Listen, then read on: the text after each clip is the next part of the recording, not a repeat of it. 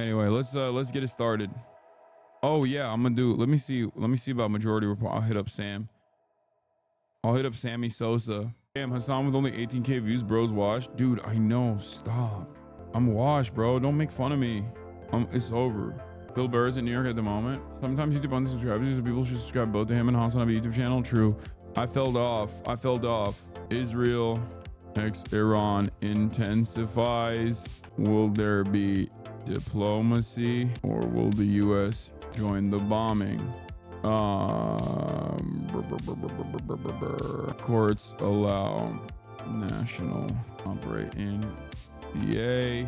Mahmoud Khalil ordered to be released on bail and more. It's worse, sir. You are mainstream now. What do you mean? I don't know if I'm mainstream. Hassan, why are you not debating Dave Rubin right now? About what? There's a new girl boss genocide vid by Noah. Sure, we'll look at that. Market's closed in 2 hours, so we'll find out soon. What days will he be in New York City? You should try to get on that CNN show where they all shit on Scott Jennings. I was planning on doing something with CNN when I'm out there, potentially. Israel got shit on the UN Security Council. It's got to be kind of funny to be Israel right now and be getting absolutely destroyed. Like, not absolutely destroyed, but like finally seeing some consequences for the first time ever after, 77 years of like receiving zero consequences. Okay. And like amidst all of that, your expectation is like there are going to be people that are showing you support, right? Like people are going to start criticizing Iran, for example.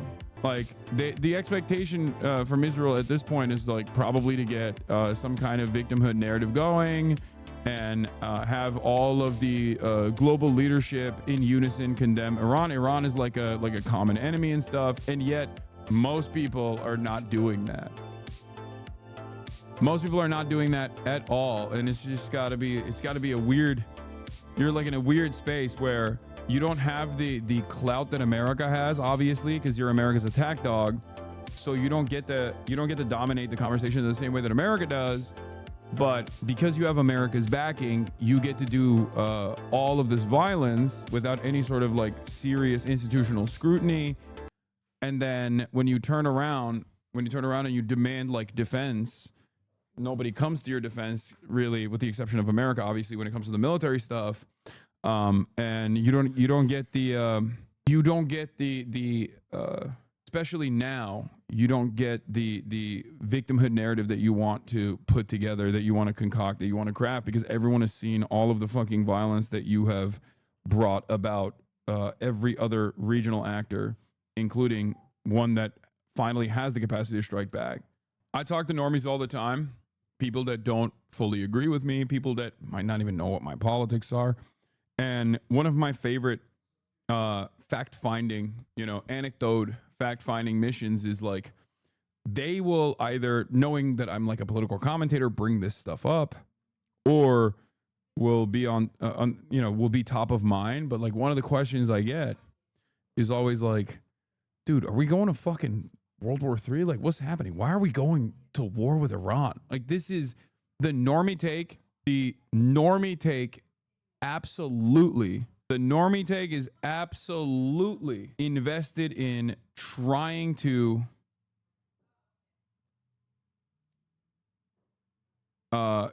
figure out why we're even going to war with Iran. And there is no, I haven't even heard from like, what? It says video unavailable. What is it? What video?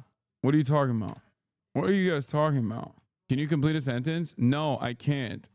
Obviously, it's very difficult when I'm trying to read 1,000 different fucking statements in the chat. But the point I was trying to make is that there isn't a lot of support for Israel in the normie spheres, is what I'm saying. I rarely ever hear, oh, chatter means the stream is unavailable. Wait, what? What do you mean? It's right here. It's available. Here's my terrible take. By the way, I've been following since 20 minutes ago. Oh, this. Oh, one of you guys literally went to this link. You typed this out and you tried to watch it. There's something severely wrong with many of you. And I think you need either a copy of the Bible, Torah, Quran, or potentially therapy.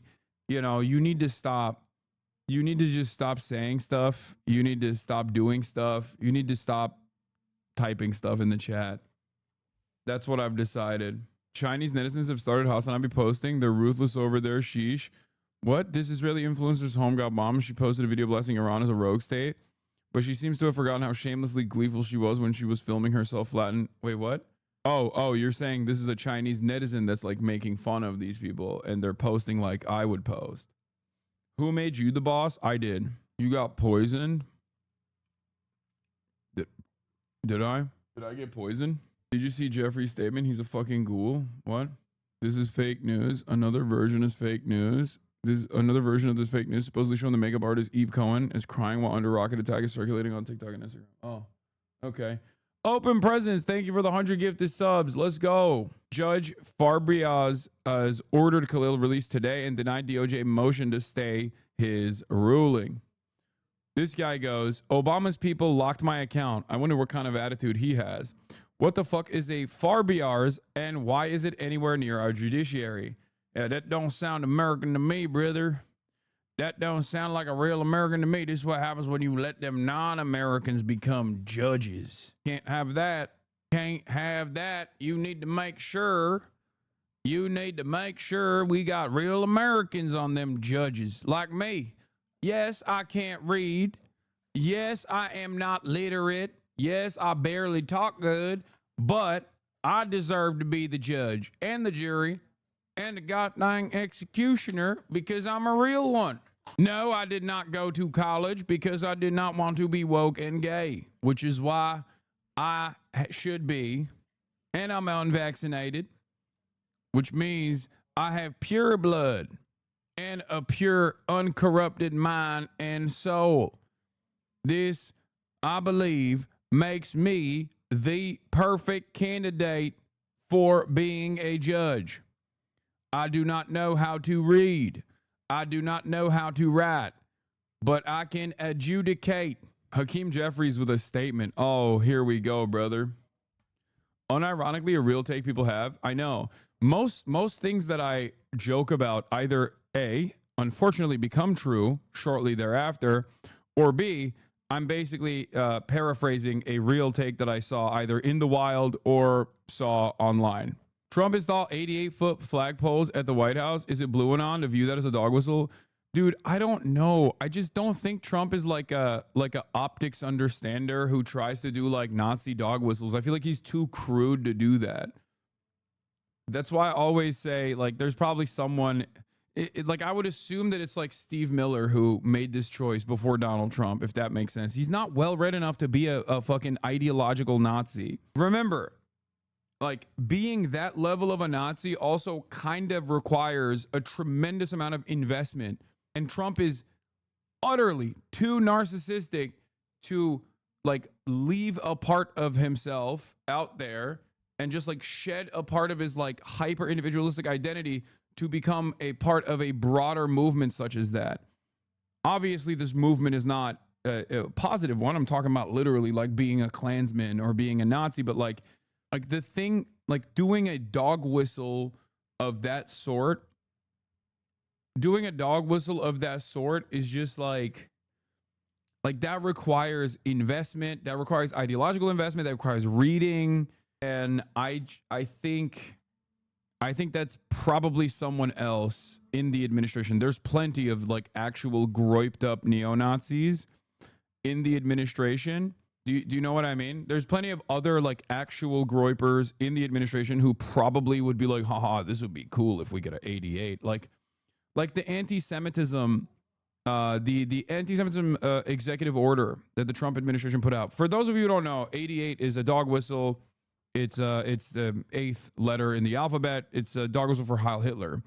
That's why Nazis oftentimes will point to 88 as a number, or they'll also do 1488. 1488 is also another dog whistle. 14 is for the 14 words.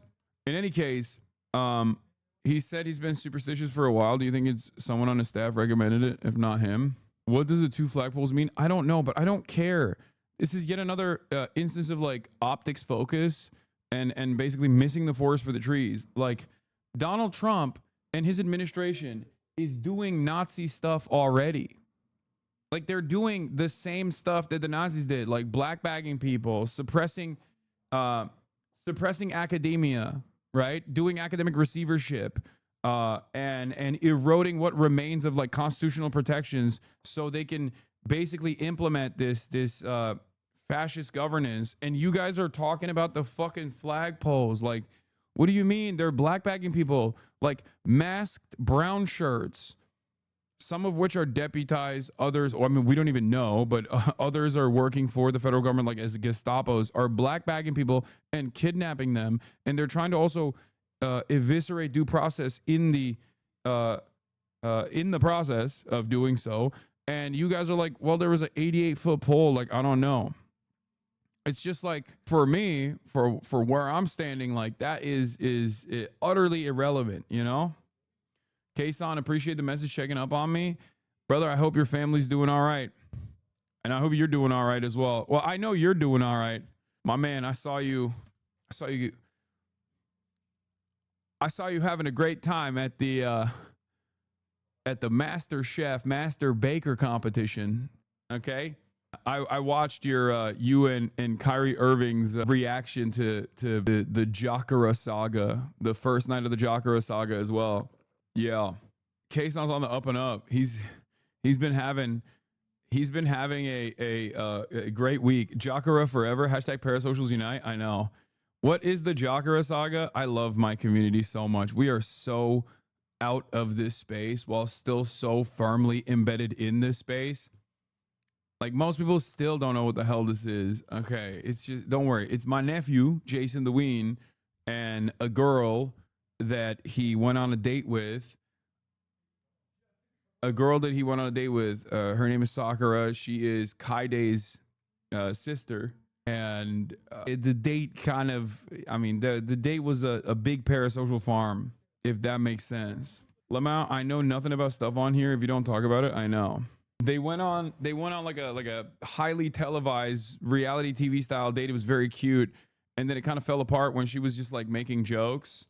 Because chat reacted very poorly to some of the jokes, and Jason obviously got like hurt because she was like fake flirting with the cameraman instead. And then, you know, people got in their feelings, and then immediately some of the fucking freak weirdos who follow this kind of stuff didn't know how to contain themselves and immediately started sending death threats to everybody involved, specifically Sakura, which is unacceptable.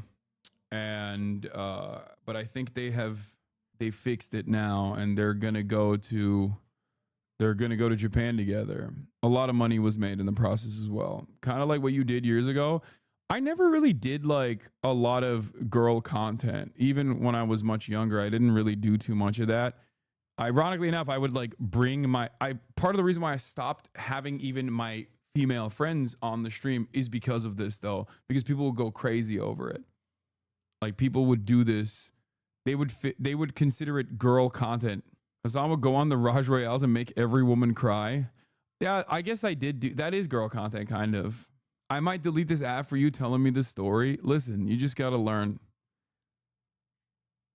Sometimes you got to learn what's going on. That's Cab. You had Grimes and Pussy Riot on stream just to oogle. That's not true. What the fuck? I had Elon Musk's baby mama and a political dissident of the Russian state. That was not girl content. The fuck are you talking about? I found you when you hired e-girls to play Warzone with you. That was my greatest. That was definitely peak. There's a difference between girl content, which is like kind of farming a possibly fake relationship that is being cultivated, that is beyond a platonic relationship that you might have with a woman, okay? And just having female guests on. Like, I'm going to have my friend, Maya Higa, on later today. That's not quote unquote girl content. That's just a girl who I'm friends with who's coming over to talk about animals. You know, she runs Alveus, an animal sanctuary. Girl content would be if I were to have a girl on the broadcast and like kind of flirt with them. Black content when? You got one already. Nice bathroom. You got one this past month. Come on, I went to Houston. You get one. You get one a month. After Juneteenth, better be careful, fam. Bro, the rage bait on the Juneteenth stuff has gotten so stupid. Charlie Kirk literally is like, oh, it shouldn't exist. Charlie Kirk in 2020 is like, excuse me, Juneteenth wouldn't exist if the Republicans didn't free the slaves. And then now that Donald Trump is like saying, oh, I want to actually stop Juneteenth. There's too many federal holidays. He's like, oh, we need to stop with this Juneteenth nonsense. Everybody needs to get back to work. That's like they're scratching the bottom of the barrel for some kind of rage bait. It's sad. It's silly. The workers don't want a day off. Trump. Yeah.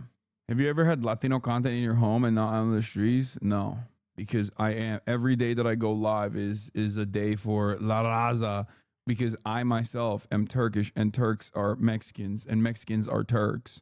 We are part of the global, the global Latina belt, and therefore every day that I'm live from this broadcast is technically Latino content. You set this up. I sure did. Just because sure did. And I'm so fucking stoked. I knew they love T-Pain, obviously. And I knew that T-Pain would be so fucking perfect for this, for their format. And I'm very stoked for this episode. Stink that don't mean it's ran through. Put this on the goddamn podcast. Let me talk to this goddamn man. You agree with that? With this man. This nigga spitting. Some people have I'm not defending anybody. I'm just saying. Is that T-Pain, my nigga? That's crazy that they clocked it too. My man is spitting. Some people have chemical imbalances. Sometimes people use soaps that don't agree with their body. Burgles, thank you for the 100 gifted subs. Why? God damn. Piker Broadcasting Services sponsored by you, the viewers, like Burgles, who just gifted 100 gifted subs. Also, Open Presents is another one.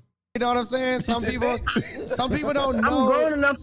I'm grown enough to know the bitch got more than two bodies. Exactly. That's what I'm saying. But it ain't even about the bodies at this point. Now it's about chemical imbalances. Now it's about making sure that you're using the right products, making sure. Man, this sound like Kevin Hardy using big words and shit, bro. You got too much money now. Chemical imbalances being a big word to you. I got more questions about. Cool talking to you. All right, bro. Thank you, bro. Pretty sure Grok trained on your picture. I put your profile 3 times. 1, 2, 3, smaller head. Only on the background changed a bit. What? Okay. All right. There was another magnitude 5.2 earthquake struck 35 kilometers west of Semnan, Iran, 6 minutes ago at the depth of 10 kilometers. Check messages. Bro, remember when you did your first King of the Hill, you ended and rated a hot chick and said, chill guys, and proceeded to follow her immediately. Then you had a hot Russian chick on Twitter telling you to come over. Jesus. Bro, why are you saying check messages really quick for this? Like, just what? This is not a check messages moment. Hassan's dump truck has never, and I mean this with all sincerity, never said check messages and then actually followed through on a good message. He literally so consistently would be like, bro, you have to see what I have to say. You have to see what I have to say. And then it's like, my uncle works for Nintendo and he said you're in the next Mario Kart. My cousin works for CNN and they're writing a profile puff piece on you. It's going to come out any moment now and you'll see. It's like, bro, shut up. Okay. Stop fucking saying dumb shit in the chat. So easy to bait you. I know. It is easy to bait me because I foolishly am too nice. That's the problem. I'm too nice of a guy. I have to read everyone's opinions in the chat because I want everyone's voice to be heard. And there are a lot of people who go me in the process and take advantage of that and just like troll for silly purposes. It's all good. It is what it is. Okay. Trump is going live to say, okay, check one last time. You promised oil wrestling stream with Will at 15K subs. I'm going to fucking clap you, dude. I'm going to clap you. Now everyone is saying check messages. I'm losing my goddamn mind. Okay. Here's a funny little update. Petite bourgeois capital strikes on behalf of the socialist candidate. Incredible things are happening. Hello, New Yorkers. If Cuomo gets elected, we will double our prices. No joke. I think this is very funny. There's going to be a petite bourgeois uprising. This is something Marx could not have predicted. This is unironically half the time when people say like, oh, Marx never had a statement about this. And it's like something that he's written extensively about. This unironically, I'm fairly certain, maybe I'm wrong, but this is not something he could have thought. He could have foreseen. Okay. Can you do a History Hyenas episode with Chris DiStefano? I might. I just texted him after you said that, and he said he might want me on his history app. Have you ever discussed AIPAC-affiliated student groups on college campuses? WashU has a group called WIPAC, train students to lobby lawmakers. Yes, we have. There is a comprehensive documentary that was actually taken off the airwaves that Al Jazeera put together, I believe, called The Israel Lobby or The Lobby. And that extensively features college campus student groups that are a functioning arm of the Zionist lobbying apparatus in this country, and some of the most insane stuff that they've gotten up to, including but not limited to, and this isn't to say like this isn't to like discount anti-Semitic hate crimes or whatever, but like literally faking anti-Semitic hate crimes on college campuses. There's extensive documentation on a lot of the ways in which they operate within the student government body and do a whole bunch of crazy stuff. Economists from across the world unite in support of Zohran Mamdani's plan for New York City, a bold yet practical blueprint to tackle the city's most urgent challenges. Yeah, this makes sense. One of the things that I find here, we'll start out with Zohran Mamdani. For those of you who don't know, Zohran Mamdani is a beacon of light and hope in an otherwise dark American future. And this is the reason why there is, I have a lot of fears about how hard they are going to try to stamp him out.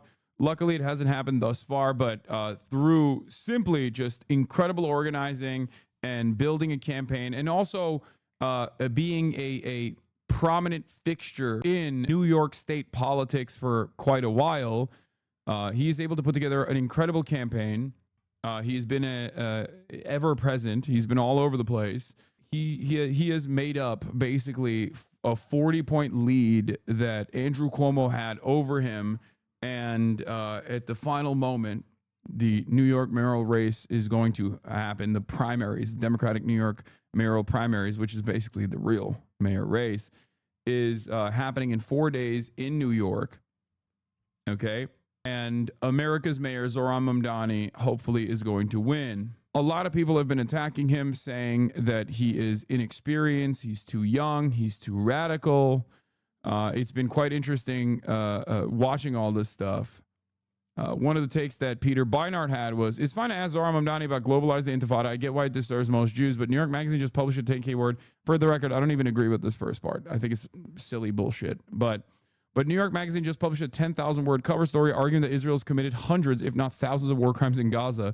Andrew Cuomo is Netanyahu's lawyer. What does it say about the media's view of Palestinian life that that's considered less important in this race? This is a fairly solid approach to the subject, which is that like Israel is doing a genocide, and the media is still way more hyper focused on like how certain words make certain people feel bad, and people that are just like being cynically using this like either hysterics or maybe even fears that they genuinely hysterically have in their hearts, or people who are like not even fearful but like are cynically making these statements in an effort to like attack the top candidate to defeat Andrew Cuomo.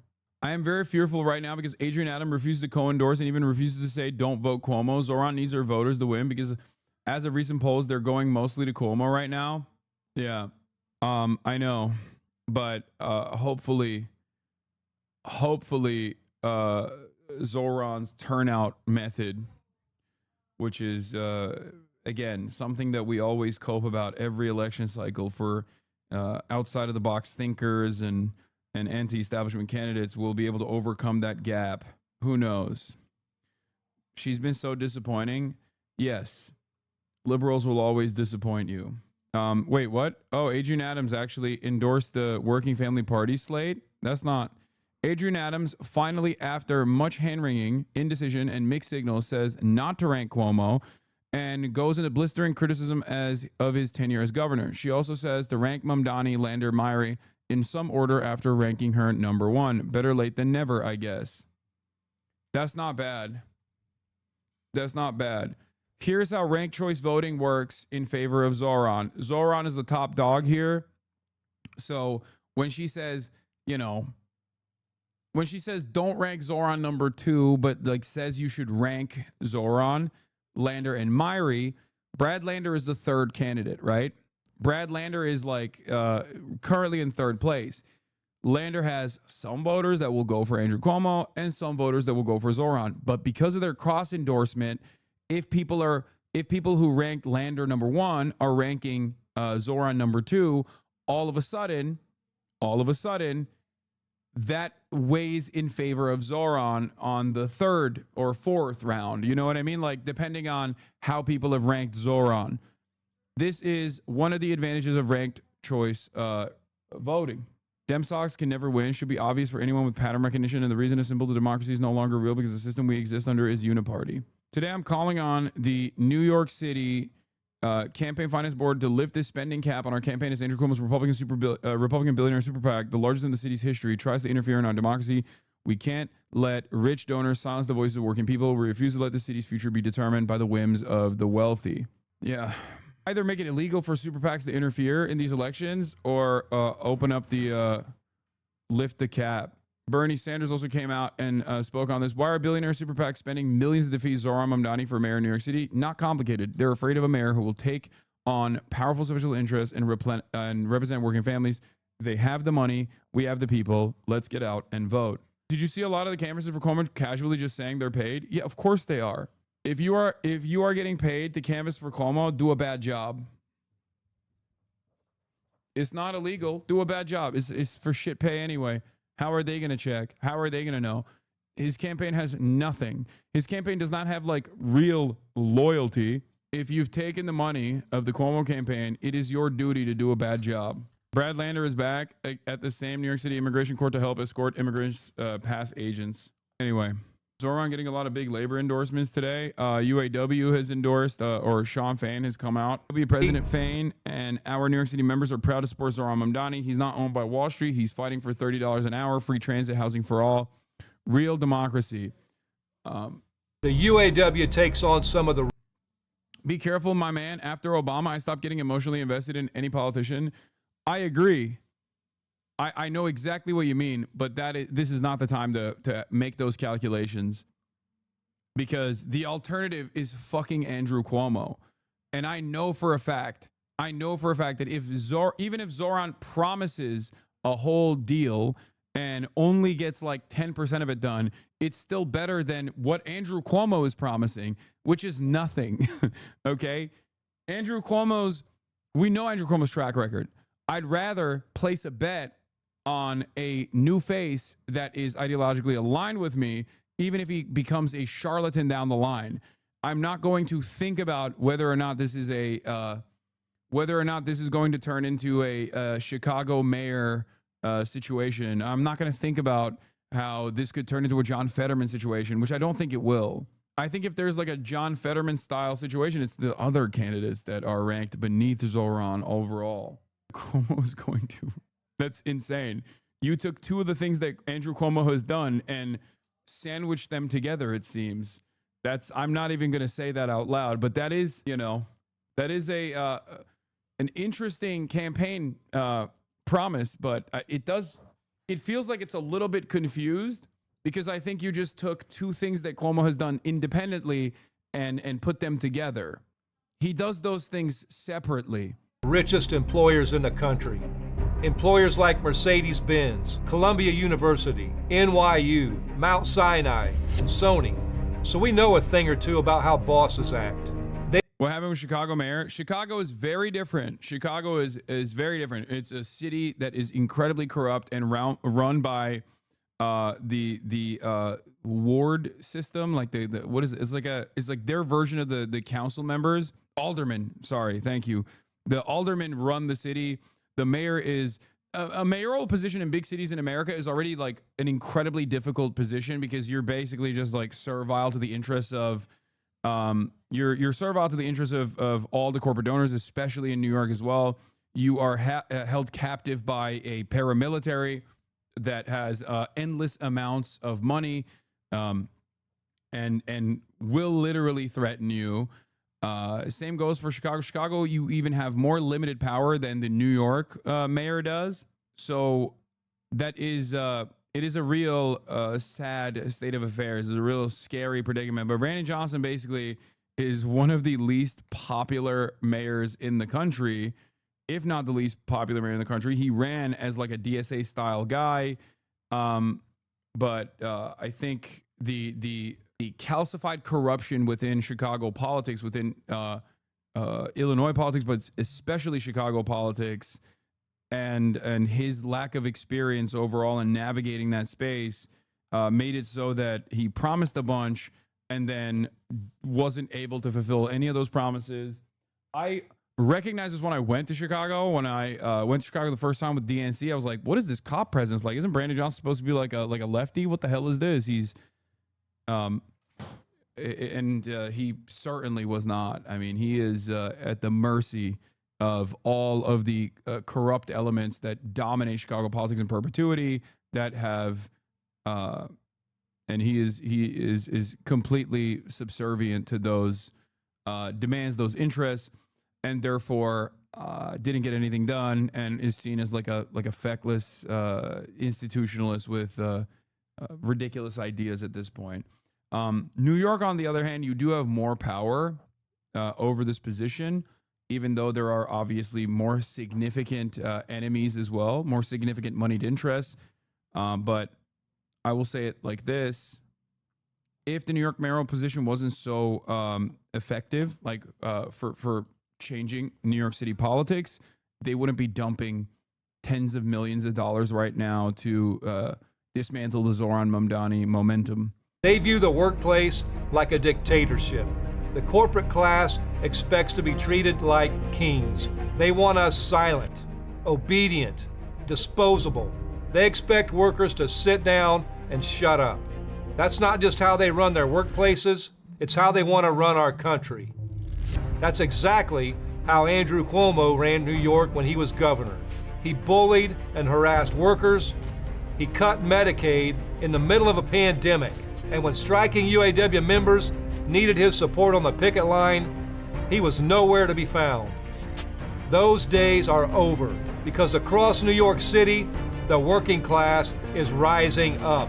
We are demanding higher wages, health care for all, a secure retirement, a home we can afford.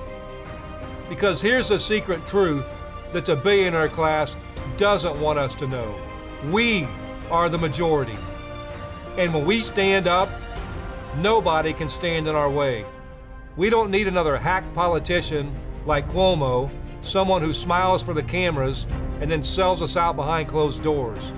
What we need is a national movement that unites the working class. Is this Grant Minor? Is a national movement that unites the working class to take on the oligarchs and rebuild our democracy.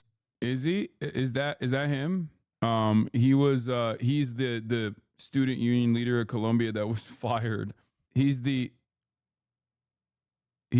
Jewish student union leader, UAW student leader that was fired from his position, and because, you know, anti-Semitism.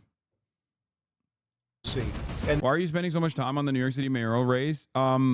Part of the reason why is because New York City is a very important stronghold for Democratic Party politics. New York City in and of itself is a major city for the entire world, right?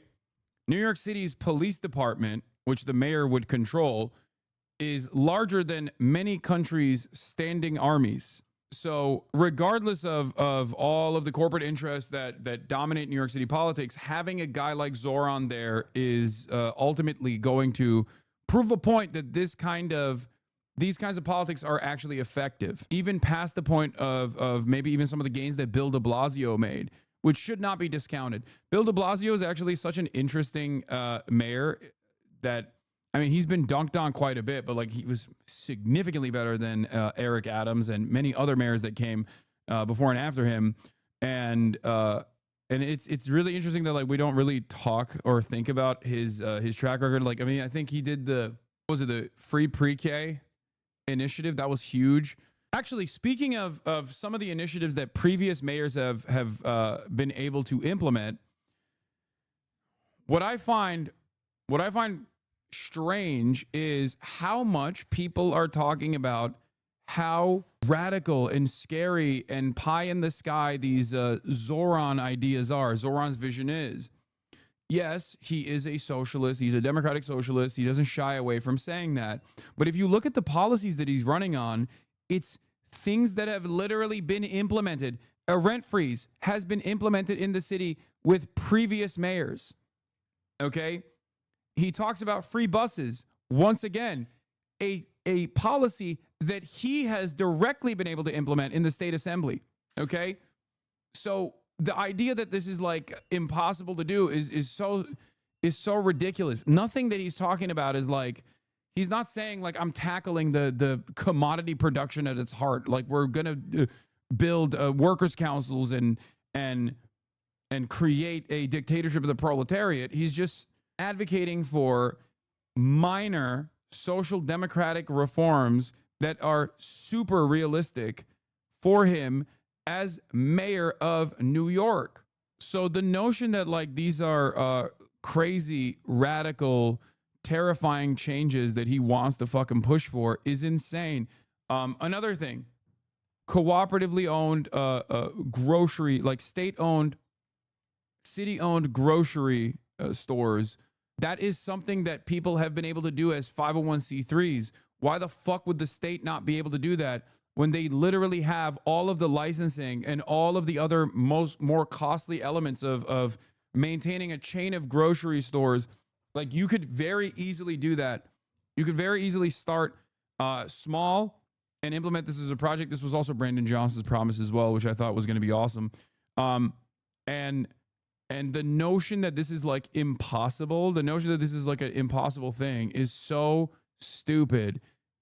These guys are actively trying to, the media is actively trying to terrify people into thinking that even modest social democracy is impossible to implement, right? The idea that these socialist policies can't be implemented when they've existed for years is just capitalism propaganda. Yeah. And I also will say, with the exception of like, Adam Carlson, that pollster guy who I think is like a kind of a liberal, maybe a social democrat who doesn't like me. I'm seeing a lot of dishonesty from people who are supposedly social democrats who want like the abundance agenda and yet actively openly want to defeat Zoran Mamdani. Zoran Mamdani's agenda is supposed to be directly your agenda. If you're a social democrat, then you absolutely should be on board. Like Ezra Klein should be 100% on board with Zoran Mamdani. Okay? Ezra Klein's wife, I don't know what her politics are, but she wrote a scathing piece about how undemocratic the ranked choice voting structure is, amongst other silly articles that she's written in the past about like, egg prices and whatnot, are freaking out. So why are they? Why is Ezra Klein not endorsing Zoran Mamdani, but instead endorsing Brad Lander? Now, Brad Lander has some decent policies as well. As a matter of fact, I would go so far as to say, will Brad Lander also be a fighter and implement the same policies that Zoran wants to implement? I don't know. I trust Zoran more than I trust Brad in terms of the implementation. Having said that, there's only one major difference between Brad Lander and Zoran Mamdani, and it revolves around Israel. He's a liberal Zionist. Zoran is an anti-Zionist. I don't even have an issue with Brad Lander. I think a lot of people are like, oh no, he's there to rat fuck Zoran. I think you guys don't understand that his primary purpose here, as far as like endorsing Zoran, plays a major role. And I think he actually likes Zoran Mamdani and vice versa. I don't think that there is animosity there, regardless of that one clip that everybody saw about him being like, oh yeah, it scares me when I hear someone say globalize the intifada as a Jew or whatever. But he is the third option here, and he's Jewish. And as a Jewish person who is literally the third runner-up, he fucking endorsed Zoran Mamdani. They did a cross endorsement. Like, you guys are crazy. That plays a huge role. You can always turn around and say, what are you talking about? You think Jews are terrified of Zoran Mamdani? Well, here is the Jewish guy on the ticket that is third, is the runner-up, endorsing Zoran Mamdani and saying Andrew Cuomo is the real fucking bigot here. So everybody needs to calm down. I understand why tensions run high. That is not the Elizabeth Warren method, okay? What Brad Lander has done so far is not the Elizabeth Warren method at all. I don't agree with Michael from Pennsylvania on this issue. This is a minor disagreement we have. Does that mean I prefer Brad Lander? Of course not. I prefer Zoran. I only want Zoran to win. I don't care as much. I don't believe that any of these other guys would even fight remotely as hard as Zoran would. Okay? So, my point is, someone like Ezra Klein, seeing the opportunity for Zoran to actually win, as opposed to Brad Lander, is putting is throwing his hat in the ring in defense of Brad Lander as a famous liberal opinion columnist for the New York Times, after the New York Times' editorial board basically didn't endorse, it did an anti-endorsement of Zoran, for the record, and talked about how fucking scary he was. He's doing this because he doesn't also like Zoran's policies either, even though Zoran's policies are perfectly in line with the agenda of abundance. Why are you just hand-waving at the concerns of pro-Israel voters in New York who worry about Zoran taking command of a police force larger than most countries and using them to invade Israel? Bro, at first I thought you were being serious. At first I thought you were being serious for a second. That's so funny. These are real concerns that Zoran needs to address. They already have a military stronghold. New York Police Department, NYPD already has a foothold in Tel Aviv. Oh my God, it's happening. The New York Police Department does have submarines. What if they were to use those submarines against Israel? That's secretly the reason why I want to. That's the reason why I'm voting illegally for Zoran. I'm voting illegally for Zoran so that he can use the New York Police Department military base that already exists in Tel Aviv to directly invade. NYPD IRGC Tactical Alliance. NYPD does stand for New York Palestine Defenders. Open presence. Thank you for the 100 gifted subs. Goddamn. Ezra Klein made a video for the New York Times that's critical of Israel at this point to overstate how.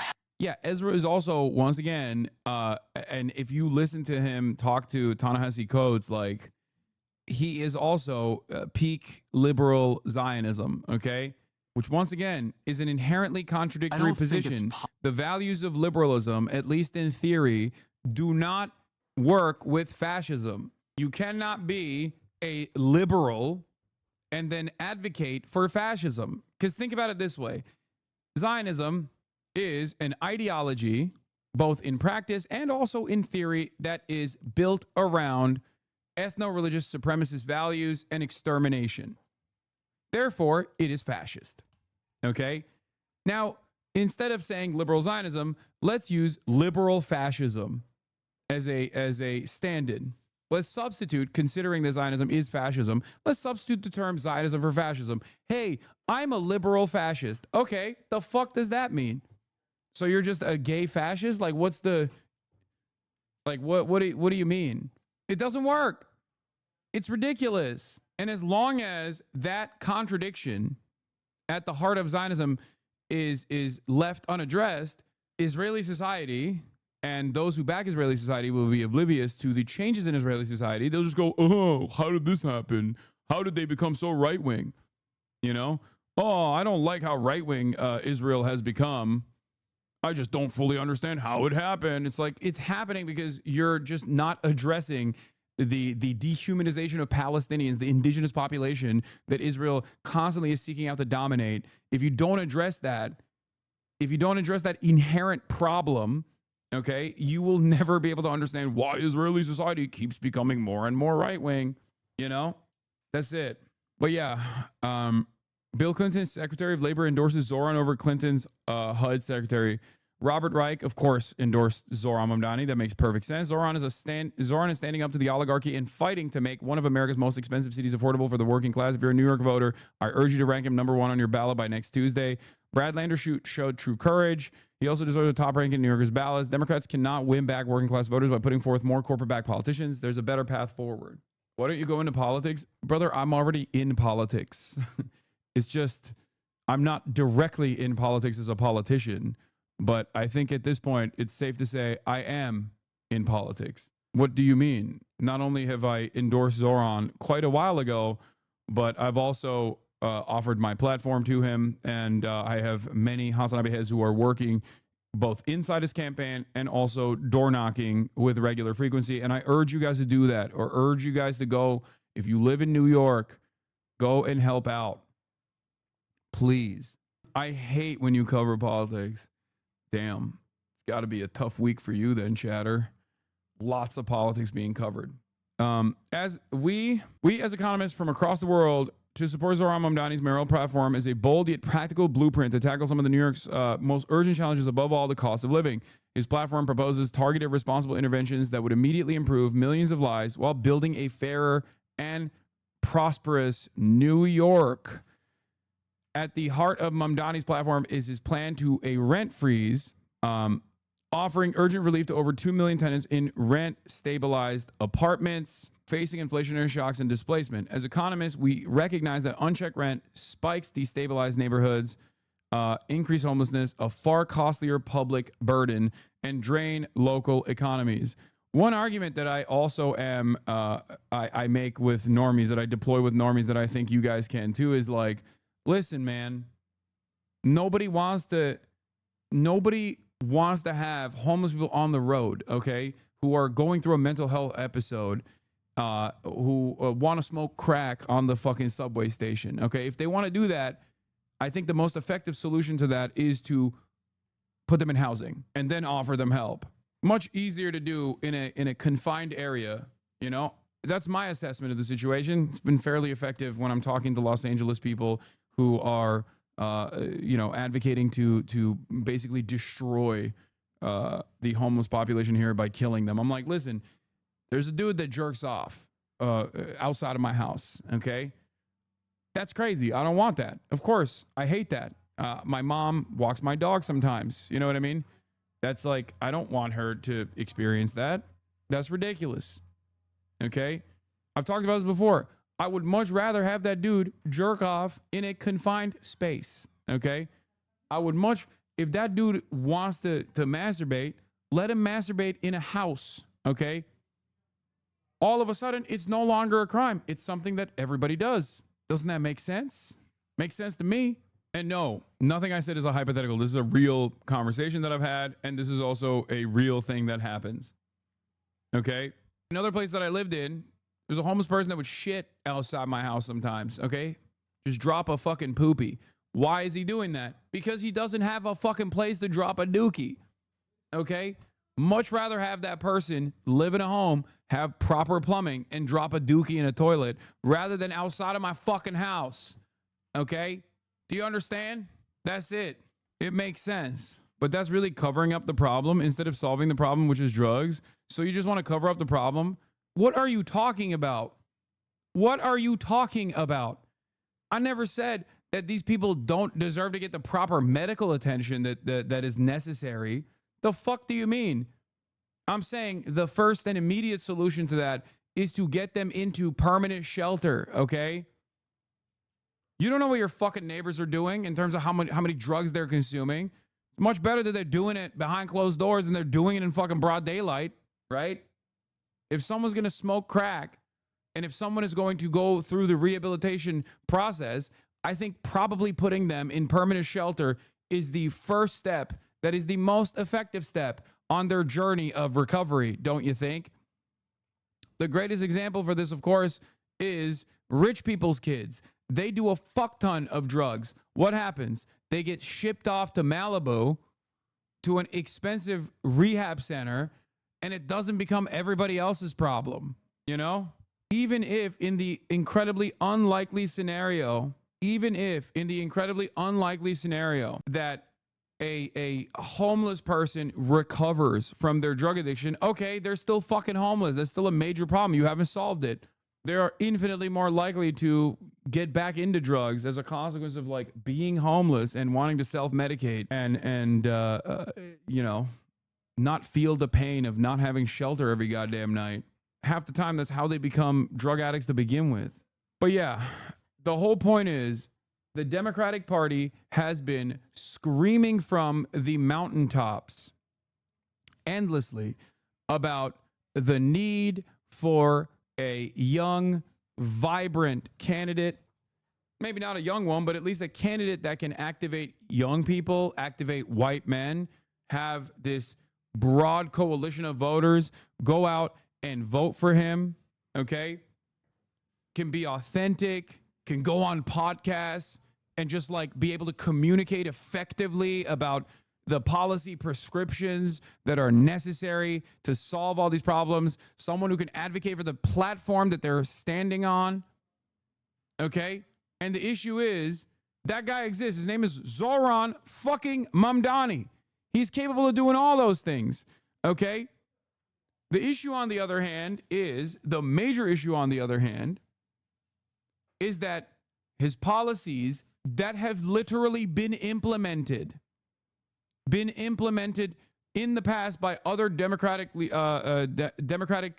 leadership, like a rent freeze, is a bridge too far. His policies that are incredibly popular, like trying to increase the taxes on the super wealthy in New York City, a policy that Bernie Sanders also on the national stage advocates for and is profoundly popular, is seen as a non-starter for many establishment Democrats. But perhaps most significantly, another incredibly popular opinion that Zoran has and defends is his position, his firm commitment to being against genocide and being against an ethno-supremacist apartheid regime. This, yet again, is immensely popular with the base of Democrats, but it's not popular with the Democratic Party. So if you say, I'm consistently against what Israel is doing, the Democrats go, nah, we can't have that. They don't realize, the Democrats and their donors in the party don't realize that that is the guy. If you want the guy, if you want someone who's going to be able to be anti-establishment and stand on business and you know, be able to fucking reach out to white men and bring back some of this fucking youth vote directly to the Democratic Party, then you have to put your efforts behind people like this rather than use the vestiges of the party to stamp out this kind of politician and attack them as though they are antagonistic to your agenda. Because when people see this shit, when people see what the Dems are doing here, either staying quiet with the hopes that Andrew Cuomo wins because they're at least too embarrassed to actively push for cop rapist, you know, grandma killer Andrew Cuomo, or even directly defending Andrew Cuomo by saying, oh, well, he's more experienced, you know. People get fucking angry at that. People see the Dems as simply only effective when it comes to stamping out true progressive grassroots campaigns. What's going on with Zoran right now is yet again a similar thing that happened with Bernie Sanders. This is exactly what causes the base to resent the party. You can't maintain popular support while simultaneously stamping out all of your popular politicians and position yourself as antagonistic to them, even when they are quite literally advocating for things that you're supposed to advocate for, and in certain circumstances you do advocate for. I hate that shit. Did something similar happen when AOC ran? No, AOC's biggest benefit was she was unknown. and the Dems got caught with their pants down basically on that one. She hit a candidate she primaried a candidate that was incredibly powerful within the Democratic Party, who thought that like that seat was unmovable. She was under the radar, and a lot of Justice Democrats were under the radar. And when they were, the reason why they were so effective in that first batch was because the Dems were not really considering real primary challenges from progressive candidates. But now they know how that stuff works and will actively fight back against candidates like that. That's part of the reason why I was always weighing this calculation on whether or not I should like push Zoran too hard early on, when I was already aware of his campaign and actually liked him quite a bit. But I decided to, because I realized that it's like necessary for name recognition to get his name out there further and further so that he can build a robust base of grassroots support that is necessary to get his name out there in New York. Hold on. Yeah. Do you see people like Zoran AOC building coalitions with people like David Hogg to build new coalitions in the Democratic Party? Or is it third party time? We'll see. But in any case, that is my brief Zoran statement. None of the policies that he's advocating for are insane. They have literally been done in the past. Anyone who tries to tell you that these are impossible, these are policies that are impossible to implement, are lying to you deliberately. And it's especially gross when you got people who claim that they are on board with this kind of thing, claim that they're on board with these like modest proposals, social democratic proposals that like kind of alleviate the stress a little bit, the stress of affordability that New Yorkers are facing a little bit, and then turn around and rat fuck the person that will actually push for it, the person who has the best possible chance of overthrowing the potential Cuomo mayoral regime. It shows that they're depraved. It shows that they are their true purpose is to constantly stand against progress. What's up? Al hadi git. Hayır. Evet ve de bir dakika dur, bir şey daha söyleyeceğim, dur. Okay, does anyone have the State Department press briefing? I want to hear what the fuck they have to say today. Because someone send me the link, please. To overstate how hellish this audio was ass, by the way, but here's Ezra talking about Israel. In Gaza's been over the past 20 months. I gotta pee. Watching the daily clips on the international media of smoke and fire when the buildings in Gaza are destroyed by Israeli planes. To say that you can't be devastated unless you are also an anti-Semite is childish, is simplistic, and it's not true. At least 1.9 million of the 2.1 million Gazans have been displaced and displaced and displaced. Israel has decided to stop letting goods and supplies into Gaza. Starvation is everywhere. We've done that because Hamas steals the supplies. For 11 weeks, Israel allowed no aid into Gaza. 171,000 metric tons of food for Gazans just sat there. There's enough food here for 200,000 people alone for an entire month. Almost half of Gaza's 36 hospitals are destroyed or non-operational. Many of the rest are barely holding on. There are only 2,000 hospital beds available for more than 2 million people. About 60% of all physical structures, full stop, are damaged or destroyed. And Israel is not close to declaring victory. 20 months after October 7th, 20 months after this war began, Israel has no plan for the day after, no theory of who should govern Gaza, and is instead weighing escalation. When I started to voice my criticism, I kept saying exactly this. This is permission structure, for the record. This is permission structure when you got prominent, outspoken liberals with major platforms, prominent, outspoken liberal Zionists with major platforms coming out and basically attacking the current order of business. They are doing so because it has become undeniable, and this is your opportunity to use stuff like this to your advantage. This is your opportunity to show people that are still at the precipice, your parents that might have issues with this, but they're like liberal, You can point to this and then be like, these guys are not going hard enough. Israel is also an apartheid state.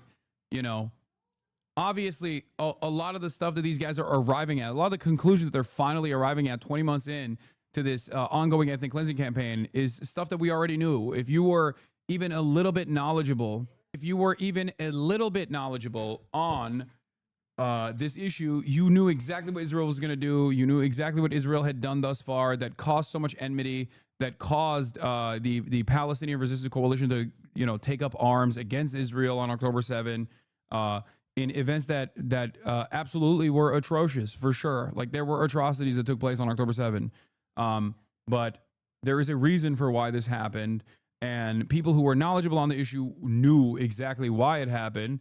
And liberal Zionists and liberals alike never forgave people like myself and many others for taking this committed position to Palestinian emancipation at the time and describing the reasons as to why October 7 happened. They consider that to be anti-Semitic and terrifying and totally fucked up. But now a lot of those people are either quiet shame because they recognize how much the attitude has shifted, or a lot of people are even coming out in opposition to Israel. So there we are. This is your opportunity to continue explaining to people. This is your opportunity to continue explaining to people what was going on already and what is still unfolding, and get them to recognize the reality. How can you seriously expect to have the support of the international community? Maybe this is a cynical take, but I feel like the only reason liberals care about this now is because Trump is president instead of Biden.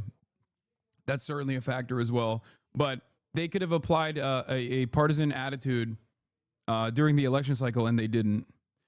But so the very fact that they are only now applying a partisan attitude to this issue implies that the broader public sentiment has changed so dramatically that it is undeniable. If you want to have any bona fides as a liberal, as someone who cares about like liberal democracy, these principles, even if you believe falsely through naivete or cynically that like Israel will ever become a liberal nation, a liberal democratic nation, it won't, for the record, because it's fucking apartheid. It's an ethno-religious supremacist apartheid. It's antithetical to liberal democracy.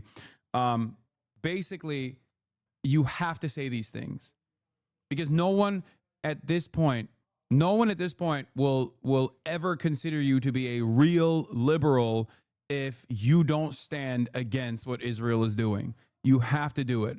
If you are not prepared to say what is your political horizon, what is your plan for the day after, I never heard an answer. And the reason why I never heard that answer is very simple. Yes, this is precisely what Ben-Gvir and Smotrich and those who support Destiny and his cronies are dead silent on Palestine after fighting months of aggressively pushing State Department agenda for damn near a year. Anyone sane left in those circles would see their grift at this moment. Yeah, there's no one sane left in those circles. But yeah, there's a reason for that. And that is because the tide has officially shifted. The tide has shifted. It swung so dramatically in the other direction. They made a bad bet and they are still leaning on it. And they're still trying to fight to the best of their ability. But if you noticed, even like this guy is anti-Semitic, this guy's a radical terrorist smears don't even hit as hard. Because the more people come to this recognition that what Israel is doing is insane, the more they get hit as well. Like your parents that never would have thought about this kind of thing, that are finally saying these sorts of things and experiencing backlash, or seeing others who are like-minded experiencing said backlash, are very quickly recognizing that like the anti-Semitism and the terror smears actually are just cynical. They're purposeful, they're cynical, and that actually completely defangs that kind of attack. Miss Rachel is a great example of this. Someone like myself, not necessarily a great example of this because I obviously do not shy away from openly stating my radical perspective. But someone like Miss Rachel being called like a terror supporter from all these fucking psychopaths who have been cackling about hospital bombings over and over again is going to make a lot of people go, I feel like you say that a lot about every single person. You understand? Miss Rachel is not Miss Radical. Ms. Rachel is a white woman. Very powerful constituency. Very powerful group to attack like this. And not only is she a white woman, but she's a very kind white woman. A very kind white woman who's trying to do her very best and tackling this issue from the most defensible framework. Stop killing children. That's all she has said over and over again. And that has been treated like a fucking crime by Israel defenders. When people see that, when your parents see stuff like that, even on the periphery, they go, oh, this is, I guess they just say this about everybody. That's why I loved the France Unbowed party member that was asked about me interviewing Mélenchon. They were like, oh, Mélenchon gave a platform to a vicious anti-Semite, this Hassan guy. He said all of these like crazy anti-Semitic things. His response was so clear, so perfect. He was like, you guys say that about everyone that is anti-Israel and anti-genocide. Let's talk about the real issue that matters. Israel's killing children. Will you ask any of the other politicians why they are still supporting Israel? Because if not, I don't want to hear from you. Do you see what I'm saying? That's it. That is how you're supposed to fucking pack this conversation up. Manuel Bompard, that was the, I think he was the guy who was giving an interview. And Mélenchon sadly just had his own Bernie moment by comparing Ayatollah Khamenei to Netanyahu. Wait, what? Oh, God. No. I mean, it's not surprising, actually. They're French. They're French. They're French.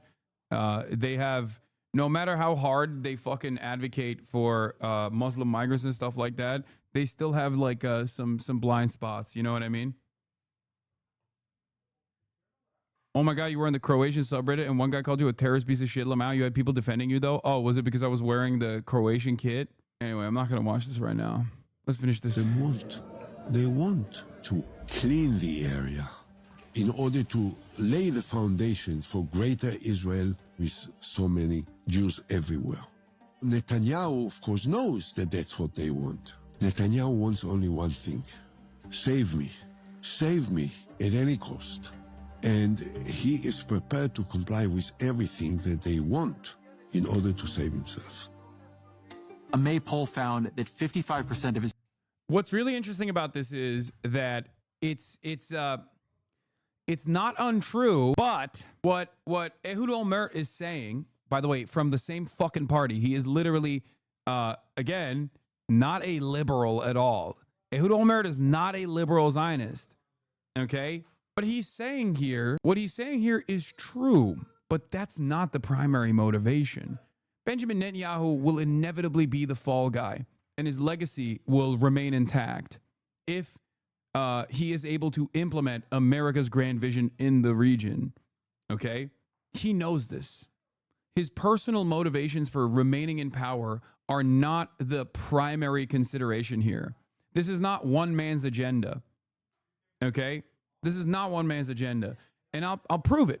Netanyahu's opposition in the Knesset and its opposition leaders have always lent support to Benjamin Netanyahu whenever he attacks Lebanon or whenever he attacks, when he started attacking Iran.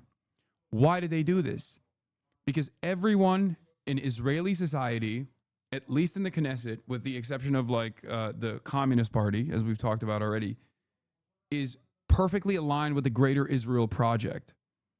Whether they actively support it, openly say that they want to do this, or whether they quietly support it in moments that matter the most. That's the difference. And therefore, because this the greater Israel project is a part of America's grand design in the region, because this is an aligned foreign policy goal for both the United States of America and Israel, okay? A region that is completely dominated by Israel and the United States of America. Israel is an extension of the United States of America. While there are sometimes differences in the way that Benjamin Netanyahu wants to operate, or differences in opinion internally and in the Israeli Knesset, the ultimate goal is still the same. And dismantling the Islamic Republic, or dismantling and destabilizing Iran, is a part of this project, which is why I think this last round of attacks was supposed to implement the final goal in the region, which is why I'm terrified that Trump is going to be the absolute mad lad that does it, that pulls the trigger. There are those who say Netanyahu chose this time to attack because of the political situation, but that doesn't interest me. I think this is the right decision, said Meirav Cohen, a Knesset member from the centrist Yesh Atid party, which leads the official opposition. Yeah. Do you understand? There are those who say Netanyahu chose this time to attack because of the political situation. And it's true.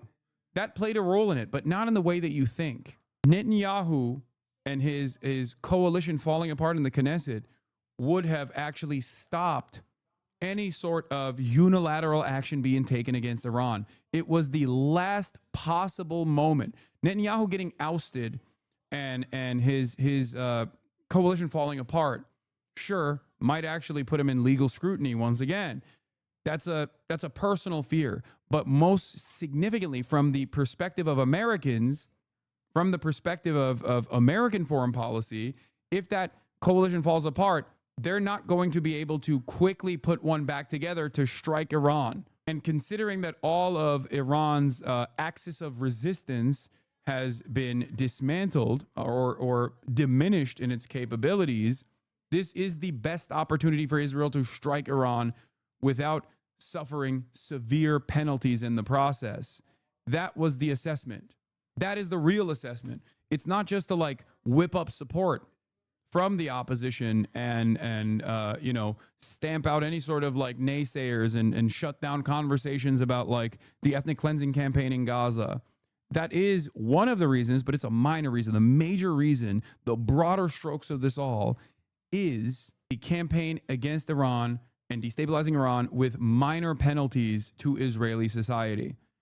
And I think there was a miscalculation there as well, because I do believe that they thought Iran would either be super restrained, as they have been thus far, or not even have the capabilities of striking Israel with ballistic missiles, okay? Or they would have some baby hits here and there. I think Iran's retaliation has been, from the perspective of like any sort of resistance against Israel, Iran's retaliation, maybe not to the same degree as October 7, but has been more consequential for Israeli society than what Israel's calculation initially was. Netanyahu's political woes take a backseat as critics unite behind him over Iran. So it's their version of foreign policy being Uni-party. As an anti-imperialist who actively has spoken out against Western adventurism and Western imperialism that dominates the planet, but specifically the global South, foreign policy is Uni-party everywhere. That is the unfortunate reality. And it is the one issue that I think showcases so perfectly. It's the one issue that demonstrates so perfectly to even Western liberals that liberal democracy as a project is basically just a way to keep masses subservient. It's to make you feel like you have a say in the process, but you actually don't. When you look at the lack of interest from, the lack of appetite from the American public broadly in the aftermath of the failure of war on terror, of the war on terror that was incredibly costly, the human toll was tremendous, the amount of destabilization that took place and the displacement that took place was also too costly a burden for even Europe. People have developed resentment towards this kind of military campaigns in the region. There is not a lot of appetite amongst even American society that is normally super on board with things like this. Okay? It's like a 60-40, not even 60-40, 60% in opposition. I think it was like 14 or 15% in support of America joining the battle and striking Iran. When you have such a severe difference in opinion amongst the public and the united front that our politicians put on, that makes people recognize maybe democracy isn't real. If people start recognizing that democracy isn't real, well, that's a dangerous prospect for Western governments. Very dangerous prospect for Western governments, because liberal democracy needs a pressure valve. I've talked about this when comparing the different forms of governance that exist in places like China that are more authoritarian in comparison to places like America and the Western world that are significantly more liberal. Liberalism can only be maintained through the notion of democracy, to keep up appearances that like the democratic process is alive and well. It's the social contract. Every 4 years, you vote for your candidate that says they care about you, and then you feel like you've done your civic duty, and you feel like things will maybe marginally change for the better. And when that pressure valve no longer exists and people start recognizing that, oh shit, this is just as authoritarian as China. They don't give a fuck about me at all. All of a sudden, the environment is ripe for rebellion. It's ripe for revolution. This is part of the reason why China has to be hyper responsive to the needs of their population. If the Chinese government did not task themselves with consistently improving the material conditions of all Chinese people, there would be revolts. It would be impossible to tend to. China is a massive country. Think about it. Billions of people. It has a revolutionary history. An example of this took place with the COVID-0 policies that the Chinese government implemented. The instability born out of not knowing when you could leave your house, and the resentment that developed as a consequence of that, paired up with the complete control that everybody recognizes that the Chinese government has over broader Chinese society, created basically a small rebellion. And what did the Chinese government do? They immediately took action, and they released the shutdown policies that they had, the COVID-0 policies that they had. That's it. Mark Thiessen, Donald Trump is not an isolationist, but I think some of the Republican isolationists are suddenly discovering that they're out of touch with the MAGA movement and Donald Trump. I have total confidence in Donald Trump. This is the guy who killed Qasem Soleimani. You think he's afraid to take out Forgo? Of course not. Forgo. Anyway, Trump retweeted this or posted this on his Truth Social, saying he's not an isolationist and that the MAGA movement is out of step with isolationism, or the MAGA movement is out of step with Trump's foreign policy opinions. This, I think, might frustrate a lot of people that are firm and committed supporters to Donald Trump on this issue, for sure, especially considering that this was a big campaign promise, a way that Donald Trump has presented himself, for sure. He's done this 3 times now in 3 separate elections, and 2 of them were successful, where he positioned himself as anti-war and pro-peace against Hillary Clinton successfully, and then did that against Kamala Harris and the Democratic Party for both the mishandling of Ukraine from the Democratic leadership. He was able to take advantage of the resentment that people had towards that, where it was like, oh, why are we giving so much money to Ukraine, right? That was the main meta there.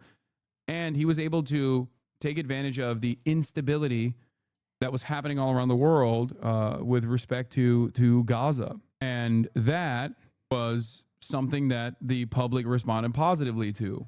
Israelis believe Netanyahu's main goal is staying in power, not winning, not returning the hostages.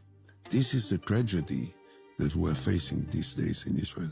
Someone please link the Nick Mullen tweet about Trump supporters. Yeah, send me the Nick Mullen tweet. I already saw it. I already liked it, but I would like to look at it again because it's very funny. I hope we'll see what happens. We'll see what happens. But there is, I have no faith in the Democratic Party, for the record. I have no faith in the Democratic Party to do the right thing here. Okay. But here it is. Where the hell are the popularists? 60% of Americans oppose war with Iran while just 16% support it. Yet Dem leadership won't stick up for the majority that's against another forever war. The Democratic Party was always the war hawk party, but the war hawk elements within the Democratic Party have basically taken complete control over the Democratic Party, and they're confident and comfortable in this position. It's not that they are reacting to public sentiment, and that's why they're pro-war, because they think it's a winning fucking attitude. They're pro-war because they actually are pro-war.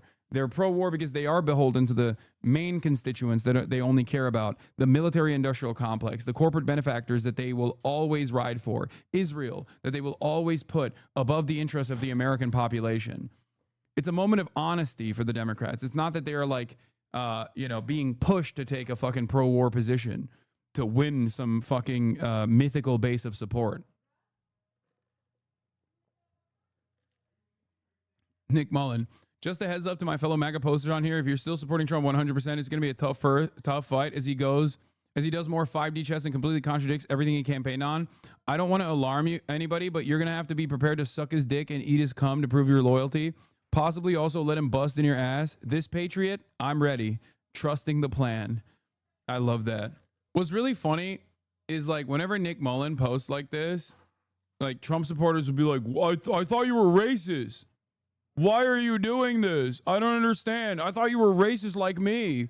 I like you because I thought you were racist. And it's like, yeah, because you're stupid.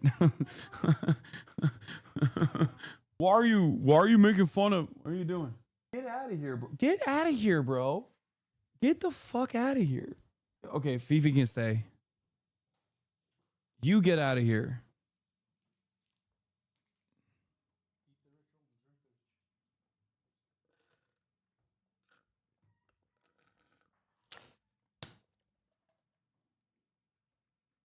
Yo, Murat looking skinny as hell. Hell yeah, dude. They're saying you're looking skinny as hell, big dog. He said sexy as hell too. Murat said if you ever talk about anything that's not war related, I'll hang out with you, but it's too hard these days because he doesn't realize if I'm not talking about war related stuff, I'm talking about India Air, the Boeing. He's laughing. Yeah. What's up? You want to talk? Okay, get out of here. Get out of here. Stop. Here is where are the fucking popularists when it was time to talk about Gaza? That was also an endlessly popular position to stop Israel. And they lost the election because they wanted to defend Israel's baby murder campaign. They were nowhere to be found. Where are the popularists when it comes to modest social democratic initiatives? They're nowhere to be found. It almost feels like they just are looking for a way to try to make it seem as though to try to sell their unpopular agenda with this popularist attitude. Did you read the GOAT Hakeem Jeffrey statement on Iran? Yeah, here. Let's hear what Ro Khanna said, because we're on the Ro Khanna cycle, on the good side of the Ro Khanna cycle right now. And then I'll see what the Democratic leadership has to say. I thought it'd be useful to show some polling, the first that we have on this. And again, this is early. I think these are fairly dynamic situations that can change. And obviously there are parts of, like, say, Fox News that are trying to change this. But this is the first polling we have. Economist YouGov. Among U.S. adults, should the U.S. military get involved in Iran? That's a big number. Yes, 16%. No, 60%. Don't know, 24%. Among Republicans, yes, 23%. No, 53%. 24% don't know. You surprised by that? I'm not. I mean, this country is weary and exhausted of war. Frankly, I'd like the Democratic Party at least to be unified in calling for these resolutions, Senator Kaine, Senator Sanders, and mine in the House to come for a vote. I mean, you should have Senator Schumer was frankly ambiguous in whether he wants to stand against this war. We need to be clearly positioning ourselves against the war. Now, some people will say, oh, there's support when you look at a strike on Fordo to take out the nuclear facility. It's more close in the polls. That's like if you had asked in the Iraq war context, do you want to take out surgically Saddam Hussein? I'm sure you would have gotten support for that. The problem is wars never end that way. Right. And it's inevitable. It will draw us into a messier war, and Americans don't want that. Let's see what my goat Hakeem had to say. My statement on the recent developments in the Middle East. Iran is a sworn enemy of the United States and can never be permitted. That's amazing. That's amazing. That's crazy. Iran is a sworn enemy of the United States and can never be permitted to become a nuclear capable power. Israel has a right to defend itself against escalating Iranian aggression, and our commitment to Israel's security remains ironclad. The authority to declare war belongs solely to the United States Congress. President Trump and his administration must refrain from engaging in offensive military action in Iran without explicit approval of the House of Representatives and the Senate, which we will give. Just do it the right way. Aggressive diplomacy resulting in a longer and stronger agreement that permanently halts Iran's nuclear aspirations is the most appropriate course of action at this time. I can't stand these motherfuckers, man. I can't stand them. I cannot stand these motherfuckers.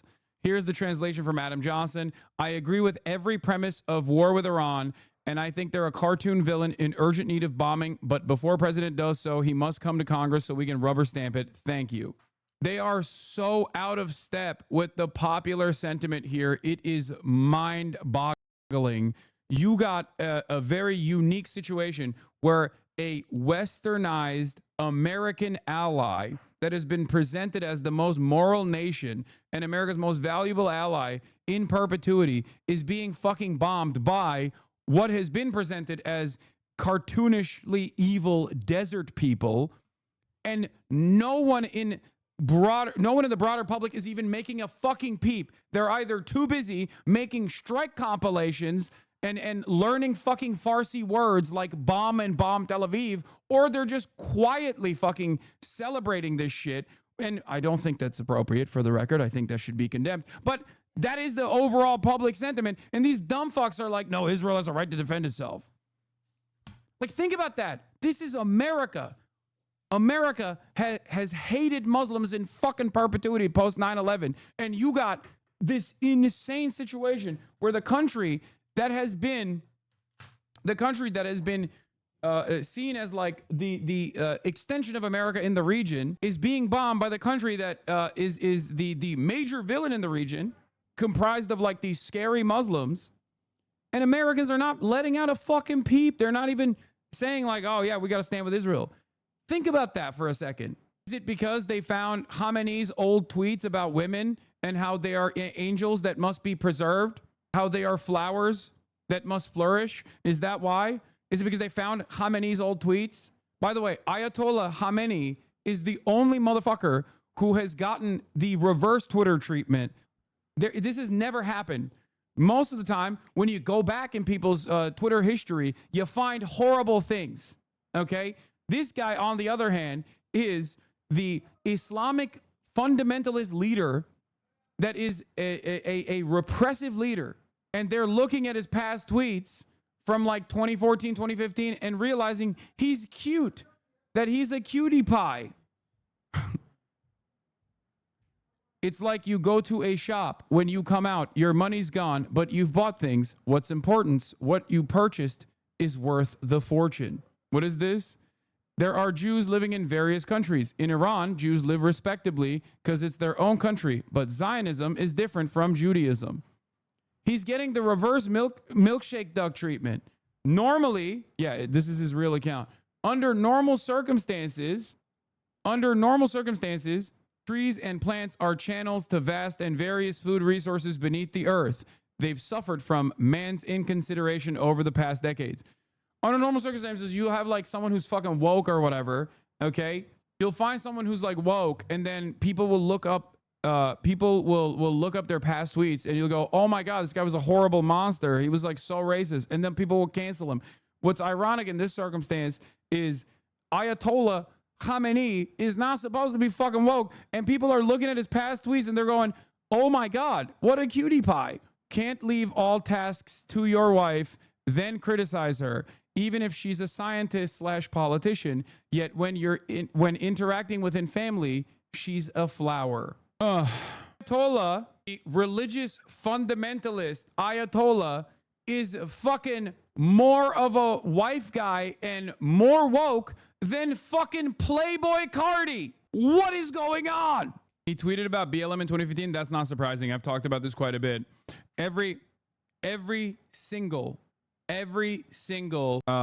leader around the world will always recognize the oppression of black people, either to win an argument, because they'll have their own forms of oppression against their own domestic population. Recep Tayyip Erdogan is a great example of this. That's like a normal thing over there. A lot of people don't understand this. A lot of people don't recognize it, but like that is a normal thing over there. They'll say the indigenous genocide as well. That's another thing. They'll talk about how the Americans killed the natives. This is like the #1 thing that Turkish governments love pointing to. Whenever people will go like, oh, well, what about the Armenian genocide? They'll be like, what about the indigenous genocide? Okay, it's a big like reverse Uno card. And they'll always talk about like black people being oppressed in America. Some people see this as a way to showcase the hypocrisy of Western nations. But some people also understand it's like a genuine white supremacist struggle that they're going through in the same way that like black people have experienced this domestically in the Western world. They celebrate a day for abolition of slavery, but such crimes are committed against the blacks. Hashtag Eric Garner, hashtag Trayvon Martin, hashtag Black Lives Matter. The Ayatollah at the time, Khamenei, was, ironically, this is in 2015, was more woke than Barack Obama, the first black president of the United States of America. Women are stronger than men. Women can completely control and influence men with their wisdom and delicacy. Anyway, the point is not that like the Ayatollah is woke, for the record. I'm fucking obviously joking. He is not, okay? and the reason why I brought this up as a sidestep, the reason why I brought this up as a separate point is because I just wanted to bring this up and bring this to your attention because it's been going viral.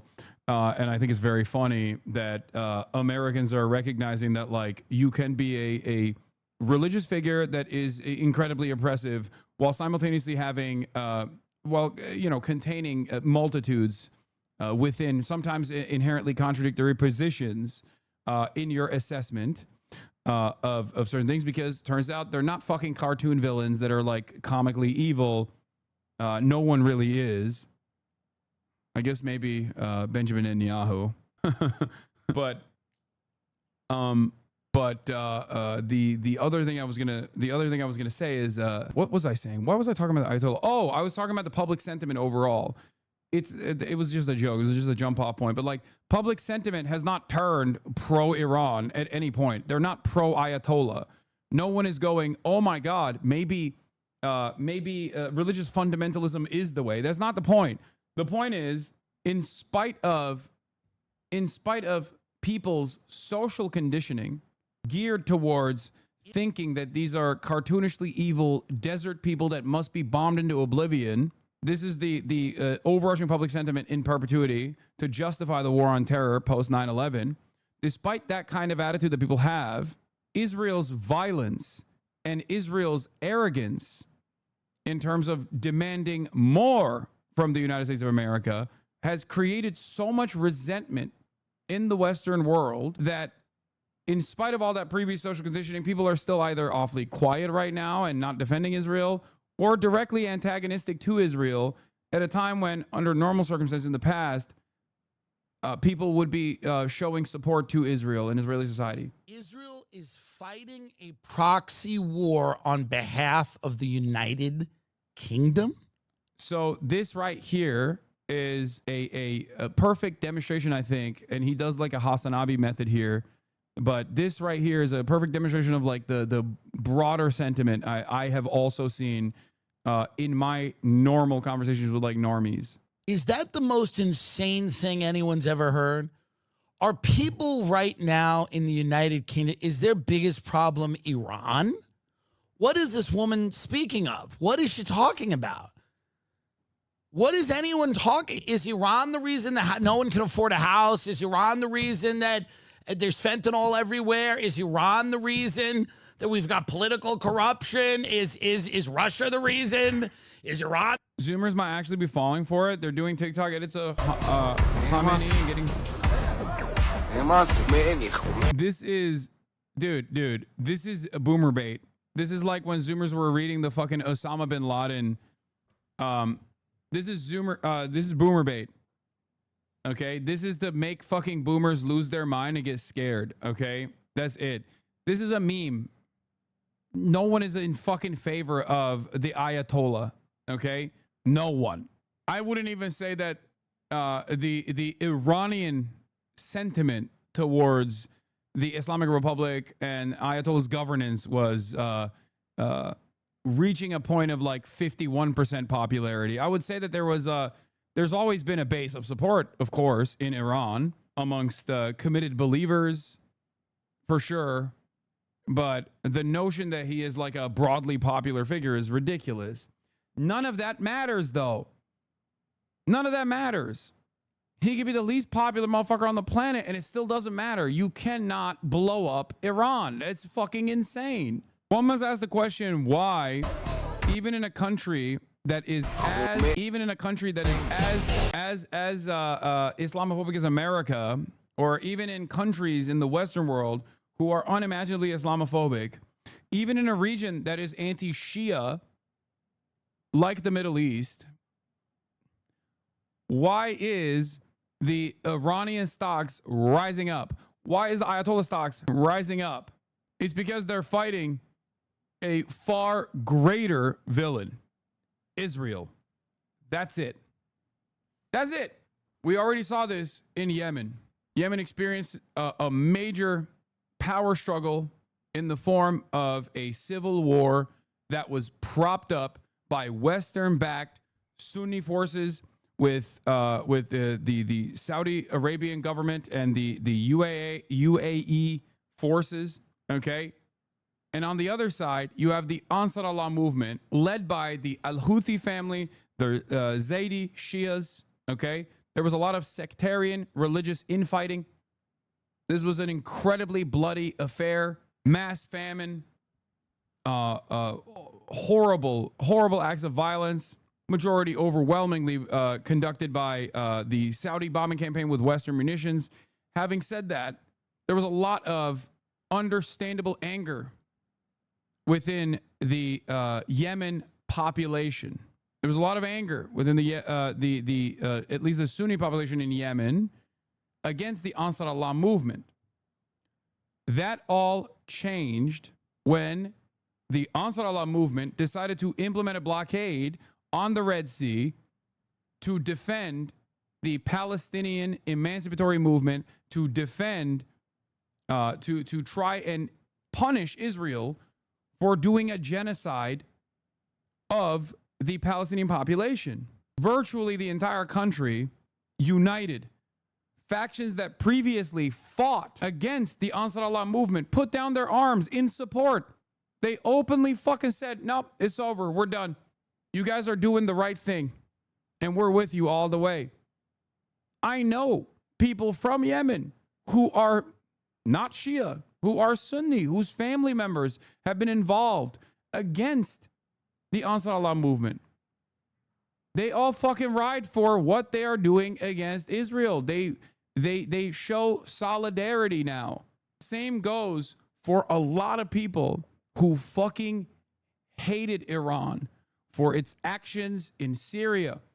There are a lot of people who hated Iran for being Shia and propping up, you know, sectarian forces and sectarian militias. A similar thing happened with Hezbollah in Lebanon. Hezbollah's popularity always peaks when Israel strikes Lebanon. Always. Lebanon is an incredibly diverse country by design. But once you are seen as actively fighting against American imperialism and by extension, Israeli violence, the population will unite against you. I mean, unite behind you. And the reason that we have 12 people that own everything in this country is Iran. The reason that we have, an epidemic of poisoned food that's killing people and children. And is Iran the reason for any of this? Is Iran the reason that corporations in America just pillage and leave a trail of death and destruction in their wake? Is Iran the reason we have no health care? I mean, this is the most insane thing I've ever heard. She's saying Iran's the enemy of the UK because people pop off. The mullahs in Iran talk a lot of shit. What are they doing? Did Iran attack the UK? Did Iran attack the United States of America? Is Russia attacking the United Kingdom or the United States of America? Am I wrong? But when she says, just get her out of here. But when she says they're fighting a proxy war on behalf of us, and that's what the Ukraine is doing for Russia. It's on behalf of, number one, it's very dangerous to say because, number one, there's a lot of people in this country that are not trying to get in a war with Russia. I mean, we're not trying to do that. I don't want to be in a war with Russia. So, this is the normie take. This is the closest to the normie take, which is the attitude that people have towards this stuff is like, why is there so much fucking bloodshed? Why are we spending so much money? Why the fuck are we doing any of this? We shouldn't do this at all, okay? Like, I don't give a shit that Iran is like religious fundamentalist, and I know for a fact, like, I'm not saying this is my position, by the way. I'm saying that the overall, the broader public sentiment now is basically, I don't fucking care what they're doing over there. Yeah, it's bad, but I don't think bombing them is going to solve it. And if anything, it's going to make things worse. We've seen what has happened in Iraq. We've seen what has happened in Afghanistan. Fix the goddamn potholes. Why the fuck are we fighting this war on behalf of Israel? That's like most people's feelings are that. They don't understand that America and Israel are doing this in a collaborative effort. Maybe sometimes Israel takes on a more militant advisory role that American leadership will abide by because it benefits their overarching interests regardless. But it doesn't matter. Americans are not making this calculation from that perspective. They literally think, oh, Israel's like calling the fucking shots here. Israel's calling the goddamn shots here. And it is ridiculous that we're going to fucking war with Israel. We're going to war with Iran at the behest of Israel. What the fuck did Iran do? Here's another point for the normie take. Into a war with Iran or not, America, if Israel is trying to, I don't trust the Israel leader at all. I don't believe anything that guy says. And I don't think that our soldiers should have to go and defend stuff that they start. I'm not a soldier, so I'm obviously speaking out of turn. I'm not even brave enough to serve, so there's that element. But that is kind of how I feel, I guess. And so it's like, yeah, when do I speak? When do I say that? You know? Because it feels like they're trying to push Trump to go do that. And it's like, who makes that choice? Does he make that choice? And then what do we get? You know, what's the win for us? We're just involved in some other thing while we have suffering here at home.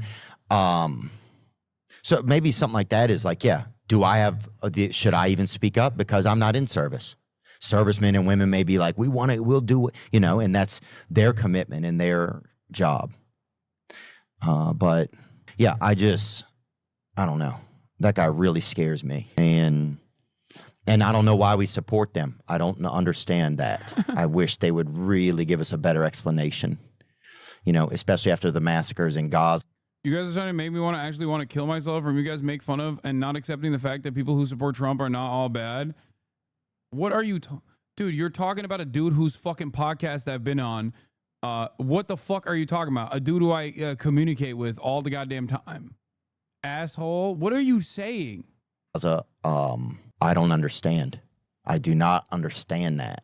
And some people say, well, you don't know enough about it. That it may not. But it's like, can I still speak about it? Can I speak about how I feel about it?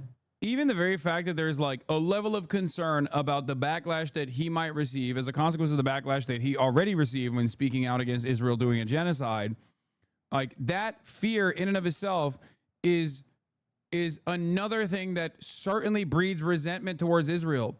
Like I've said before, Americans are somewhat selfish, okay? They're selfish people.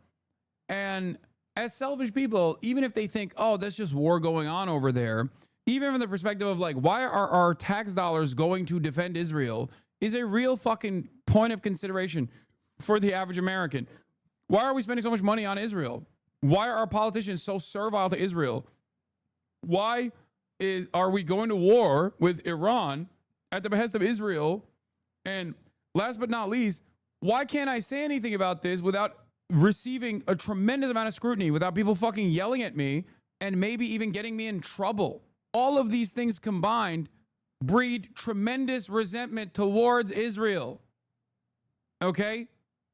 From the average person's perspective, they don't make this calculation of like, well, imperialism is the final stage of capitalism. It's an absolute necessity. When profit rates have a tendency to decline, we have to constantly seek out newer markets to dominate by military force and be an ever-present force of dominance around the planet, so that we can enjoy, cheap T-shirts and cheap commodities here. Like, they don't think about being a firm and committed part of the labor aristocracy. These are not calculations that people are making. They're not thinking about Israel's role in American foreign policy. They're just looking at Israel as this foreign country that is seemingly more important than the average American. That is precisely the reason why when Ted Cruz unironically is being honest about the role that Israel plays, or when Merz is honest about the role that Israel plays doing our dirty work. That's what he said, the German chancellor. They're right. They're correct. But the average person doesn't recognize that because they just think it's a foreign country. Why the fuck are we constantly at war? It also, even if we were to go to war, even if it was not at the behest of Israel, and Americans realized that, like, we were just doing this, just like with the war in Iraq, okay? That still breeds resentment over time. Where you're like, why are we spending so much goddamn money on this shit, dude? Why are we not spending the goddamn money on us, on ourselves? What the fuck is going on here? You know, moments like that. Like, when do I? There is a reason why I don't fucking actively rail against Theo, in spite of the fact that he says stuff like this and then still hangs out with, like, you know, Trump's son-in-law, Jared Kushner, who is most responsible for a lot of the instability in this region with his Abraham Accords, right? The reason why I don't fucking do that is because he still has an empathetic voice of reason for a lot of fucking Republicans who can have their minds changed, okay? Do you understand? You sometimes have to be cool, be chill, recognize the different roles that people like this play. You honestly said that about Ethan Decline? Yeah. Except I would have been fine with Ethan Decline and his behavior if he didn't actually make himself the voice of antagonism towards anyone who is pro-Palestine. Theo doesn't do that. So what are you talking about? It's not dissimilar to my calculation with Bernie Sanders. As long as you don't stand in the way of people who might even be more radical than you, as long as you don't have this like level of fucking deep resentment that is borderline derangement in terms of trying to silence anyone and everyone that says what Israel is doing is fucking insane, then yeah, I'm not going to spend quite a bit of time shitting on you. I thought you were done talking about him. I don't know. Someone just brought it up. It's for 1 second. Calm the fuck down, you know? For a second morning running, the southern Israeli city of Beersheba struck by an Iranian ballistic missile. 5 people suffered minor injuries and were taken to the local hospital, itself damaged in yesterday's strike. Israel's missile defenses have shielded the country from much of the incoming from Iran, but they aren't impermeable. For the record, some of you guys are not using this opportunity to have some serious conversations with your friends and family members and like try to pull them away from the MAGA movement, not realizing that the tea leaves have changed, the tea leaves have shifted in your direction, and you're demanding perfect allegiances and not realizing that this is an opportunity to create a, albeit imperfect, but much stronger allegiance. You understand? Like, this is an immediate contradiction. This is a promise that Trump made that is directly in opposition of what he's doing now. Okay? This is your moment. Instead of running around and trying to, for example, gatekeep how right you were or gatekeep activism, this is your opportunity to talk to liberals who are angry and resentful with the lack of motion from the Democratic Party. This is your opportunity to talk to Republicans. And there are so many of them all around that are looking at the situation and going, why the fuck are we doing this for Israel? What is this? What is going on? What the hell? I don't want to go to war with Iran. I don't give a shit about this. Mainstream media understands that this is a moment of instability, which is why they're unified. They're showing a unified front to consistently churn out propaganda that looks for a new permission structure and tries to design consent to the best of their ability to go to war with Iran. And some of you motherfuckers are not using this opportunity to speak to your fellow citizens who are absolutely like-minded and on your side on this fucking issue. They don't have to be on your side on every issue. Just take the gains you can make. Start the conversation. Start the fucking conversation. Organize. Be like, hey, isn't this strange? Don't be antagonistic.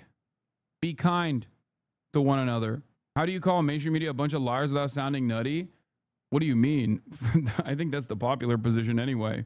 The idea that the media lies all the time is something that everyone has experienced at a certain point. Like at this point, there is an issue that everyone has seen that is directly at odds with broader public sentiment and what they have seen with their own two eyes versus what the media is fucking covering. For the super progressive or for the empathetic, you can point to the Gaza coverage. You can point to Israel coverage. Immediately people go, oh, that's fucked up. You can point to historic fuck-ups that weren't really fuck-ups, but historic moments where like the media wanted the manufacturer consent to go to war with Iraq, for example. Everybody recognizes that. Even for some of the most like reactionary right, they already hate the media, so you don't have to do much more. The military says it prevented a larger planned attack on Beersheba by targeting 3 Iranian ballistic missile launches and what it said was a military commander near a launch site. We have many targets to strike. We have been preparing for the length of this operation. As we deepen our strikes, we allow ourselves to continue this operation for longer. We will continue to do that until we achieve all goals of the operation. Tehran once again coming under fire overnight. Israel saying 60 warplanes dropped 120 bombs targeting missile production sites and one facility involved in Iran's nuclear program. Iran's foreign minister saying Tehran will not negotiate while under attack. It is the Americans who are seeking negotiations. They have sent messages multiple times, including very serious ones. But we have explicitly told them that as long as the aggression and attacks continue, there is simply no room for talk of dialogue or diplomacy. We are in a legitimate state of self-defense. He is, though, preparing to meet European foreign ministers who've gathered in Geneva today, while the French president is repeating calls for a negotiated end to the fighting. One, nothing justifies strikes on energy infrastructure and civilian populations. Nothing.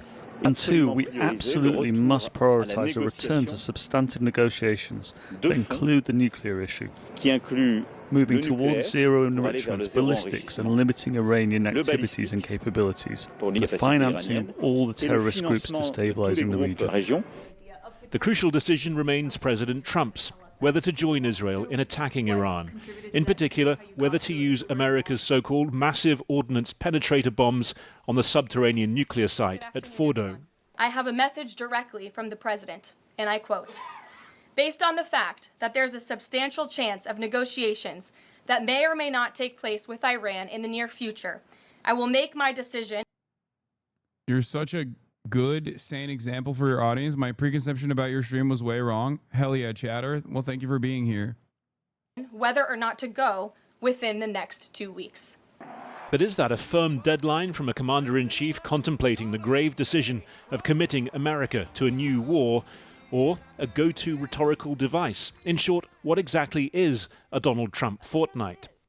Since his first time in office, President Trump has often relied on a 2-week metric, promising big answers, tough solutions, new policies, and even decisions on some of those pressing issues. You trust President Putin? You know, in about 2 weeks. In your mind, is Ukraine doing enough to get this peace? I'd rather tell you in about 2 weeks from now. Do you still believe that Putin actually wants to end the war? I can't tell you that, but I'll let you know in about 2 weeks. Over the next 2-3. Macron is one of the only Western leaders who seems not to be completely out of touch. No, it's actually precisely because he is completely out of touch that he is presenting himself as a voice of reason when it comes to foreign policy.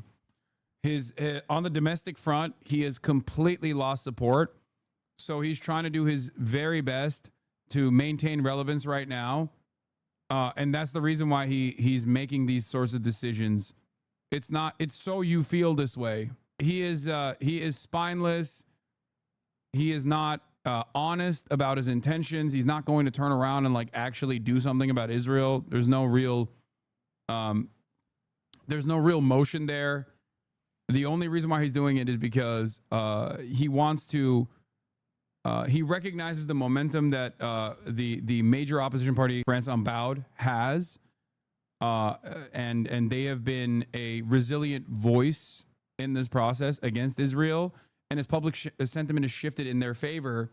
Macron recognizes that, and considering that like foreign policy is the only place where he has any control left, because he has no control on the domestic front, he is trying to do his very best to be like, I'm a foreign policy, guy, and he is trying to hold on to some semblance of popularity by saying the right things, even though it's too little, too late. 3 weeks. In about 2 weeks. Within 2 weeks. In 2 weeks.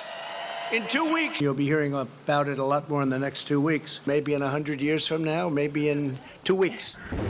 Iran state TV this morning releasing new images of ballistic missile. What is in touch about him wanting to limit Iran's ballistic capabilities, funding militias in the region, as well as stopping them getting nukes?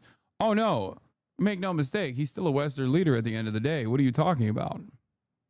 100%. That's how Western leadership looks at the situation. They all, because that is the honesty that remains in the process. So when Merz in Germany, the Chancellor of Germany, Merz, says Iran or Israel is doing our dirty work, that is a significantly more honest approach to the subject matter. It's an unpopular approach to subject matter, but it's one that has a brutal honesty to it in the way that Western foreign policy works. That's why I said Macron is being dishonest and he's spineless. Do you see what I'm saying? It's just asking Iran to be sitting ducks like how the Lebanese government and the army is. Yes, yes, yes. These are, first of all, Iran is perhaps too sovereign for its own good, okay? Iran has often remained very restrained, but also simultaneously refusing to work with other larger superpowers. And it's kind of an issue for them right now. But having said that, it's also part of the reason why they are kind of sitting ducks a little bit right now. I don't know where it will go, except Russia, but like even barely, and barely with China too. I feel like Iran has better ties with the Democratic People's Republic of Korea than they do with fucking China. Like more resilient ties with North Korea than they do with China. Launches. One consideration for Trump, possible strikes on US troops in the region. Another one, increasingly public divisions within his own political base, promised an end to military interventions far from home. In Israel, despite the damage and death being dealt by Iranian strikes, there is still overwhelming public support for military action. And if the Prime Minister is disappointed by Trump's 2-week delay, he's not showing it, telling an interviewer last night it's up to the US President to do what's in the interests of his country, while he acts in Israel's interests. Our primary objective is to stop the nuclear program and remove it as a threat. The second goal is to halt the advancement of ballistic capabilities, also to remove it as a threat. In the process, it's clear the regime is destabilizing. I will say one other thing. If I am a part of the leadership structure of any of these Sunni Arab countries right now, I'm looking at what Iran is doing, and I'm looking at all the fucking favors that they're winning over from my population, and I'm really, really reconsidering the ways in which I've dealt with the Israel question so far. Because let me tell you something. It's not going to be a wave of fucking support for Shia Islam in these countries, but toothpaste is out of the tube at this point, okay? Toothpaste is out of its fucking tube. Anyone that strikes back at Israel wins tremendous favor in the region and stands to gain overwhelming popularity. Lol, what are you talking about? They live for Israel? I know, the leadership does, but the population doesn't. And you can't even beef up enough like sectarian infighting against Shias. And if you can't do that, then people are going to start asking questions about why Shia leadership has shown more courage to stand up for the Palestinians than you have. All of these supposed Sunni leaders in the region that act as though they are brave defenders of the Ummah have been awfully fucking quiet and have defended Israel unconditionally, as a matter of fact. Kind of weird. Kind of weird. We're also hitting government-related targets and centres of power. You've seen this with the broadcast centre, and there's more to come. But the matter of regime change is, first and foremost, up to the Iranians. Never seen so many Arabs supporting Iran. It was something near impossible to imagine a few years back. Saudi-funded Muslim World League chief tells Britons to avoid talking about Gaza to integrate. Fucking animals. Oh, yeah. Iranian people. In the context of this first week of war, the last 24 hours have been relatively quiet. Tehran's streets this morning, markedly so. But Israel is talking of more targets, deeper strikes. Iran promising to fight back, not negotiate under fire.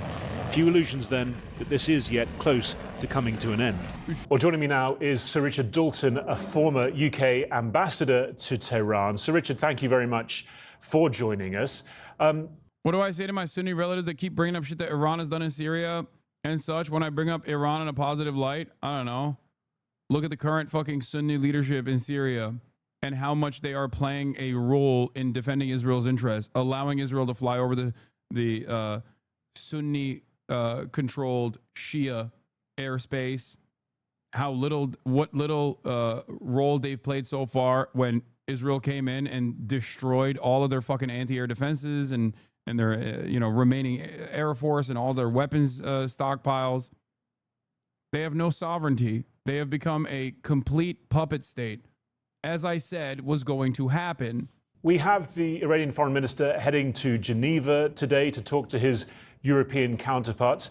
Where do you put the current Iranian position? I think that there is scope to go back to what Witkoff and Aragche in their previous discussions had initialed. Assad was definitely more of an Israel puppet than Jelani.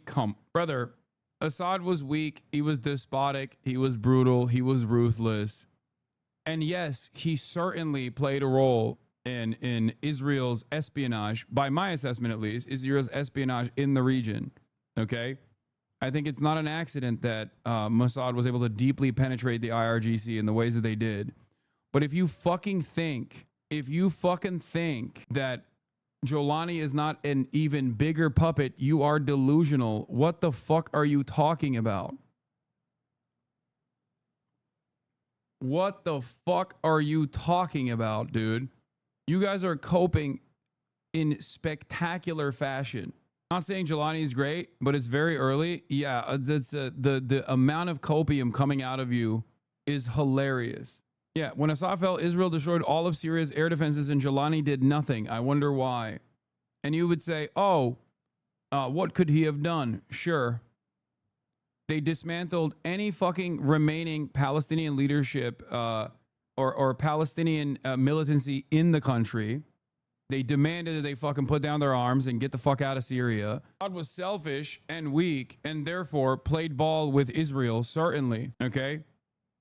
He did. Partially the reason why he also played ball with Iran. But under Assad's leadership, Syria was a logistical hub for Iran to send weapons into Hezbollah, to Lebanon. That doesn't exist anymore. Syria has no defenses either. Its entire governance structure is now led by coalition forces that were trained by NATO or former Al-Qaeda militants like Jolani himself. Like, they have nothing. Syria currently has no sovereignty. Turkey and Israel are basically experiencing a little bit of conflict on what pieces of the Syrian territory is going to be under their rulership. And you guys are talking about how Jolani is actually, more anti-Israel than Assad is. Come on. Namely, for Iran to revert to the very highest levels of transparency ever imposed on any member of the Nuclear Non-Proliferation Treaty. Second, to remove through export or dilution all the controversial stocks of uranium enriched to 60% and to commit either to a suspension of all enrichment while negotiations on a long-term agreement continue. So I think it's possible to see the war ending with a first stage agreement that builds on those elements. And we have to see how rigid Israel and the United States are likely to be. And into that calculation comes this. Your country is literally supplying the weapons for the genocide and you're blaming the devastated countries of weapons made in the U.S. Get a grip. They have no choice but diplomacy. I'm not only just shitting on America in this involvement, I'm also shitting on Turkey for what role Turkey also played in Syria. You understand that, right? I'm not the one who is defending the actions. I'm not the one who's defending the actions of a puppet regime that was designed to be this way and offering talking points for why they are the way that they are. Having said that, of course, I wish the Syrian population an act of sovereignty, hopefully, one day. The idea of a 2-week delay that Donald Trump has imposed on the whole process, saying that he wants that length of time to decide whether or not to use US military force. Where does that leave Iran? Where does that leave the process, in your view? Well, one should mention first the significant doubts in military circles that in the United States that even their weaponry is able to destroy the Fordo plant. This is the one that's buried under scores of meters of rock, and which is a serious worry for those who think that Iran might one day take a decision to develop a nuclear weapon. So maybe President Trump has realized what the rest of us knew, that a diplomatic agreement in which Iran willingly reverts to measures which give the world an assurance that it will never have a nuclear weapon and that there is a negligible risk of diversion of nuclear materials to military purposes. Maybe he is moving in that direction. If so, we could be optimistic. If not, and he's insisting on absolutely no nuclear enrichment for civil purposes inside Iran, we may have a problem. We don't know how inflexible the supreme leader of Iran will be.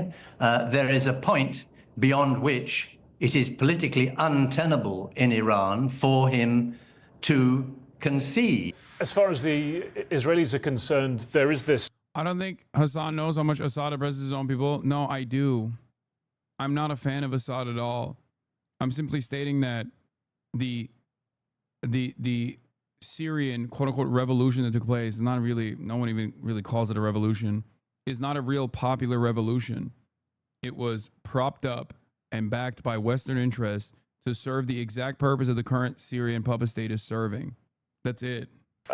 Talk from a number of military analysts, former generals and intelligence officials saying, look... It's ironic to talk about Syria this way, for the record, because, like, the Syrian plan is what America would love to do in Iran. You understand? Like, what Western governments want to do in Iran is basically either some version of Libya or some version of Syria. Both are fucking horrible for the Iranian population.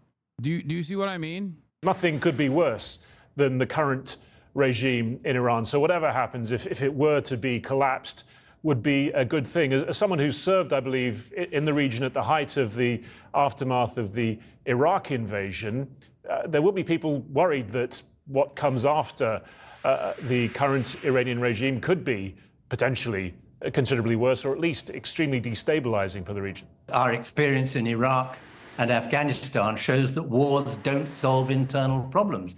You have to... Same thing as Iraq, right? I mean, yeah, but Iraq is different because, like, it was a full-blown military campaign, boots on the ground military warfare. So it's all the same. It works in the same exact way.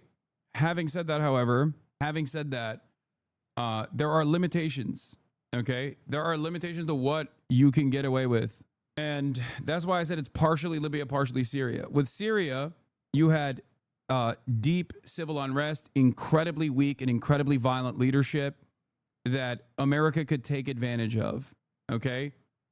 Propping up different armed factions, offering logistics, offering training to different armed factions, Kurds on the one side, NATO-backed Turkish forces on the other side, ISIS at certain points as well, and ISIS-backed or ISIS-adjacent Salafist militancy like HTS, former Al-Qaeda, right? You can't really do that in Iran because it's a competent nation state that is still repressive, and that repression is a national security flaw for Iran, as we have seen in the Mossad operations that took place in Iran. but it's not like they don't have the same smoke and they don't have the same capabilities as they did in Syria, because the Syrian civil war was long, convoluted. It was extended conflict that gave the opportunity to create these militancies. Assad's violence also created a real, and this is correct, it was actually a popular uprising in 2011 in Syria. Maybe it got co-opted when violence broke out because the regime decided to respond with violence. But the idea that the Arab Spring was somehow CIA is such a blind spot that many on the left and the West have, no, that's not my assessment at all. A lot of the color revolutions and a lot of the Arab Spring revolutions started off, as it usually does, with real popular resentment, real popular mobilization. It just very quickly gets co-opted by Western interests. That is my point. That is, I'm basically describing that to you right now. Two things can be true at the same time, and in this circumstance, it is. Now, as far as I have seen, all the analysis that I've read, it doesn't seem like there is enough bandwidth to be able to do that in Iran. While the repressive and sometimes violent forces in Iranian government still exist, it doesn't seem to have reached the standard of Assad. It is a more competent form of governance, albeit still repressive, still very violent, but significantly more competent. And you see that with the foreign policy decisions that the Ayatollah makes. You see that with the domestic politics on allowing like different pressure valves for Iranian society after tremendous struggle from real popular uprisings in Iran. And there's still a much, I mean, this is a much longer battle, okay? Having said that, it would perhaps resemble Libya more for that reason, because it can't look like Iraq, because you cannot do boots on the ground military warfare. Like, you cannot do, the American forces with its endless might and its endless support is completely incapable of doing boots on the ground military warfare in a nation state like Iran with 92 million people that is basically a fucking mountainous territory that is like a castle, like a natural castle. It is very, very difficult. So they can't do the Iraq version, okay? They can't do the Iraq version of destabilization. It seems like they are trying but failing to do the Syrian style of destabilization, especially because Israel's bombing campaigns, I think, destroyed any opportunity to do a Syrian style foment, really push the public popular resentment towards the Iranian government to an untenable situation, force the government to respond in incredibly violent ways, as they have in the past. The Iranian government has done this already, stamping out dissent and being endlessly repressive and endlessly violent. But they can't do the Syrian style. So the only opportunity that remains is the Libya style intervention, where you do bombing campaigns with NATO forces, as they did in Libya, and hope that like some armed militancy will end up killing the head of state. And I would say, as far as all of these countries, if we are looking at atrocities in the aftermath of Western intervention, Libya is the worst possible outcome. And I think a lot of Iranians, given their history, given their background, given their understanding of what comes after Western intervention, are terrified of that prospect. They're not stupid. They're a very well-read population. They're a very educated population. The average Middle Eastern uncle has more knowledge of American foreign policy than American State Department think tanks have. Okay? They're forced into learning everything that's going on. The Persian unks and aunties, they see everything that has taken place in the region.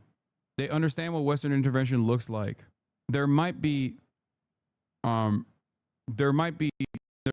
is of demanding Western military intervention. I don't think so. It doesn't seem to be the case. Oops, we're effing a little bit. Small f, hold. Hold on to your butts. What the fuck is happening, dude? God damn. All right, let's run the speed test real quick. Speed test check. Okay, I'm beginning to recognize that what is going on might be a GPU related thing. It might be a GPU related thing. Internet service provider shows. I think I have an issue with my computer. It was a big F. Hold. I don't know how many seconds the chat is behind, but I'm going to test it in a second. Put up the number 3 if you see me. We're testing the delay. Number 3. 1, 2, 3, 4, 5, 6, 7, 8, 9, 10, 11, 12, 13, 14, 15, 16, 17, 18. What the fuck? 22, 23. Okay, that's like 20, 24. Oops, I actually did it without doing the count. All right, we're back. We should be back. I didn't even do the count this time. I just hit it. And we're back. Testing it out. Hit the number 4 if you see this. Testing the delay. Okay, delay's gone. Great. The Piker Broadcasting Service is brought to you by Endless Delays. If you want to stop the delays, please subscribe. The way we test out the delays of the Piker Broadcasting Service is by subscribing. You can show your support and subscribe and show whether or not there is an endless delay on the broadcast by offering a $6 a month subscription, offering gifted subs to other people who can also use the cool badges and the opportunity to be able to send me links, some of which I will not actually click on. Or you can subscribe for free with a Twitch Prime by connecting your Amazon Prime account to your Twitch account. The Piker Broadcasting Service is brought to you by the viewers for viewers like you. Thank you. You constantly prefacing Iran and how violent and oppressive it is contributes to manufacturing consent for all this. Iran is way less violent than, say, the U.S. or Germany. But why don't you preface talking about them in that way?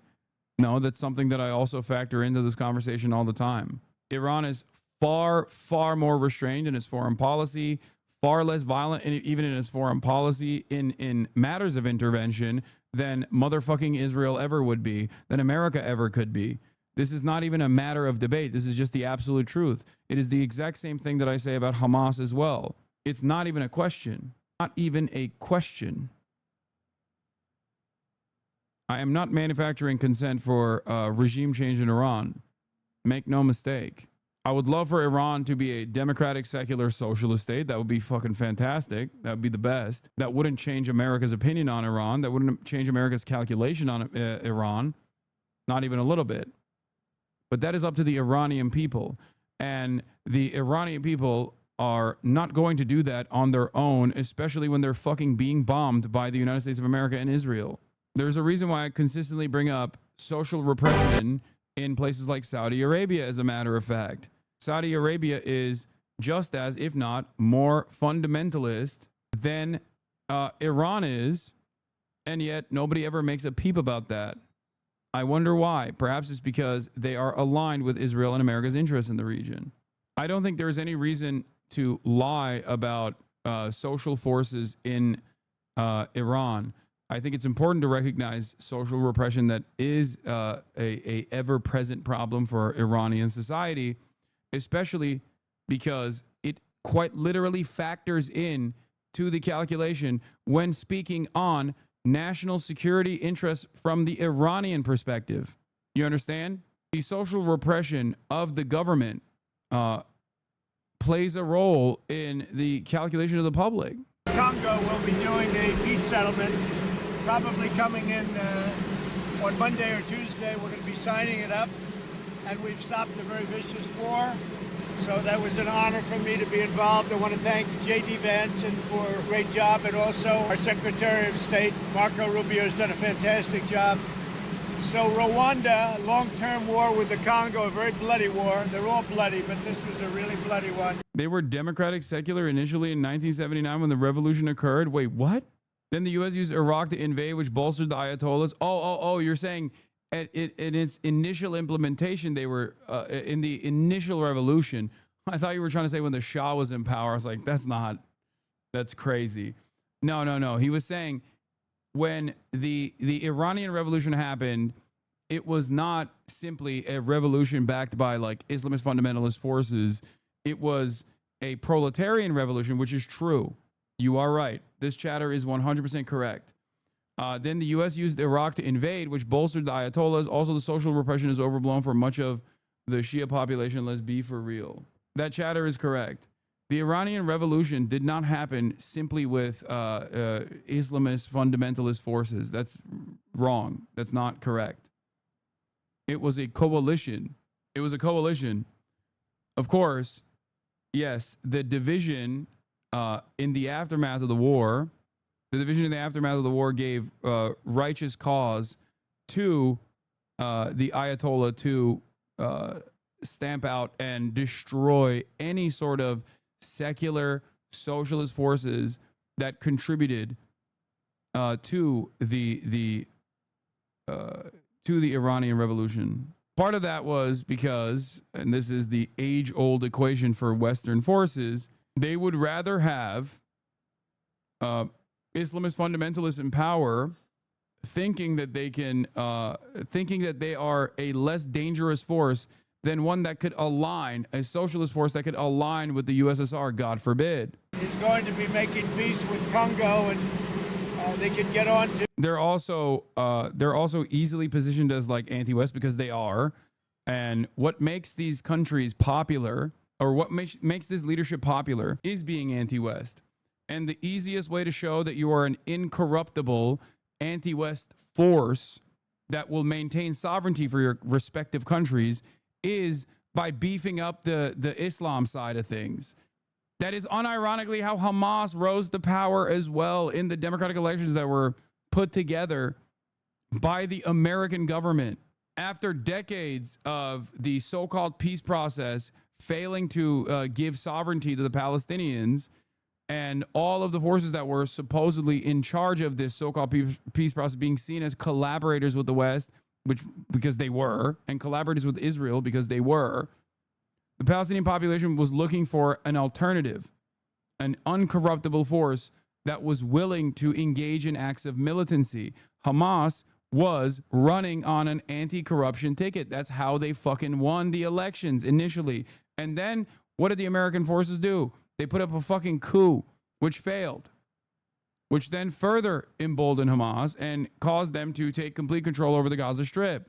This was, in my opinion, also a failed calculation on the Israeli part, the assumption that Hamas was barbaric, Islamist, and would be much easier to deal with from the perspective of the West.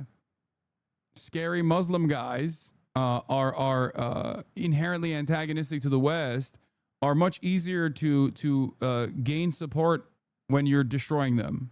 Like you can win favors in the West by saying, well, these are scary Muslim terrorist guys over and over again, as opposed to a guy like a guy that's like a secular socialist writer, a Christian Palestinian who can be convincing and charismatic. The problem with Israel's miscalculation with Hamas, however, is that Hamas was more open towards gaining secular support than they thought Hamas would be. That is a major issue. Hamas is invested primarily in the emancipation of Palestinians. They're not invested in like doing some sort of like Salafist jihad or anything like that. They're not. Their only goal, their sole singular goal, is to engage in acts of militancy that work towards the emancipation of Palestinians.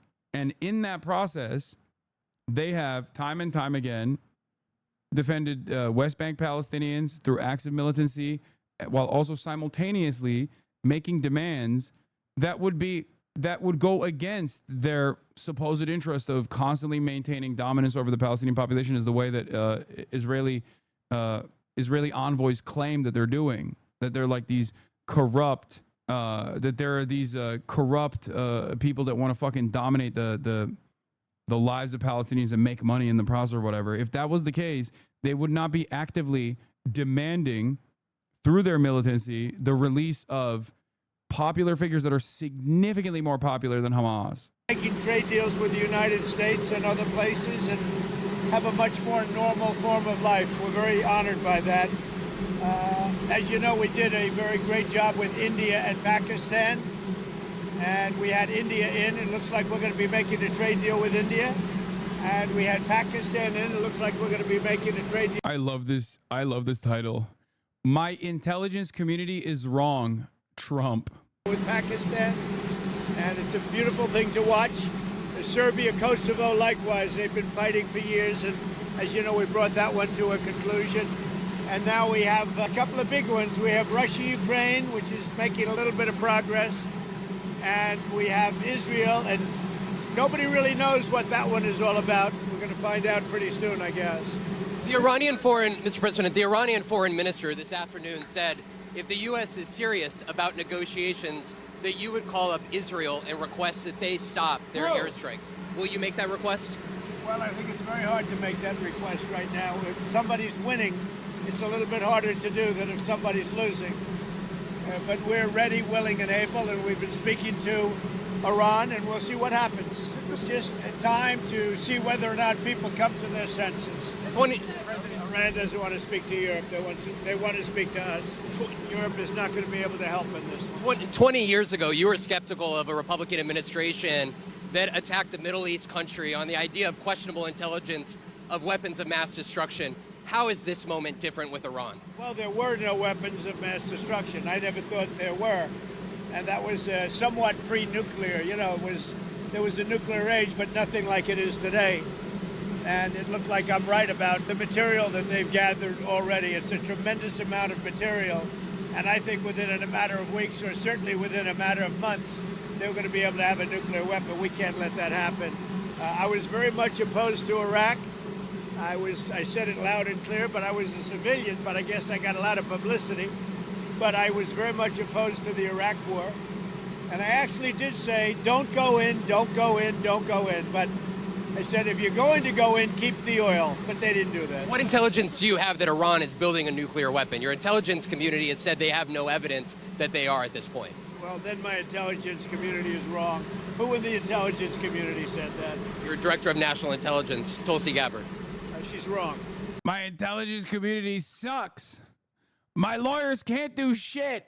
All I want to do is foment war with Iran, and my intelligence community is fucking up the bag. Why won't they say, am Israel high? The only reporter asking real questions so far, pushing back as opposed to when will you nuke Iran, sir? Yeah. Everyone only cares about when will you nuke Iran, please? Nuke Iran, queen? Nuke Iran tonight, queen? A little bit of, can we have a crumb of nuking Iran, please? President, are the Chinese in any way helping Iran in this moment? We're hearing reports of mysterious planes landing in Iran from China. See, right back to the good stuff. I don't know. They say that they're there to take people out, but I can't tell you about that. I get along very well with China. Get along very well with President Xi. I like him. He likes me. We have a very good relationship. We'll see what happens. I can't imagine them getting involved. Is this decision that you need to make on Iran, whether to strike militarily, is this the biggest decision you'll have to make as president? Well, I can't tell you that. I have to see what happens. I can't, really say that. It depends what the decision is. But I wouldn't really be able to tell you that now. I'll tell you in about a year from now, maybe 5 years or 10 years from now. You never know about decisions. You never really know. Would you support a ceasefire while the negotiations happen? I might, depending on the circumstances. Would you? Former Congressman Matt, it's very hard to stop. I will say this. It's very hard to stop when you look at it. Israel's doing well in terms of war, and I think you would say that Iran is doing less well. It's a little bit hard to get somebody to stop. Sir, Liam Cosgrove was here. Former Congressman Matt Gaetz threw out an interesting idea suggesting that if you were to broker a deal where nuclear inspectors go into both Israel and Iran, that you could win a Nobel Peace Prize, and they might even rename it the Trump Peace Prize. Did you hear those? What do you think of that? Well, they should give me Oh my God, what is happening, dude? What the fuck is happening? What is going on, brother? How is this a real question? How do you go home at night and think to yourself that you are providing a valuable service Is it worth the fucking 60 grand a year that you make? What is happening? You have an unprecedented opportunity through historic times to just like ask a halfway decent question. The Nobel Prize for Rwanda, and if you look, the Congo, or you could say Serbia, Kosovo, you could say a lot of them. You could say, I mean, the big one is India and Pakistan. I should have gotten it 4 or 5 times. I should get it for the, I would think the Abraham Accords would be a good one too. But what do you? They won't give me a Nobel Peace Prize because they only give it to liberals. Would you support Iran being able to have nuclear, or would you support Iran being able to have civilian nuclear energy capabilities up to 3.76%? You know, they're sitting on the top of one of the largest piles of oil in the world. I just don't know why they need that for civilian. Bro, they're a fucking whole ass sovereign nation. What do you mean? Why don't they just use oil? What is this nuclear? Just use the oil. Like, why are you getting to make these decisions for a whole ass other country, man? Also, I don't like it when I hear any American politician talk about another country's oil reserves, okay? That in my mind instantly is ringing alarm bells no matter why he's bringing it up. You should be never talking about oil reserves, okay? Yeah, it's the, did somebody say oil? Does anyone have that meme? It's a bit of a boomer meme at this point, but some new oil rigs over here. Don't fucking say that. did somebody say oil? This is the worst version of that fucking meme. Jesus Christ, I couldn't find a better one. This is the first one that came up. Welcome to the rice field, motherfucker.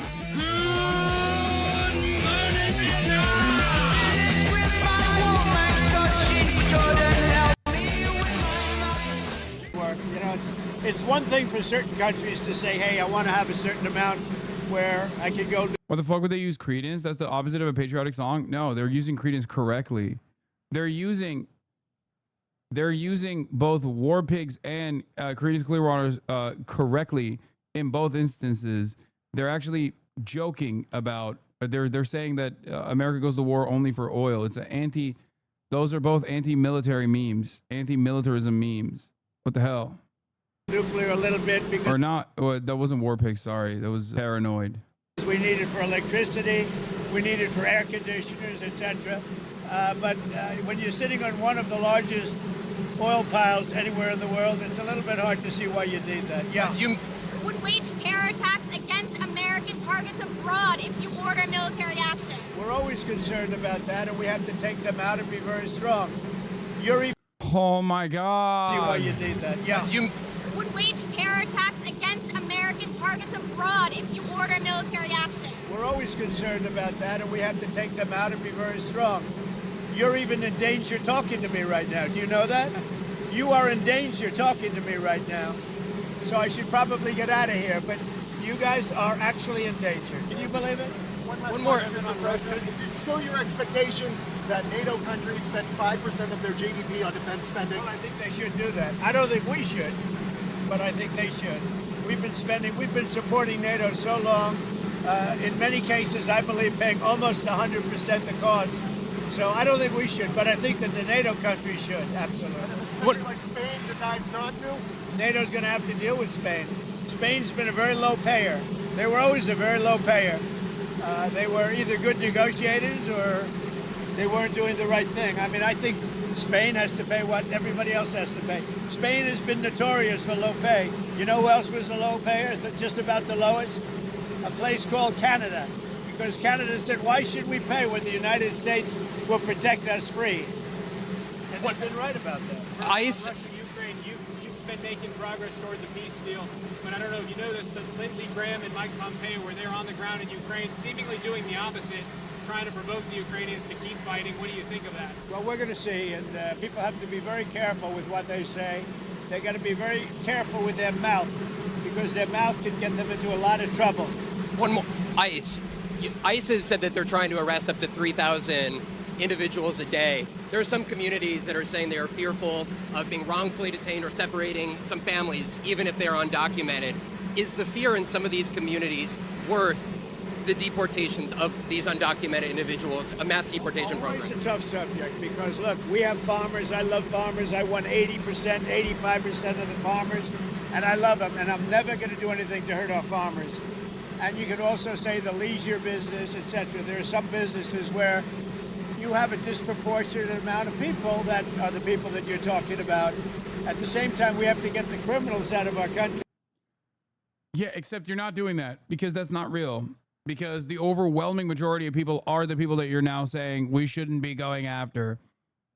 This is literally the same course correction that happened with abortion.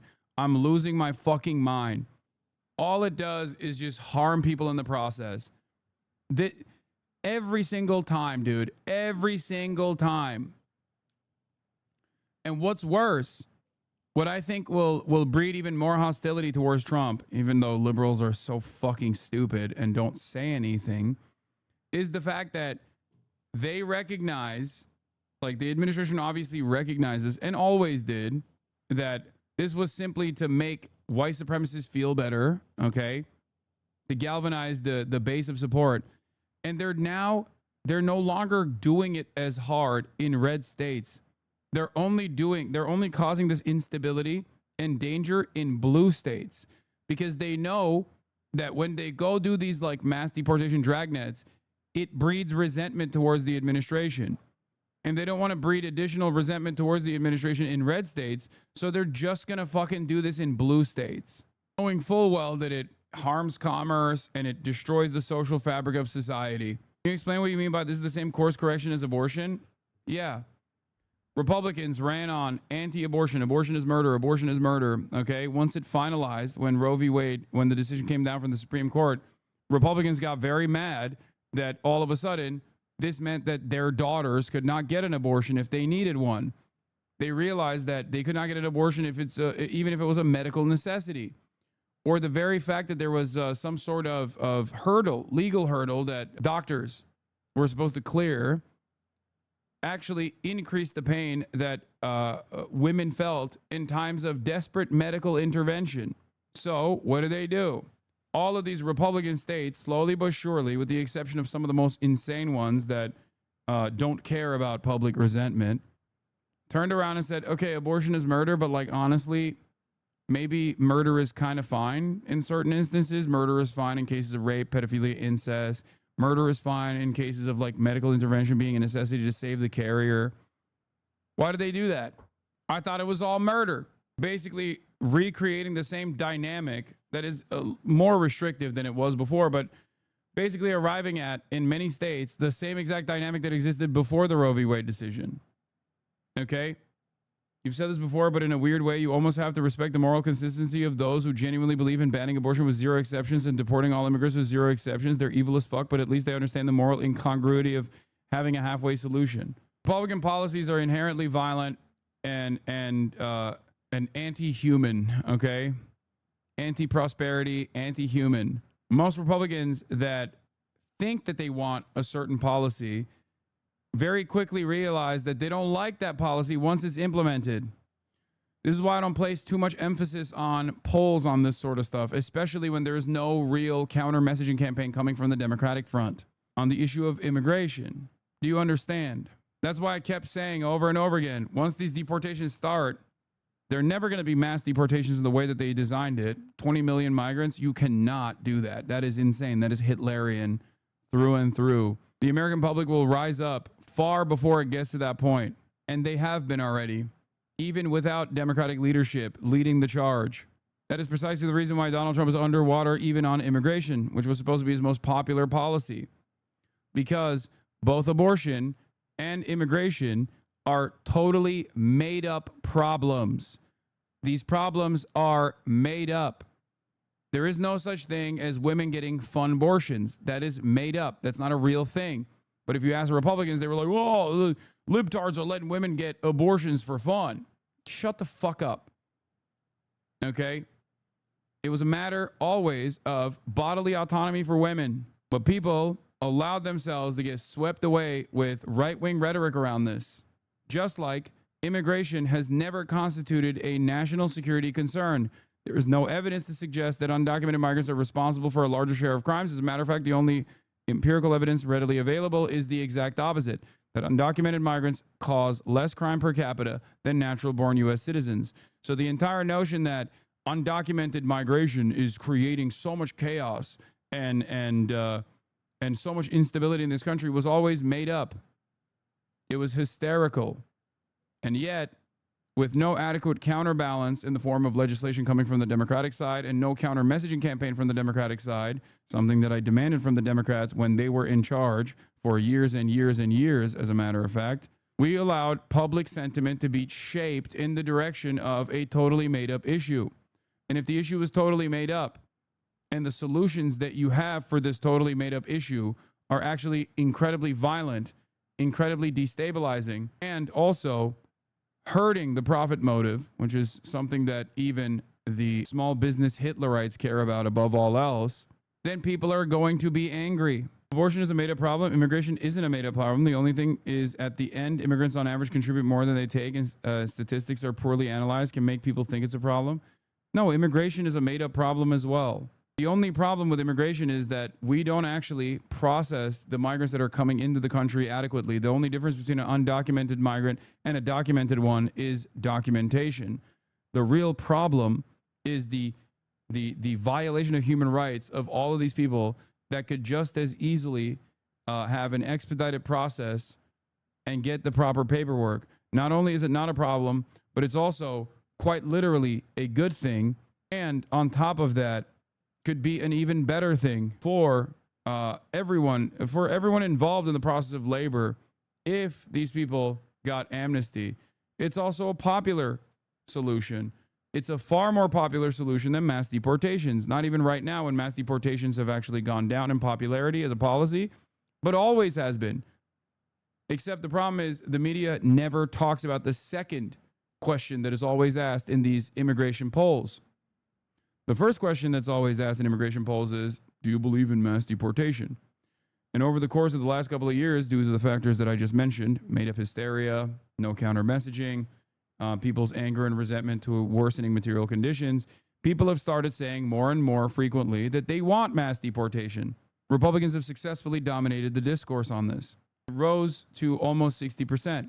But those exact same polls also show consistently that if given two options, mass deportation or mass conditional amnesty, people overwhelmingly favor mass conditional amnesty. That's it. If the media never covers the mass conditional amnesty and the Democratic Party has no interest in pushing for mass conditional amnesty, then people are not even aware that this is an option. So they go with the only solution that they think is valid for a problem that they now believe exists when it doesn't exist. Immigrants constitute a national security threat. They're doing a fuck ton of crimes, and we have to deport all of them. It's that simple. And we're looking at doing something where, in the case of good, reputable farmers, they can take responsibility for the people that they hire and let them have responsibility, because we can't put the farms out of business. And at the same time, we don't want to hurt people that aren't criminals. Most of the people that came in over the last 3 years under Biden, I would say probably 3.5 to 4 years, those people, you have a lot of criminals, you have a lot of, we're looking at that very closely. You've had people that have worked on farms for 20 years. It's very hard to go in there and say, you're coming out. But we're going to let the farmers take responsibility. They're great people. They'll do it. They know the good and the bad. Wow, it turns out he's pro illegal immigration, it seems. How crazy. How crazy. Doors open. How crazy. So the hard part about this is it's not like a normal war where people wear uniforms. They don't wear uniforms. But we have murderers that came out of the last 4 years. We have murderers. We have drug lords. We have people that we don't want to. We have prisoners. They emptied out Venezuela and many countries. They emptied out their prisons into the United States. We have to get those people out. But we have stone-cold murders, 11,888 murders. We've already gotten a lot of them out of here, but we don't want them, so we have to be careful. But I never want to hurt our farmers. Our farmers are great people. They keep us happy and healthy and fat.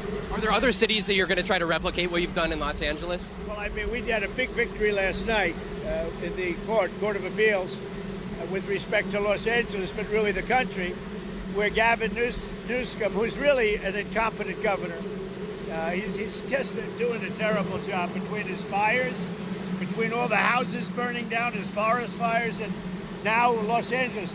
Let's take you to Geneva to listen to the Iranian foreign minister. Against the regime, and we will continue to do so as long as the atrocities. Wouldn't the mass amnesty thing just fill our jail with migrants? What? How would that work? If the overwhelming majority of undocumented migrants are simply awaiting their paperwork and have done zero crimes, why would they be in jail? Why would they go to jail? Do you just think that when someone is an undocumented migrant, they're just like, they have like a different brain? They're just like violent?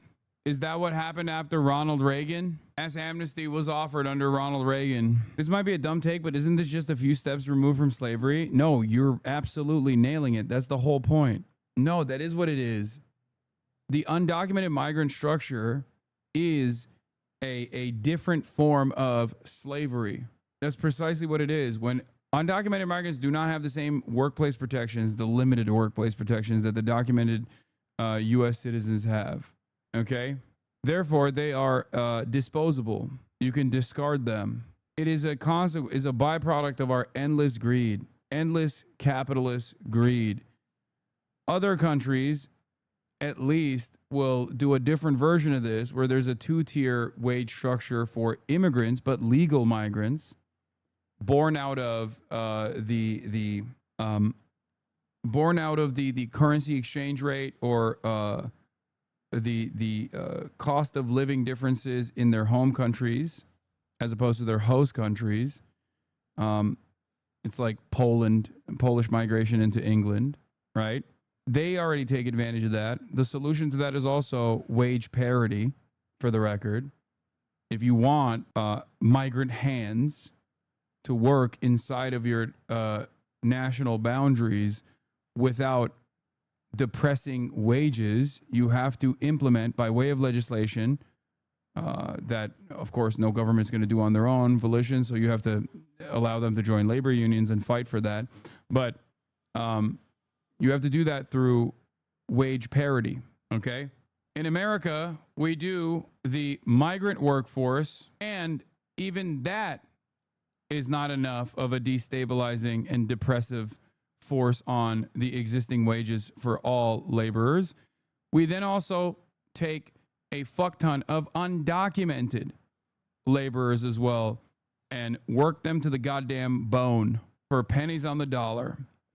And then we discard them at a moment's notice when they demand more wages, or they say, hey, there's a lot of issues on the job site. This is beneficial to capital owners. This is precisely the reason why complete mass deportation is a pipe dream for white supremacists that someone like Donald Trump is never going to implement. He's not ideologically invested in ridding the national boundaries of all brown and black people. Continue, and the regime would stop the aggression and ensuring its non-reoccurrence. Iran's nuclear program is peaceful and has always been under the IAEA's safeguards and monitoring. Hence, armed attacks against safeguarded nuclear facilities by a regime which is not a party to any WMD treaties is a serious crime and violation of international law. In this content, I express grave concern on non-condemnation of these heinous attacks by E3 and EU. Iran is ready to consider diplomacy once again, and once aggression is stopped and the aggressor is held accountable for the crimes committed. In this regard, I made it crystal clear that Iran's defense capabilities are not negotiable. We support continuation of discussion with E3 and EU and express our readiness to meet again in the near future. So you don't talk to the US? You don't talk to the US? You're on the wrong side of the barrier. Thank you. Right, Iran is ready to consider negotiations once hostilities end. Iran's defense capabilities, however, are non-negotiable, but Iran expressing its readiness to meet again in the near future. The words there of the Iranian Foreign Minister Abbas Araghchi. He was speaking after that meeting with his European counterparts, the foreign ministers of the UK, France and Germany, as well as the EU foreign policy chief in Geneva. I believe we have there also Milena Veselinovic. She is in Geneva, where that meeting was taking place. So listening to that, I guess the first obvious question, Milena, it doesn't sound like there was a breakthrough at this point, right? There's no breakthrough on uranium enrichment or some of those sticky issues. Yeah, what they said is Iran will talk to the U.S. if Israel stops bombing, which is something that Trump said he is not going to do. Iran will only agree to meet with the United States for renewed nuclear talks if Israel agrees to stop striking the country, Iranian negotiators told their European counterparts at a meeting today in Geneva, Switzerland, according to CNN, which, of course, is a perfectly valid demand. What do you mean we're going to negotiate our nuclear program while you're literally striking us? It's an incredibly basic demand. That's the most reasonable fucking perspective. That's right, Sami. It doesn't sound like there was any breakthrough or even any progress. Hearing about Araghchi, the Iranian. Like the only way this actually comes to a reasonable conclusion. Hassan, you seem mad at losing. Losing what? Brother, who do you think is more likely to be fucking drafted? A 34-year-old Twitch streamer or you to go and fight Israel's war and get fucking lasered by a Shahed drone in the process? Have your dick blown off? Me or you? Who do you think loses more in this process? Even if you don't care necessarily about all of the lives lost on the Iranian side. Age of conscription is 35. Yeah, guys, I don't think I'm getting fucking drafted. I'm leaving this goddamn country before I get drafted, okay? Stop being stupid. Yeah. Like, what do you think Fortunate Son is about? It's not the politicians and their children that will go and serve America's foreign policy interests. It will be you and your loved ones, okay? Foreign minister, he is basically reiterating what has consistently been the Iranian position. He is condemning the attacks on their nuclear facilities and attacks on Iran by Israel more generally. He also said that there was a serious violation of international law. He said that Iranian defense capabilities are non-negotiable, perhaps hinting that that request by the Western nations for Iran not just to not enrich uranium on its soil, but also to curb its ballistic missile program. So it really sounds from hearing all of that the two sides have really not met anywhere in the middle or anywhere close to it, coupled with the statements that we've also had. Sorry, it's very busy here, as you can tell. Lots of security personnel still milling through.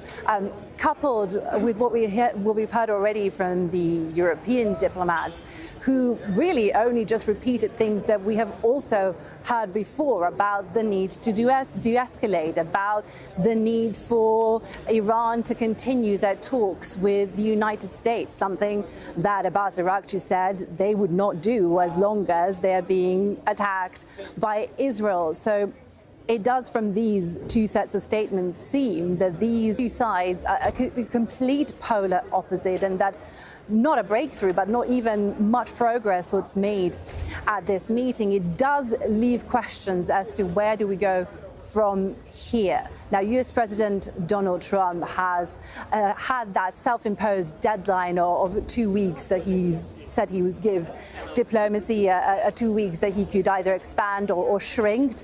And it will be potentially also based on what the European diplomats tell his administration about how today's meetings go. And it's incredible how important the stakes are here. We're talking about whether the US will join Israel in striking Iran, a move that could have wide-reaching and long-standing implications on the entire region. I think the seriousness of that is not lost on anyone here today. I think for that reason, these talks also ran much longer than we thought they would. They ran something close to 4 hours. However, even despite that, the hours of discussions, when the delegations came out, the words that we're saying, the substance of what they are saying really doesn't seem to have moved the dial at all in terms of reaching any kind of a compromise. All right, we'll leave it there. Thanks to our correspondent, Milena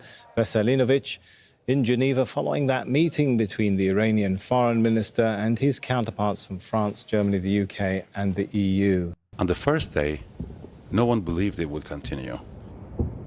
It was a beautiful Friday, the eve of Eid al-Qadir, a religious holiday here. Do you think everybody is in the wrong in this war? You're getting drafted, bud? No, I think there are wronged parties and parties that are doing the wrong. America, Western coalition forces, and Israel are the parties that are in the wrong. Everyone else that is resisting against them, regardless of whatever they've done in their domestic policies or whatever, are currently being wronged by the Western coalition forces, which includes Israel. Then the war began. Our first thought was that there would be a quick ceasefire and it would stop. They re-uploaded this vid after deleting it earlier. But the explosion in the middle of Tehran told us we have to leave. The streets emptied, shops closed their doors. The city split in two, north for rich people and south for the poor. Government workers live in the north of Tehran. Many strikes happened there, and the rich evacuated. In the south of Tehran, life still goes on. Not fully, but some shops are open. Cars are in the street and people go out to buy sandwiches. Everyone says we'll stay. We prefer to die in our home. But I know from their voices, they just don't have anywhere to go. Parts of the city were thick with smoke from the oil depot hit overnight. Everyone seems afraid, because it's now normal to see the Basij militia, the intelligence services, fully armed, riding on their motorcycles on the streets. They stop cars and people and saying no one is allowed to film anything. They stopped me. My heart was beating so fast. I tried to keep my hands from shaking, but my face went pale. When you talk with many people, they say they hate the system.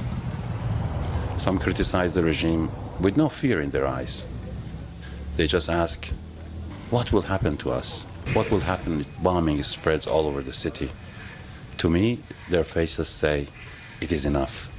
Almost half a century is enough. We want democracy. We want freedom. CNN's Fred Pleitkin is the first Western journalist to enter Iran since this latest conflict with Israel began. He's there with our Claudia Otto.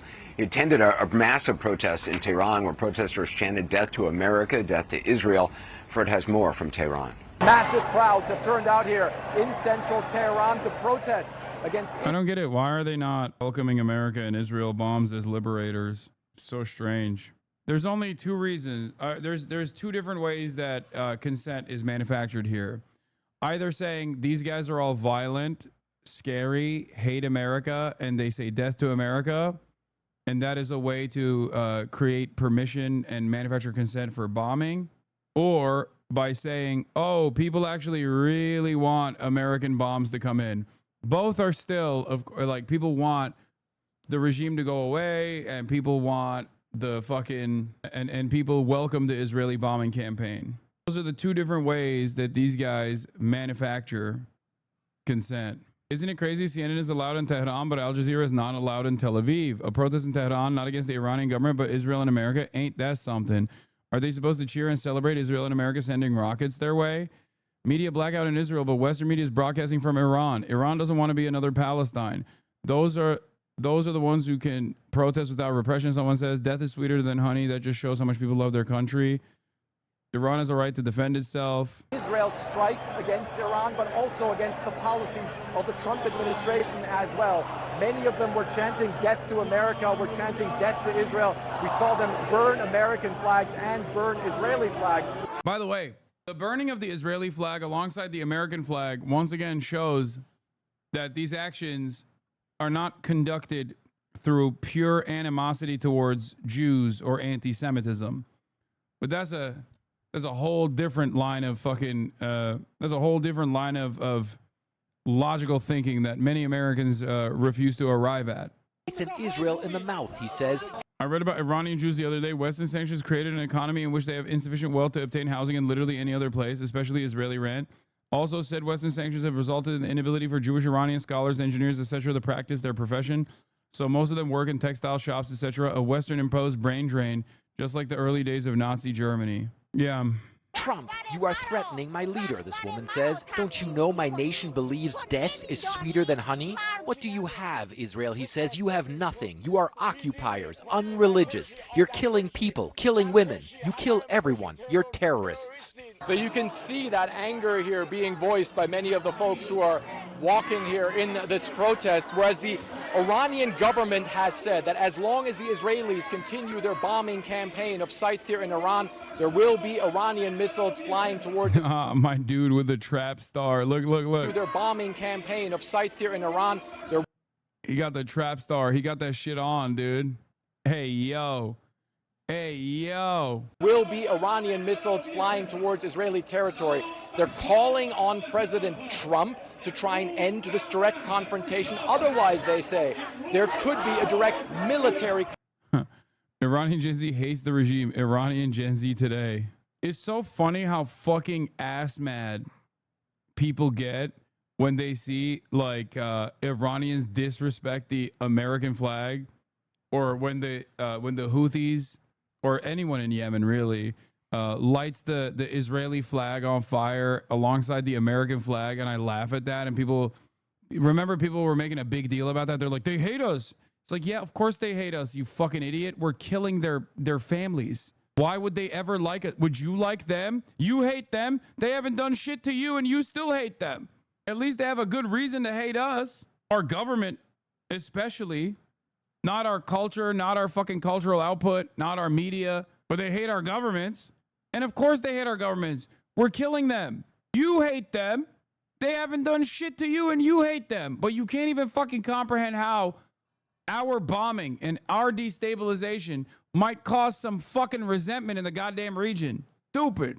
Confrontation between Iran and the United States. The Iranians say it's not something they want, but they also say it's something that they're ready for. Fred Pleitgen, CNN, Tehran. Former NATO Supreme Allied Commander Admiral James Stavridis joins me now. Admiral, first of all, what do you make of a protest like that in Iran? Obviously, the Iranian government wants to see people. Hassan, CNN and other Western media only show protests of the super regime aligned people. Look at the crowd. It's all women who are super covered in black and all that. These are not the regular Iranians. These are hardline Islamic Republic supporters. First of all, it's ridiculous to say that there aren't hardline Islamic Republic supporters that are regular Iranians. They are regular Iranians. There are, however, also secular Iranians as well. They are not going to be fucking flying the placard of the Ayatollah, but they still share that same fucking resentment and hostility toward, understandable enmity towards Israel and America.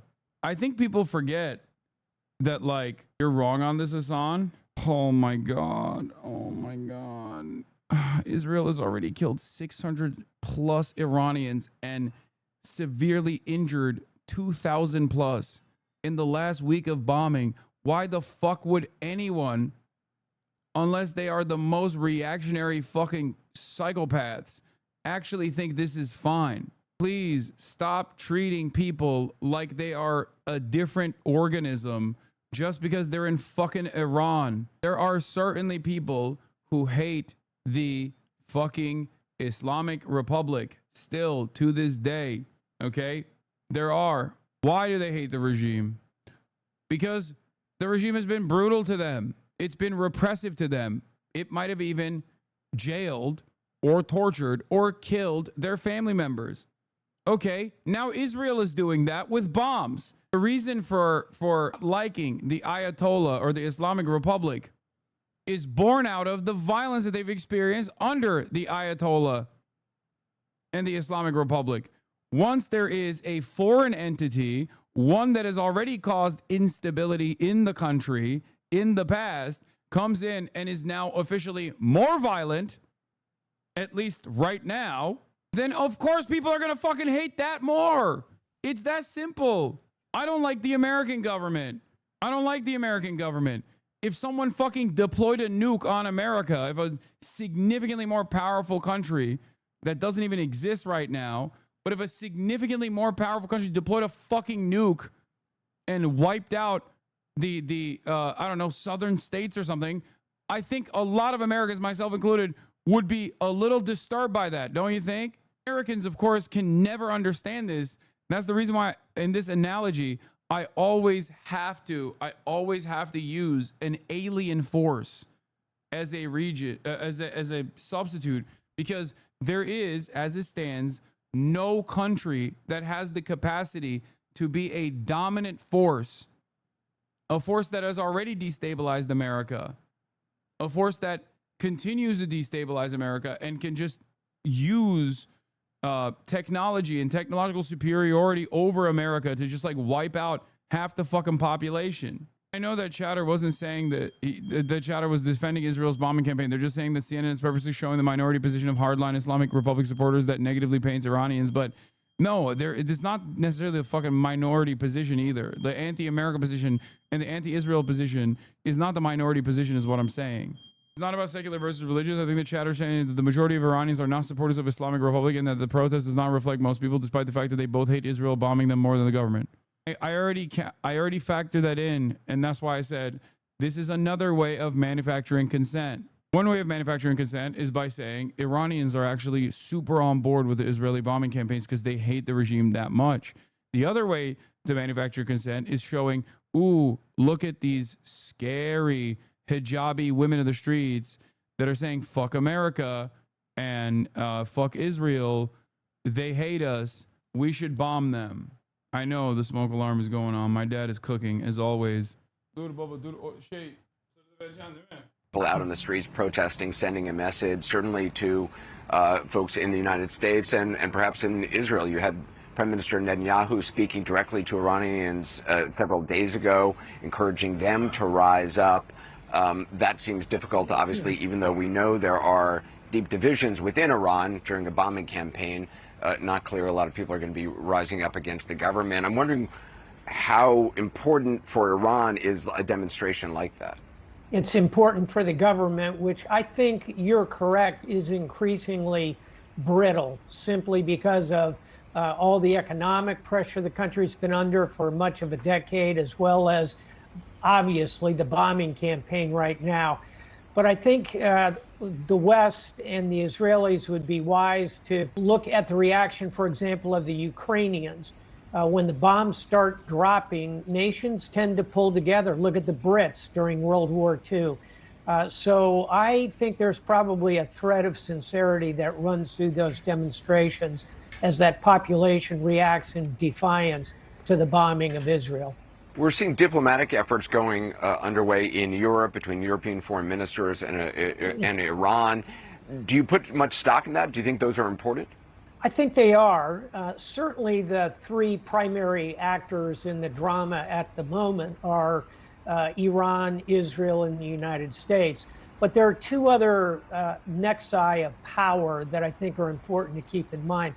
One is Europe and the Europeans, hence the importance of these talks in Geneva.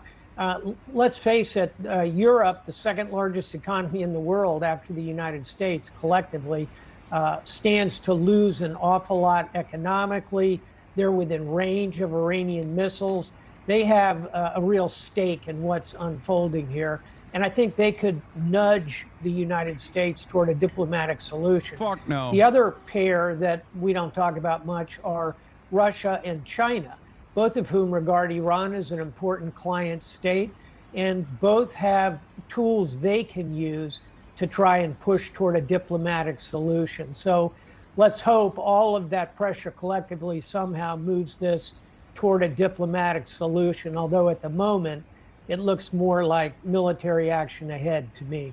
I've talked to some Israelis who are supportive of what the government here is doing, and they're concerned about losing momentum. They feel like there has been successful strikes by Israel against Iran. Israel has said that they kind of have freedom of movement in the skies, though not complete, because obviously we saw missiles being launched into Israel today as well as yesterday.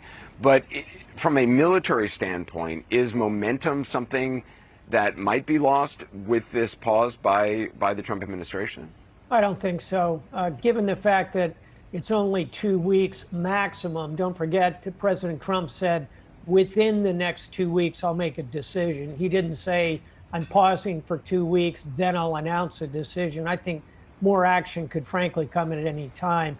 And 2 weeks is not a long time. In fact, I think it actually improves the chances of success in the mission because the U.S. is putting even more forces in the region to conduct a strike successfully if the U.S. decides to go ahead and do it. So I don't see this 2-week interregnum as a momentum breaker. I look at it, hopefully, I suppose, as one last opportunity, kind of last exit before the tunnel for diplomacy to have a chance. If the U.S.'s role, if there is going to be one, a military role in offensive operations, is to target and use the weapons only they have against this Fordo facility, does that actually meet the military objectives of Israel, the elimination of Iran's nuclear facilities? Because there's obviously concern that over what we may not know, where enriched plutonium may have been moved to. These things are moved around with some regularity. There could be sites that we are unaware of, that Israel is unaware of as well, without actually having forces on the ground inspecting these sites. Can you really be sure Iran's nuclear facilities have been destroyed? We got to do boots on the ground military warfare instead. You cannot be. And this is what you and I are old enough to remember Don Rumsfeld. He used to talk about known unknowns. And that's what you're describing. Yeah. Using Donald Rumsfeld's very famous quote, not as a negative, but instead as a positive way to advocate for yet another fucking failure of foreign policy, is incredible. This is the liberal outlet, by the way. Chatters, we are talking about the liberal outlet CNN. Iran's a huge country, 2.5 times the size of Texas, mountainous. It has a population of 90 million. There's an awful lot of space that Iran could use, and they have a lot of resources in terms of population. So at the end of the day, a single bunker-busting bomb would be a feel-good moment. I think it would be a successful mission. But those known unknowns of, are there other programs? What would the response be of Iran lashing back? Would they try to close the Strait of Hormuz? Would they attack U.S. forces in the region? There are many known unknowns that ought to mitigate. Yeah, this is an argument against American involvement. If it's going to be a spectacular failure, unless it's a long, drawn-out, boots on the ground invasion, which will end America 100%. Against this strike, at least until we've given diplomacy further opportunity. Yeah, and of course the unknown is one bunker buster bomb enough? Would it take multiple? Would that even work? These have not been used in a situation like this. Admiral, I appreciate. Israel's defense minister said this morning he's ordered attacks on, quote, symbols of the regime in Iran. He said one of Israel's goals is to destabilize Iran's religious leadership. Holly Williams is near the Iranian border, where she spoke to a group that wants to topple the regime. Holly, good morning. Good morning, Vlad. Israel's military says that overnight, more than 50 of its fighter jets flew non-stop over Iran's capital, Tehran, hitting nuclear-related locations and missile production sites. We are now more than a week into this war, and Iran's air defense systems are in tatters. Is it possible that the Iranian regime could collapse because of this conflict? Yeah. The regime is weakening. Yeah. Kawsa Fatahi is a leader in one of Iran's outlawed opposition parties, living in exile across the border in Iraq. Her group represents the Kurdish ethnic minority. Iran's government considers them a terrorist organization. Oh my fucking God. Tatters Western propaganda in full swing? No, but this was Chris Hedges' assessment as well, that the Iranian anti-air defenses have been depleted. And the very fact that they can do 50 fucking bombing missions overnight implies that they are infinitely more vulnerable. Like, they're putting their launchers in an infinitely more vulnerable predicament, because the moment that they fucking launch, if Israel is close enough, they can just like hit the launchers and eliminate even more launchers. This is probably the reason why the number of missiles launched in the salvos have diminished. Also, Westerners love using Kurds as a point of propaganda. It's their favorite thing to do. However, while the number of missiles that are sent in these barrages have decreased, their hit rate has obviously increased as a consequence of this, because they're, I think, using more they're using more advanced missiles now, as opposed to the previous stock that they were deploying. But I think Israel's best defense is a strong offense strategy here, which of course can only be conducted with complete Western support, refuelers, complete access over Syrian airspace to make the distance to Iran. All of that amounts to diminishing the anti-air missile systems of Iran. I'm not a missile autist by any means, as you guys know. So these are enormous areas. 50 planes is basically nothing. No, 50 planes is not nothing. Don't be crazy. Are you kidding me? Being able to strike 50 times overnight implies that your anti-air capabilities have diminished.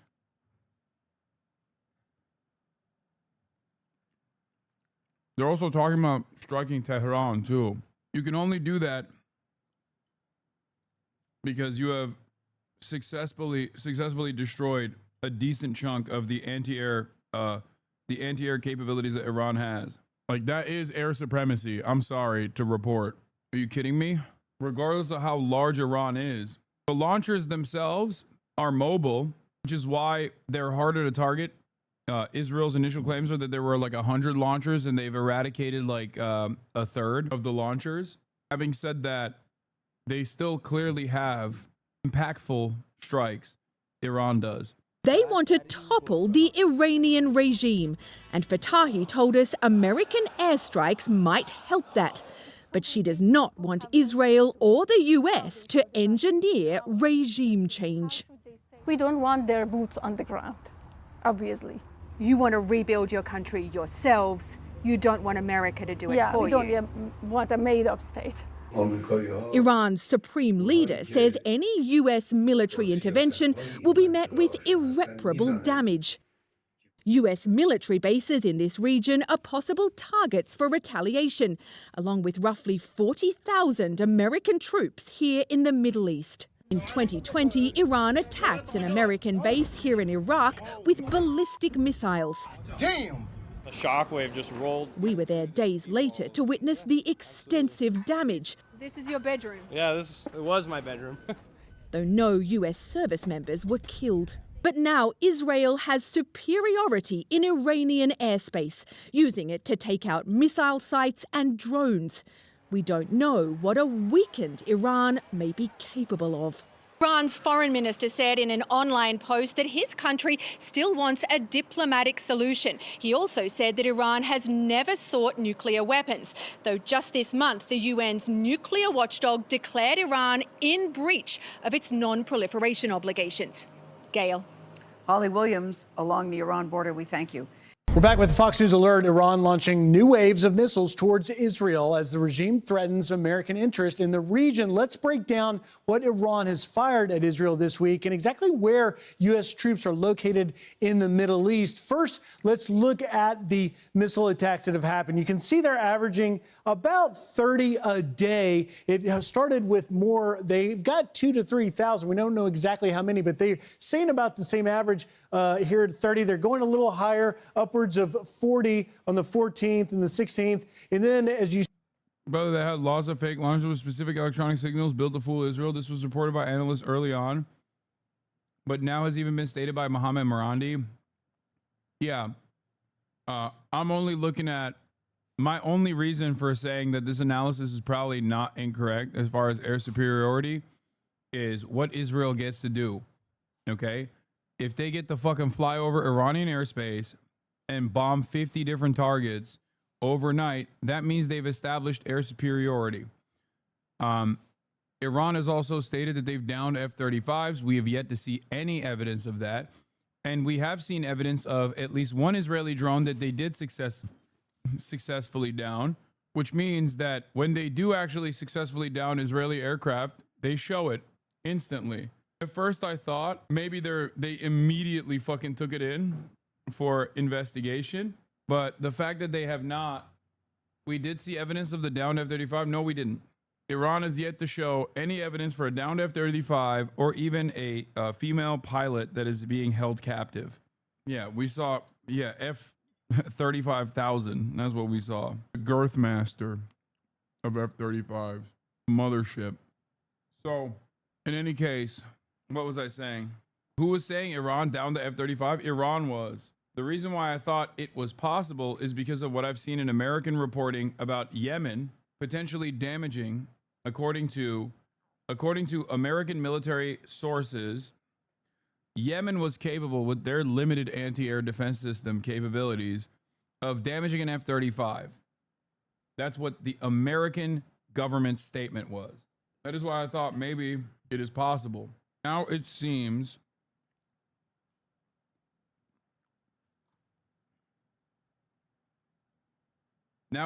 less probable, considering that there is no fucking real evidence for this at all. I've only seen two photos. Both were AI. One wasn't even an F-35, but it was an AI photo. It was a damaged aircraft that didn't even look like an F-35. And the other one kind of looked like an F-35, but it was ginormous. You see, it's starting to come down a little bit, but even as it comes down, even on the smallest missile launch of days, yesterday they hit a civilian hospital that we have been showing you. Now, let me just move to this, because we got to talk about the actual missiles they're firing. And you can see on this graph, really the region. And of course, you've got Tehran here. Israel is over here. But then, of course, Gulf states down here where a lot of our U.S. interests are. And you look at the range of them from 500 kilometers all the way out to 2,000. They have a lot of short-range missiles. Often the Fatahs you'll see fired out here, but it is the Shahabs that can really go wide. That is of great concern. And then lastly, let me just go back to, as we showed you that range of 2,000, obviously all of this is in there to include Al Udeid Air Base in Qatar, in Kuwait, Ali Al Salim, been a long-time air base for us, a lot of our assets there, along with the deep water port in Bahrain. That is a... I'm very uncomfortable seeing this country so close to our military bases. If they don't want to be bombed, why are they standing there so close in proximity to our military bases? Really fucked up. Very sensitive situation. The Fifth Fleet calls that home. That is the threat picture as we wait to find out exactly what President Trump will do. Brian? Yep, within 2 weeks. So let's bring in General Jack Keane Griff. He's a retired four-star general, Institute of Study of Wars, a must-read every day. General, your thoughts first off. This guy's an absolute monster. If you can't already tell by judging the book by its cover, you will very quickly realize how much of a fucking monstrous piece of shit he is with what he says just now. On the decrease in the number of ballistic missiles that Iran's been sending to Israel. Are they running out? Yeah, they definitely are. I mean, it started on the 14th, and if you just look at it in 24-hour periods, 200 on the 14th, then 105 the next day, then 65 the next day, then 35, then 30, and now I think in the last 24 hours we're down to single digits. So there's no doubt that I think they are withdrawing some missiles and don't intend to use them in the event that the United States attacks, and they may be thinking of retaliation against us. That's a possibility. But there's no doubt that two things are happening. The Israelis are destroying their mobile missile launchers, and that's a tough target. About 70? They started with 320, and they got more than half of them gone. They've hit their ballistic missile stockpiles. So the majority of the ballistic missiles are now gone, and that obviously is a good thing. And, of course, they're killing them as they're flying into Israel itself. That I don't believe. He's just fucking, he's basically throwing up fake numbers. I don't think Iran has said that they have 320 ballistic missile launchers. That's number one. Number two, the notion that they've been able to fucking erode its stockpile, its stockpile of ballistic missiles is also capped. I do, however, judging by the estimation, judging by simply looking at successful hits on target, or how many missiles are launched, how many ballistic missiles are launched in these salvos, and the number of missiles that have been launched are diminished significantly. I do think that they have eliminated a lot of the launchers for sure. Not like the majority, but I think the early estimates was like a third. Having said that, Iran clearly has the capacity to strike Israel, even right now. Every single strike opens up the launchers to a counter, but I do think their capacity has been diminished and their anti-air defense systems have been diminished, which is why I think now their launchers are under tremendous pressure from Israeli retaliation from the Israeli Air Force. This is the only offensive weapon they really have. They're flying drones, but they're not effective whatsoever. So when you look at the waiting period that the president said, give me 2 more weeks, you got to think that each day that goes by with this pace of them shooting rockets and Israel taking out the launchers, it makes our troops a little bit safer, it makes it a little bit harder. By the way, if you are Ukrainian and you are currently watching, the exact same drones that Russia uses on Ukrainian soil, in your capital, in your western cities, get easily picked off by the Iron Dome. Remember that Israel told the American government that they would not hand you an Iron Dome, despite the fact that America and Israel created the Iron Dome as a joint collaborative project. Oh my Lord. Early on, Biden entertained the idea of offering Ukraine an Iron Dome, which I thought was perhaps one of the best possible offensive weapons packages that you could have offered Ukraine. Now, Ukraine is a ginormous country as opposed to Israel, but there are clearly areas that could take advantage of the Iron Dome, like Kiev, like Lviv, or numerous other places in Ukraine where like normal civilian existence could continue without fear of Russian drone attacks. So when you see the success of the Iron Dome in thwarting the Russian drones, because the Iranian drones are the same exact ones sometimes, remember that Israel directly fucking blocked it. They said, if we give Ukraine the Iron Dome, we'll basically be handing it to Russia, and we can't do that because Russia will take it and they will send that information to Iran, and then Iran will be able to find ways of intercepting the Iron Dome. I wonder how much destabilization and how much death and destruction that has amounted to. Think about that. Think about that. If you're Ukrainian and you're like pro-America, pro-NATO, pro-Israel, because there are some Ukrainians who are pro-Israel, think about what that allegiance looks like for you. To think that they're going to hit some of our assets in the region, maybe we could put up... The Iron Dome is for makeshift tube rockets, not Iranian missiles. No, the Iron Dome also is used to intercept the literal same fucking drones that are swarming Israel and Ukraine. A map that shows where we have troops located. Yeah. Well, they can range, if they can range Israel, they can range our bases, in the Gulf region.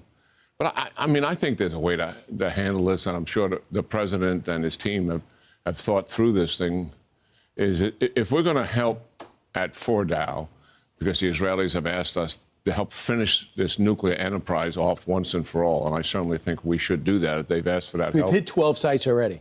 Yeah, Israel has. The nuclear enterprise is vast, and you covered it earlier. It's very redundant. It's resilient. Multiple sites, centrifuges, so you can spin up enriched uranium. Multiple sites, enriched uranium.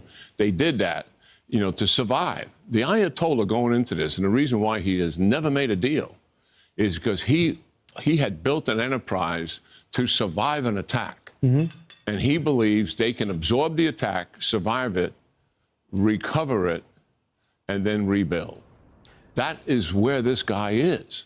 And I don't see him in the near term making a deal here whatsoever. I think after we take his enterprise down, his whole enterprise down, look at the Israelis have destroyed all 70 of their air defense batteries, all of them.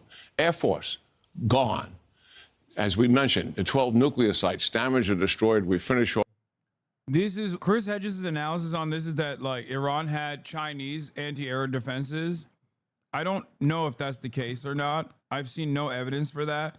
And Russian anti-air defenses, I believe that they might have had some Russian ones. I don't know if they have any Chinese ones. But god damn, dude, if they didn't, what a fucking major L. If they got 0 Chinese air defense systems, what the fuck were they doing? I mean, seriously. They had the S-300, but that's not enough. You need the 400. And even then, you need a lot more than you probably had. Russian S-300, more likely the older, I don't know. They bought 0 Chinese jets. I don't think the Air Force is... I don't think the Iranian Air Force has got that much smoke.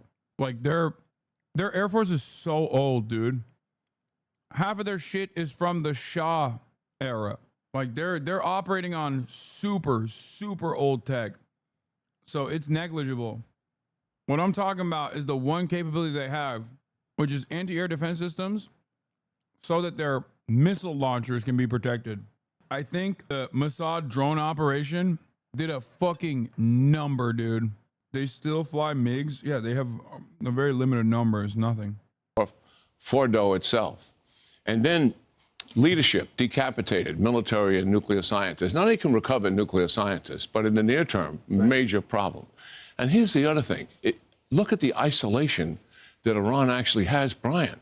The proxies in the region, particularly Hezbollah, was organized to defend Iran against Israel. That is why they invested billions and billions in dollars, 150,000 rockets, a force of 60, 70,000 capable of fighting. They were in Syria as a ground force. How much have they fired since the war began? 0. Nothing. They have thousands of missiles. Why haven't they fired? They have lost their political will.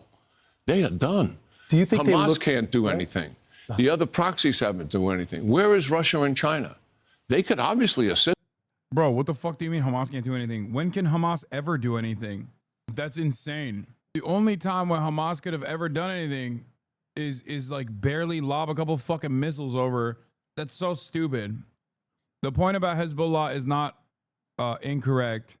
The point about Hezbollah is correct. I think that their entire leadership structure being fucking wiped out. Their entire leadership structure has been wiped out, and I don't know if it's cope or not that they're waiting for the opportune moment to strike, or if they just like literally don't have any capabilities. Like they've been reduced to a point where they can't entertain invoking the fury of Israel, because when Israel blows up Lebanon, they don't actually fight against Hezbollah. They kill the civilian population. While there's clear Iranian openness to talk about the U.S., the maximalist goal of zero enrichment by Tehran is likely further away because of the events of the past week. That assessment coexists with the reality that this war will almost certainly end with nuclear negotiations. Like, they're still talking about how these guys won't fucking stand down from nuclear enrichment, which is so ridiculous. It's sovereignty. Of course they won't stand down. They shouldn't stand down. They should have nukes, to be fair. I'm not even talking about like a civilian program. I think if they had nuclear warheads, this conversation wouldn't be taking place. If they had nuclear warheads, the region would be significantly more stable. It's a major detriment that they do not. This Iran here, they have missiles. Right. They're not. This regime is isolated. The proxies see it. I think the strategic partners see it. We are looking at the end here. Do you believe the president should greenlight a Fordo hit using the bunker busters? Yeah, absolutely. Do you think it'll be effective? Do you worry at all about it being able to wipe it out? I think there's challenges when you go in 300 feet for sure, at the bottom of a mountain. We've never actually done that. That doesn't mean you don't do it. I mean, Normandy was 50-50. I mean, it doesn't mean you don't do it. The alternative, I think, is unacceptable. Do you believe that the president's chairman of the Joint Chiefs? It's so psychotic. Like, comparing that to Normandy is hilarious, dude. We're the fucking Nazis in this equation, dumbass. Like, straight up. We are the fucking barbaric fascist state that is constantly expanding. Not fucking Iran. You just said Iran should have nukes and that's psychotic? Yes. Because ironically enough, Iran... Okay. Let me explain something to you. I did this the other day, and I think it bears repeating. You don't get nukes because you want to use them. You get a nuke so that you don't get nuked. Okay? Because if you get nukes and you use your nuke, then you're going to get nuked. The entire reason for why you acquire nukes is so you don't get nuked. That's it. It's mutually assured destruction. That is precisely the reason why Israel has gotten nukes, so they can be a sovereign state. Unless you are under the Non-Proliferation Treaty or the banner of NATO protection and have American nukes like Turkey does, if you are a nation state that is outside of the Western umbrella of Western Empire, if you do not have nukes, then you are basically waiting until your country is turned into a proxy battle by two parties that do have nukes. That's it. Iran is a fantastic example of this reality, and the DPRK is a successful example of what happens when you have nukes. Ukraine is another example of a country that lost its nukes, that gave up its nukes, and look where Ukraine is at now.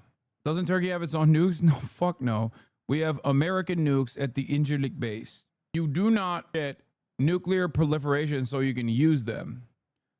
You get nuclear proliferation so that the threat of using one stops other countries from actually doing things that violate your sovereignty. I am in favor of complete denuclearization. But in the absence of that reality, it is understandable for countries in the short term to actually get their own nukes if they want to be sovereign. The idea that like we shouldn't have countries have their own nukes because they're unstable, they're dangerous actors, is also fucking stupid. There's only one nation state on the planet that has ever deployed not one but two nuclear arms on a civilian population that it was a belligerent against. That's pretty unstable. That's pretty dangerous. That country is the United States of America. No other country has done this. Countries have tested out nukes. Countries have deployed nukes. They have never used nukes as a weapon in combat, as a belligerent against a totally separate nation state and its civilian population, except for the United States of America. So if there's one country that is the most belligerent, the scariest country, is the United States of America, the nation that also first invented the atom bomb, thinking that no one else would ever get access to this kind of information. Chiefs of Staff, Secretary of Defense, DNI. Do you believe they're advising him to do this? I would suspect they are. If they asked, what they do is they lay out options and then the risk associated with everything, and then the president would ask, what's your recommendation? Now, listen, let me tell you something. This Eric Kurilla, who's the CENTCOM commander, that's been here a number of years, he's one of the best we have ever had in uniform as an operational commander. This guy has got his act together, and he is as steady as can be. Does the president trust him? Oh, absolutely. When he was working for Joe Biden and they had attacked us over 350 times in Iraq and Syria over the 4-year period, just listen to what I just said to you. Right.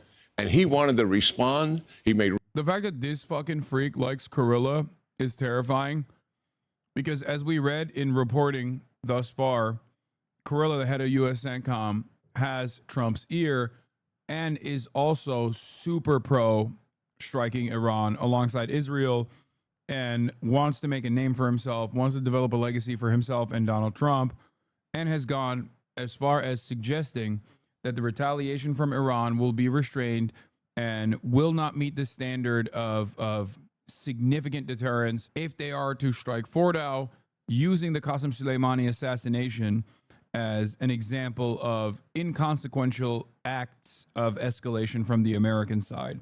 He is one of the most rabid Israel supporters in the military, and he is currently one of Trump's top advisors. This is a terrifying prospect, and one that all but shows that we're gearing towards military action. Recommendations to the president, he gave them a target list of 120. He didn't want to hit the proxies that were hitting us. He wanted to hit Iran to shut it down, and they never gave him permission. He's got a president now that will listen. Who's listening? Call him the gorilla. I just want to tell you that in the New York Times today, a short time ago, Iran rejects Trump's call for surrender in war with Israel. Predictable. I mean, he wants to survive this. The one thing I would say about the strike, the way to handle the strike, get the message to the Ayatollah. Mr. Ayatollah, we are conducting an air strike to support Israel's war. Right. And you know the reason why. And it's a one-off strike. We're not doing anything else. If you retaliate against us, then all bets are off. We're going to come for you with consequential force. And that would put his existence and his regime on the table. I hope the president's watching, because that's fantastic advice. Back in a moment. Thanks, General. We'll talk to you in an hour. You got it. All right, we got a Fox News alert. President Trump is preparing for an intelligence briefing with his national security team at 11 o'clock in the Oval Office. It comes as a senior Iranian official says they will reject any deal. I like that we watch both CNN and Fox News and even NBC and ABC, CBS, because it basically shows you that despite like the aesthetics, the argument is always the same. Like both sides of the supposedly diverse media landscape fails to demonstrate any kind of diversity of opinion on this. There is not a single fucking outlet that talks about the American majority opinion that we shouldn't be doing this. The only time where they barely talk about it is when they say, oh, MAGA is at odds. The MAGA base doesn't seem to, believe that Trump is or thought that Trump was an isolationist. Like, that is the only time where they offer a little bit of coverage about the American Democratic perspective. It's not just the Republican MAGA base that's like that is against going to war with Iran. The American Democratic Party is also entirely against military intervention in Iran. The problem is the party politicians are not. The party politicians are not against going to war with Iran on either side. That much is clear, which is why I repeat over and over again, the liberal fantasy demonstrated by a lot of people who voted for Kamala Harris, who claimed with no reasonable evidence whatsoever that Kamala Harris would operate with different standards, is so stupid. It's especially stupid because Kamala Harris isn't dead. She is very much alive right now, which means that as an alive person, she could just say that it's completely and utterly ridiculous to go to war with Iran. As far as I know, she has not said a damn word. I do, however, remember when she said she would be more hawkish against Iran than Trump when she was running. Liberals that fantasized about Kamala Harris being the liberator of the Palestinians have yet to hear from Kamala Harris talking about her concern with how the Trump administration has dealt with the Palestinian population so far. She has not said a damn word about that either. Yeah. Yusuf Munayyer says, Biden-Harris included all told us Trump was a national security novice and nightmare. Have they tweeted anything opposing Trump's reckless flirtation with another Middle Eastern quagmire? No, because they don't oppose it. There is one main party in D.C., the War Party. That is it. Check the reply article. Even as party leaders seek to burnish their credentials, the resistance to Trump, they're tacitly and sometimes openly giving Trump a green light to lurch America into yet another open-ended war of choice. Yeah. For the record, I need you to understand something.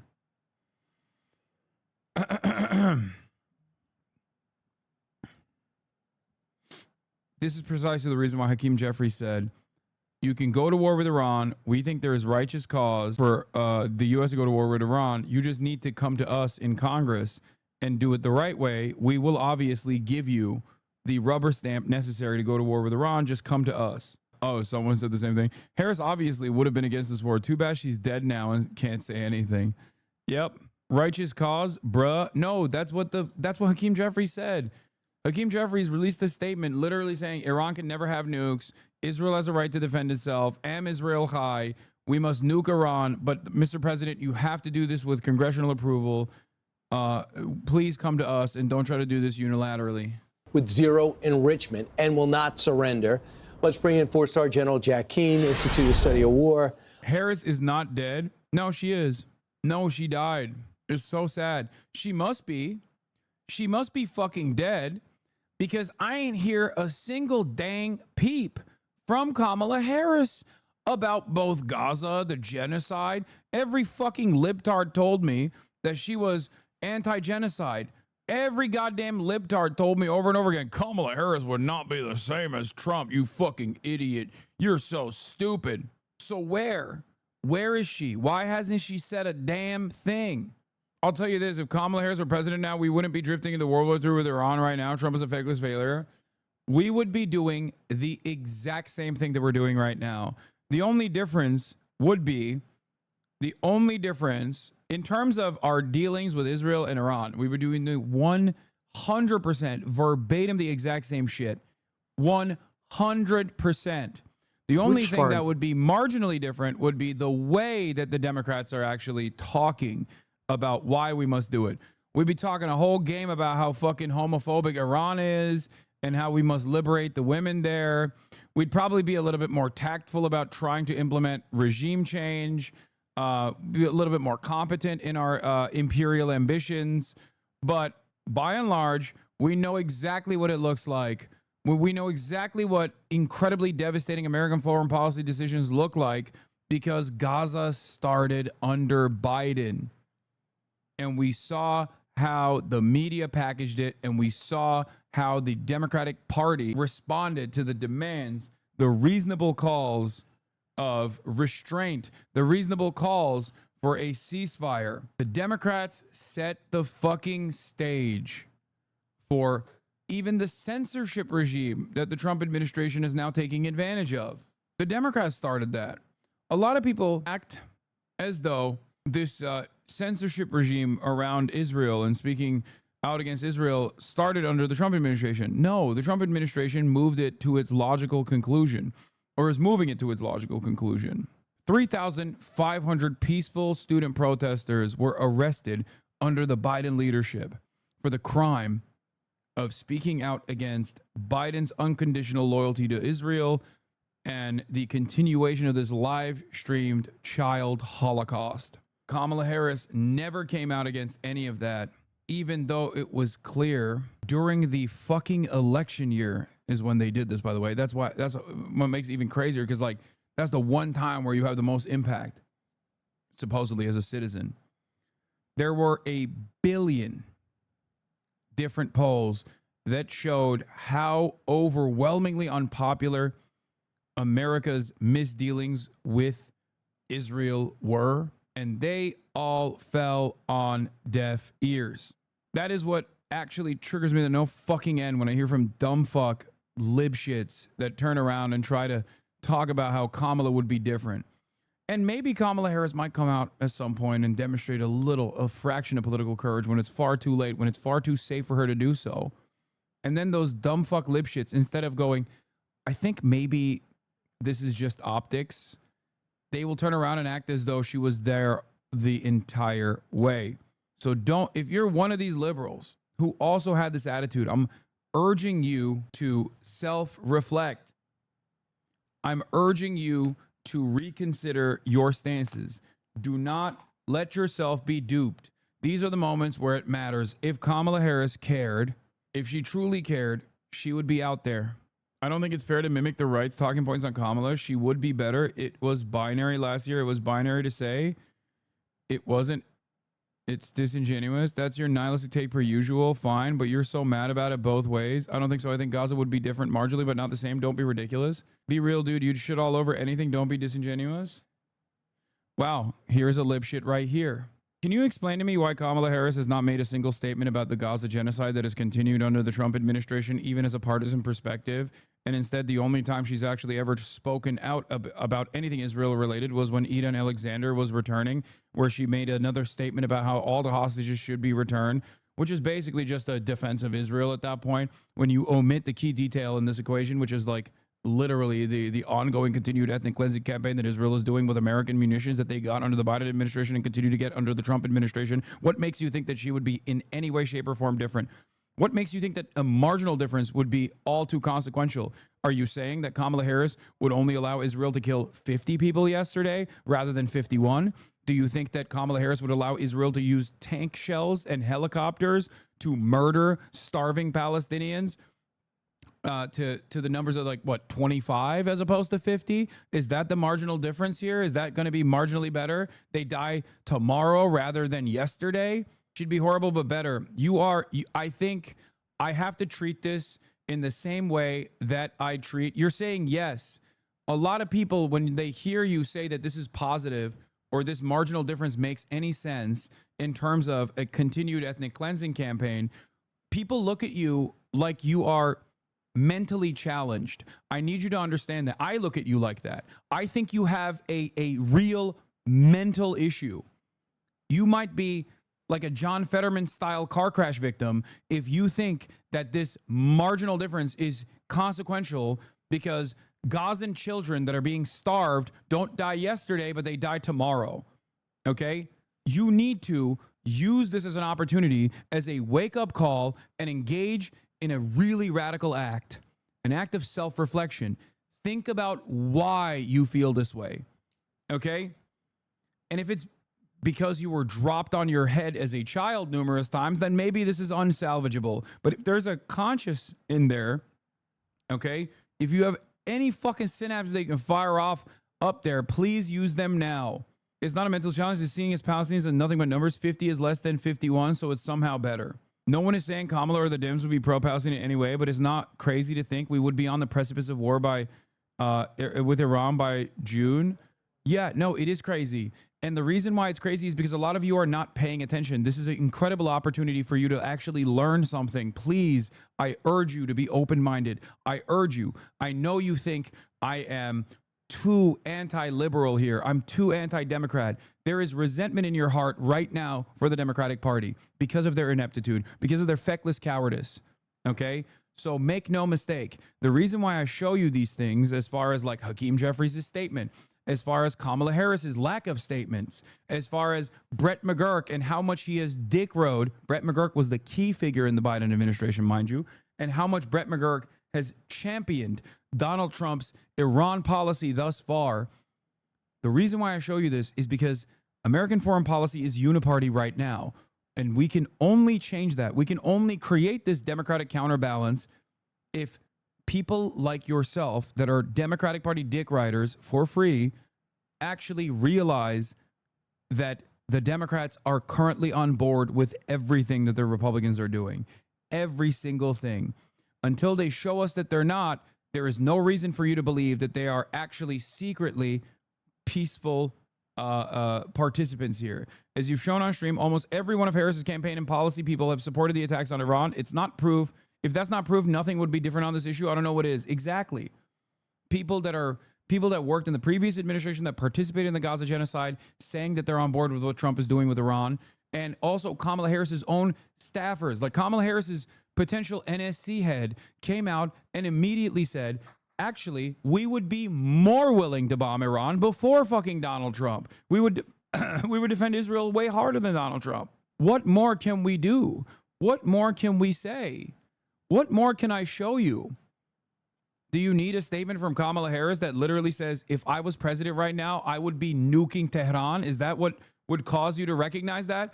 Or rather, would you turn around and fucking say, actually, girl boss bitch, we should be nuking Tehran? Because I don't know at this point. If you're this oblivious to the Democratic Party's lack of interest in being a peaceful dove party, a real anti-war party, when it is literally advantageous for them politically, even if they don't give a fuck about the carcasses of Iranian children being wiped off the planet by American munitions, they should at least care about winning, right? They should care about maintaining their popularity. They have unprecedented, historic unpopularity right now. They are less popular than the fucking Republican Party. This is a fucking 60% resentment issue.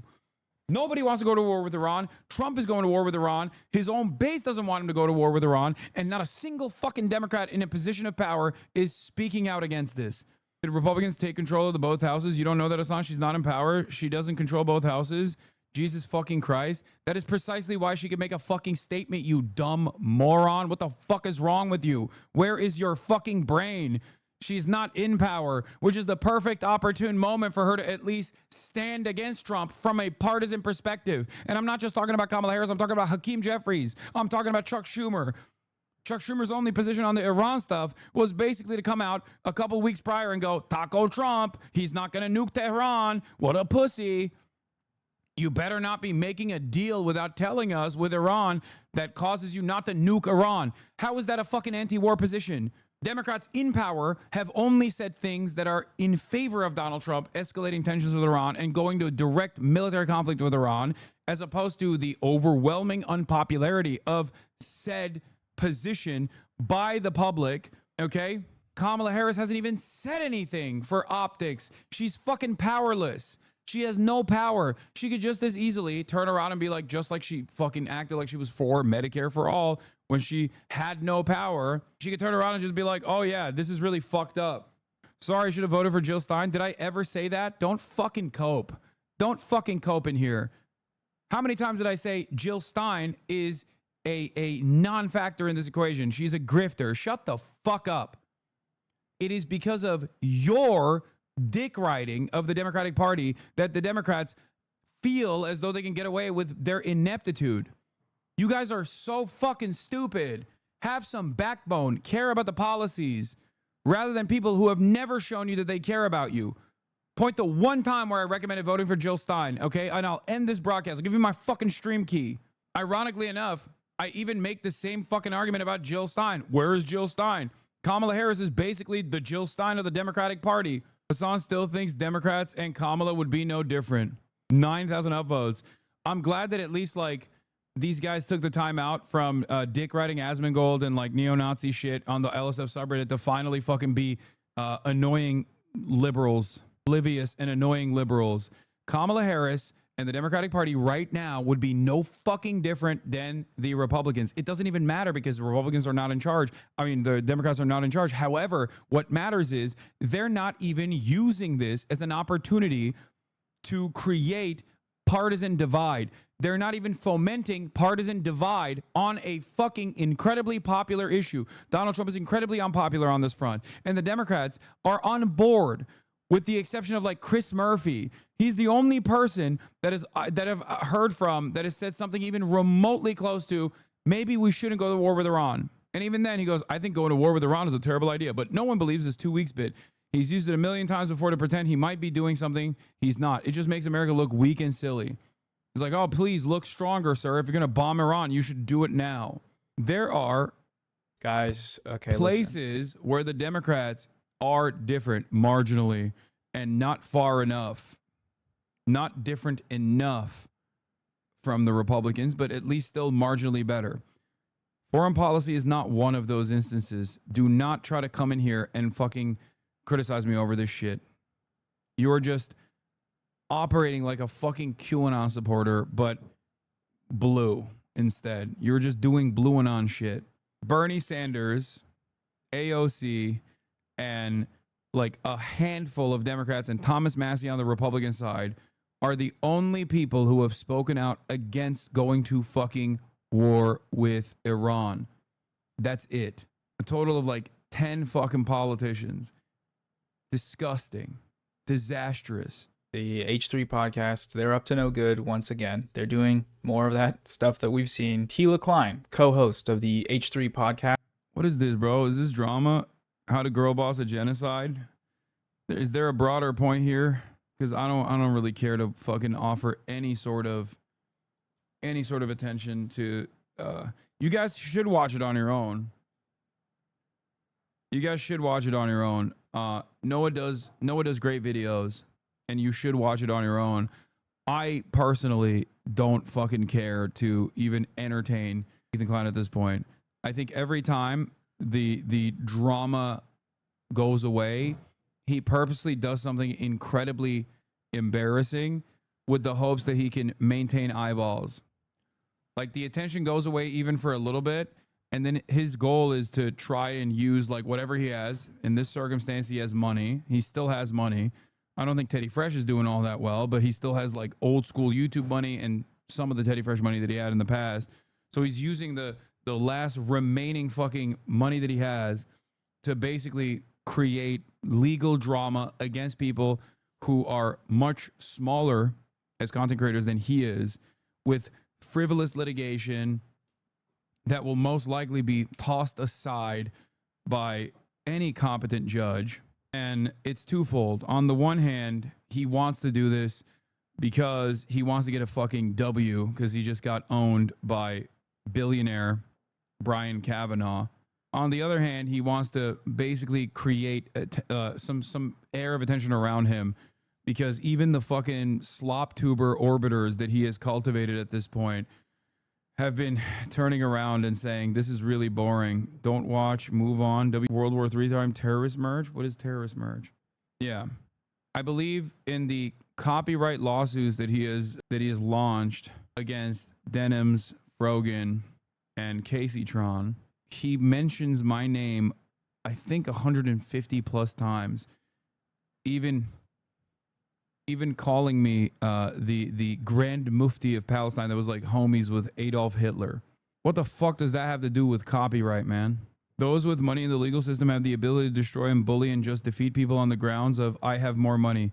This is what Ethan said when he was faced with the Matt Haas lawsuit. 258 times to be exact. Psychotic. Anyway, here is Tulsi Gabbard now trying to fix what she said, which was the initial assessment of Tulsi Gabbard and the intelligence community as a head of DNI was that Iran did not have nukes, nor were in the process of enriching uranium to develop nuclear warheads. Iran continues to seek expansion of its influence in the Middle East, despite the degradation to its proxies and defenses during the Gaza conflict. Iran has developed and maintains ballistic missiles, cruise missiles, and UAVs, including systems capable of striking U.S. targets and allies in the region. Tehran has shown a willingness to use these weapons, including during a 2020 attack on U.S. forces in Iraq and in attacks against Israel in April and October 2024. Iran's cyber operations and capabilities also present a serious threat to U.S. networks and data. The IC continues to assess that Iran is not building a nuclear weapon, and Supreme Leader Khamenei has not authorized the nuclear weapons program that he suspended in 2003. The IC continues to monitor closely if Tehran decides to reauthorize its nuclear weapons program. In the past year, we've seen an erosion of a decades-long taboo in Iran on discussing nuclear weapons in public, likely emboldening nuclear weapons advocates within Iran's decision-making apparatus. Iran's enriched uranium stockpile is at its highest levels and is unprecedented for a state without nuclear weapons. Iran will likely continue efforts to counter Israel and press for U.S. military withdrawal from the region by aiding, arming, and helping to reconstitute its loose consortium of like-minded terrorists and militant actors, which it refers to as its axis of resistance. Although weakened... Wait, so these words, Iran is at the point that it can produce a nuclear weapon within weeks to months, appear nowhere in the testimony. Yeah, she's not even saying that. Also, as every intel analyst can tell you, having intelligence on something is not the same as assessing it. One could find info to support any number of claims. What matters is what the IC makes of that information, the intelligence community. Oh, she's saying this is her initial assessment, and then she's trying to massage the narrative by changing the fucking description. The dishonest media is intentionally taking my testimony out of context and spreading fake news as a way to manufacture division. America has intelligence that Iran is at the point that it can produce a nuclear weapon within weeks to months if they decide to finalize the assembly. President Trump has made it clear that that can't happen, and I agree. Oh. Attack on. Oh, so she just did the thing. I thought there was like I thought there was a new testimony. Hassan, just stop. Dude, you being online with your ideology is cancer for America. My ideology of anti-war so that we can use our funds better instead of giving them to Israel so they can kill children. We should build roads in your fucking neighborhood, give you health care, make sure that your children have a better future, make sure that you can go to college and your children can go to college, make sure that we have better workplace protections for you and others like you, make sure that you can make an honest living and not have to fucking worry about your finances every step of the way. Make sure that we can fix the affordability crisis. This is my dangerous, cancerous ideology.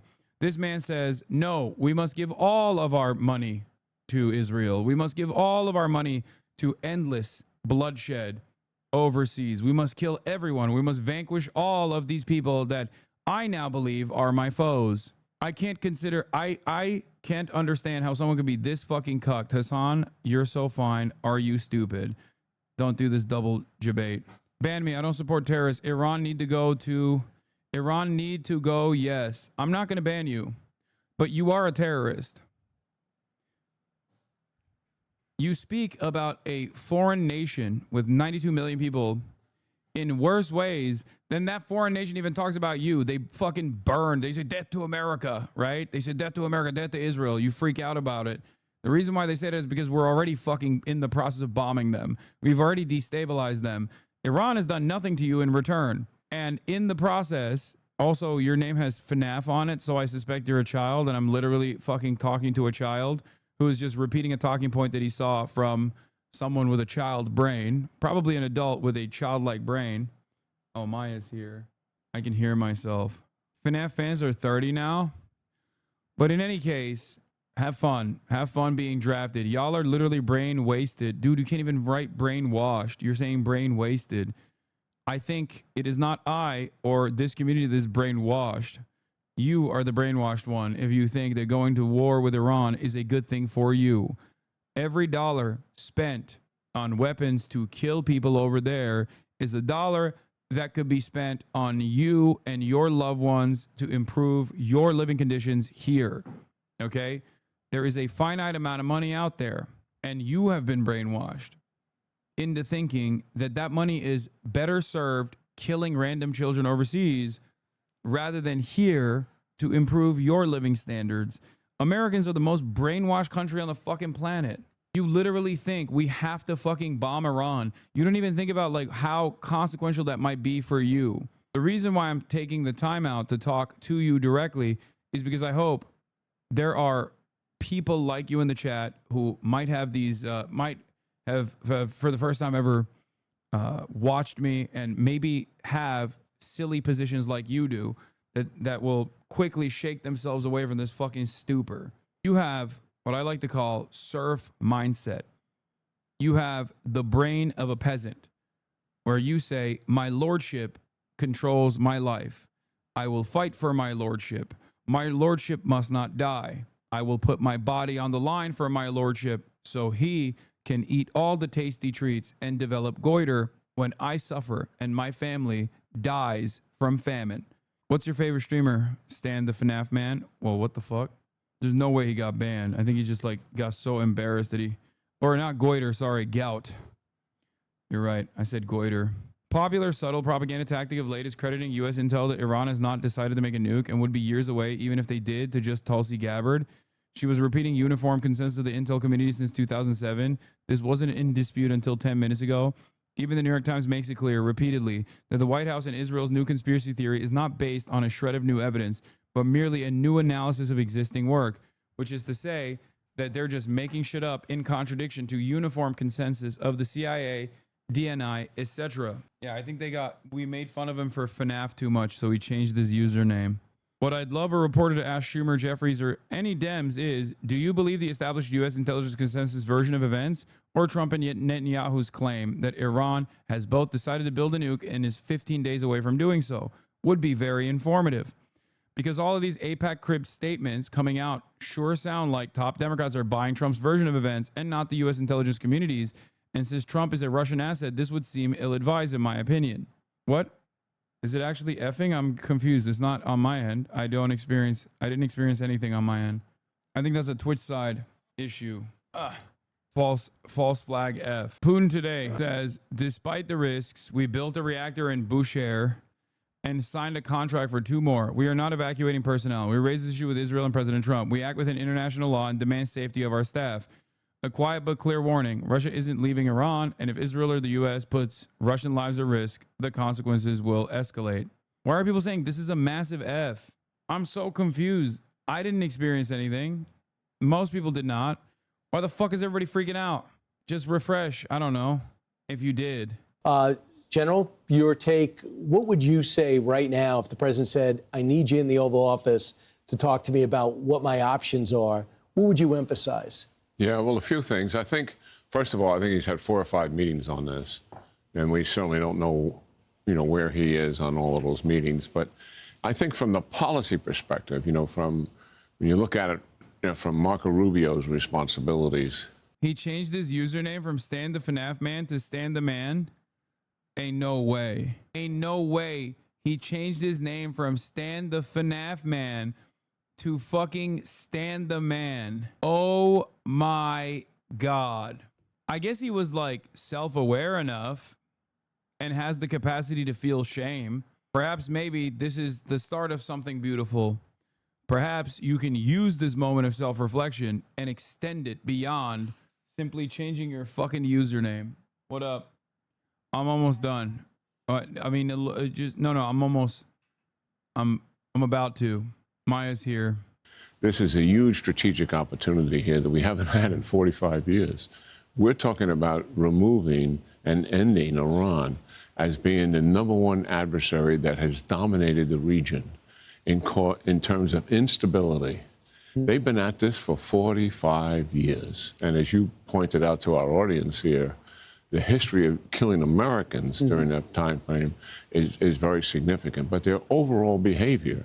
So as a result of diminishing this regime, taking away its nuclear capability, taking away much of its military capability, weakening it politically, isolating it for the first time, as we mentioned in the last hour.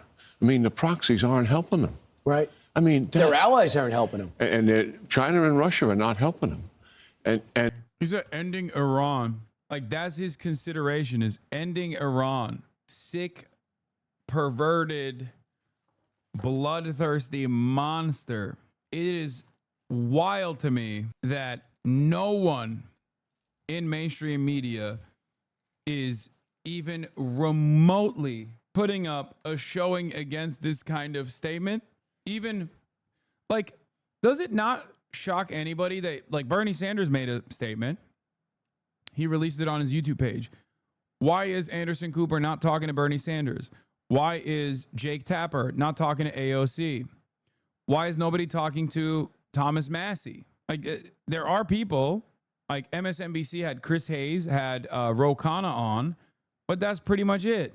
They're not even fucking bringing up the voices of reason here. And they funded Hezbollah billions of dollars for one reason only. Yes, to do state-sponsored terrorism, and they were the best at it in the business. But number 2, and the primary reason, was to defend Iran in the event of a war with Israel, and they haven't fired a shot. They lost the political will. So what that presents to us is our contribution here to end this. After all, this is Israel's. Because like 29% of Americans aren't insane warmongers. It's just not politically or socially advantageous. That's not true. That's not true. One, with maximum charitability here, you're basically describing the byproduct of the media not serving the interests of the public and not actually showing that there's an alternative vision here. But even then, you're not correct. You're literally not correct. No, Iraq war is entirely different. We are literally sitting in the ashes of the Iraq war. Dog. Yes, I'm explaining to you what happens. I'm using the Iraq war as a warning. We are living in the aftermath, in the ashes of what happened with the Iraq War. Right now, there is 60% disapproval of engaging Iran militarily. Off yourself. This guy is not even American. You fucking idiot. You're watching you're witnessing the manufacturing of consent and refusing to reckon with that. There is already a tremendous amount of disapproval of going to war with Iran. The media is working overtime trying to change that dynamic. It's still not working. And you're in here being like, nah, everyone's a bloodthirsty monster. They might be. Terrorist dick sucker. Literally terrorist dick sucker. Off yourself, piece of shit. Can you explain to me who the bigger terrorist here is? Israel? Or any number of different groups or states that resist Israel? Israel's doing a genocide. What is a bigger cause of terror than that? Is Iran doing a genocide? No. Quick, answer quickly before you get platform banned, because I suspect that's going to happen because you said off yourself to a streamer in front of 40,000 people. Quick, give me your last words and then tell me who your favorite content creator is. The dad with the mo. I like to stream a few games, but mainly stream War Thunder. Perfect landing. Perfect landing. Did I hear your gears? It's so funny that this guy is Australian. He's not even American. He's not even fucking American. You are double cucked. Detonate behind me. Double cucked. You're cucked by America already. You have no I autonomy. will be repaired in 2 minutes. You have no fucking autonomy. Australians are either the most based Maoist third worlders or the biggest fucking dick riders of empire and nothing in between. You should be excited that you're a Chinese vassal state. I wish. Yeah, Maoist or Rupert Murdoch without the money. Great way to approach that, yeah. Nah. This guy's a dad, by the way. How fucking sad. What a sad fucking state of affairs. Imagine wanting to be a fucking Twitch streamer on this platform and then going up to another Twitch streamer's chat and saying, off yourself. Damn, bro, he just created his villain origin story. I created his villain origin story. He literally came in here and say, off yourself, piece of shit, off yourself. Literally terrorist dick sucker, terrorist dick sucker. Oh.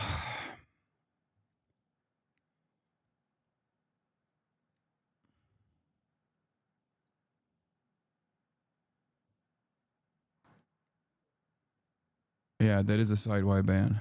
All right, I'm going to skip this. I'm going to talk about Mahmoud Welcome Khalil back right now. Because we need some good news. Now, Vice President J.D. Vance is on his way to Los Angeles, where he's expected to meet with Marines and tour a facility that is key to the Trump administration's immigration crackdown. His visit comes less than 24 hours after a federal appeals court handed the administration a key victory in that effort, ruling that it can keep control of California National Guard troops despite fierce opposition from state leaders. NBC News political and national correspondent Jacob Sobroff joins me now from Los Angeles. So, Jacob, what has the reaction been to the vice president's visit to Los Angeles? You can imagine, Ryan, that... What the fuck? This video is wrong. We're awaiting the release of Mahmoud Khalil, the Columbia University grad student and Palestinian activist arrested by ICE more than 3 months ago. A judge today ordered Khalil to be freed on bail. He had been held in a detention facility in Louisiana, away from his wife and away from his newborn son. He's also been the subject of an intense debate over the power of the Trump administration to hold pro-Palestinian demonstrators. Let's go straight to CNN's Gloria Pazmino, who has been following. No, site-wide ban. No, I wanted him to tell me. Why he thought this way, but got fucking clapped. VP Vance just called California Senator Alex Padilla Jose Padilla during his press conference. A classic. Following Khalil's case since the very beginning, Gloria, what do we know about what happens next here? Well, Phil, at this hour, one of Khalil's attorneys who is there with him and down in Louisiana is trying to figure out the logistics of his release, which I'm told could happen at some point later this evening. And it's possible that he might be back in New York City this weekend. Now, as you mentioned, he's being held in a very rural part of Louisiana. So it will take some time just for them simply to get back and forth to the airport after he is officially released. But But I want to mention, Phil, that the judge in this case just a few hours ago during the bail hearing called it highly, highly unusual to continue to detain a legal permanent of the United States, who his lawyers have argued is not a danger to the community and was unlikely to flee. In fact, today, Judge Michael Farbiars said that, quote, it is that Khalil, quote, is not a danger to the community, period, full stop. Now, let's step back a moment, Phil, because Mahmoud Khalil was the first in a string of detentions by the... Yes, I'm working on linking up with Mahmoud when I'm in. This is the most up-to-date information on Mahmoud straight from his legal team. I am looking to do a sit-down with him when I am out in New York. Update. Magistrate Judge in New Jersey says a telephone conference will be held at 3:30 p.m. to address the release terms, including the manner and logistics by which Mahmoud Khalil will surrender his passport and any other travel documents to the government as a precondition of release. The district court has ordered Khalil to be released today. Dr. Noor Abdallah, Mahmoud Khalil's wife, reacts to the court ordering Khalil's release. After more than 3 months, we can finally breathe a sigh of relief and know that Mahmoud is on his way home to me and Dean, who never should have been separated from his father. She adds, we know this ruling does not begin to address the injustices of the Trump administration has brought upon our family and so many others the government is trying to silence for speaking out against Israel's ongoing genocide against the Palestinians. But today we are celebrating Mahmoud coming back to New York to be reunited with our little family and the community that has supported us since the day he was unjustly taken for speaking out for Palestinian freedom. Latest update is that the court orders that Mahmoud Khalil's travel be restricted to New York and Michigan, as well as New Jersey and Louisiana for court appearances and attorney visits only, and Washington, D.C. for lobbying, legislative purposes only. Khalil will not be allowed to travel within the United States beyond these states and cannot travel internationally either. Yeah, because the judge has never been wrong when they said someone isn't a threat to the community. Do you think Mahmoud Khalil is a threat to the community? What is he going to do? Speak out against Israel's genocide more? Because that was the reason why he was detained unjustly. Oh no. What if he says Israel's doing a genocide, which is an overwhelming majority position in most of the planet, a position he should have never been prosecuted over at all. A grave injustice has been committed towards Mahmoud Khalil and his entire family.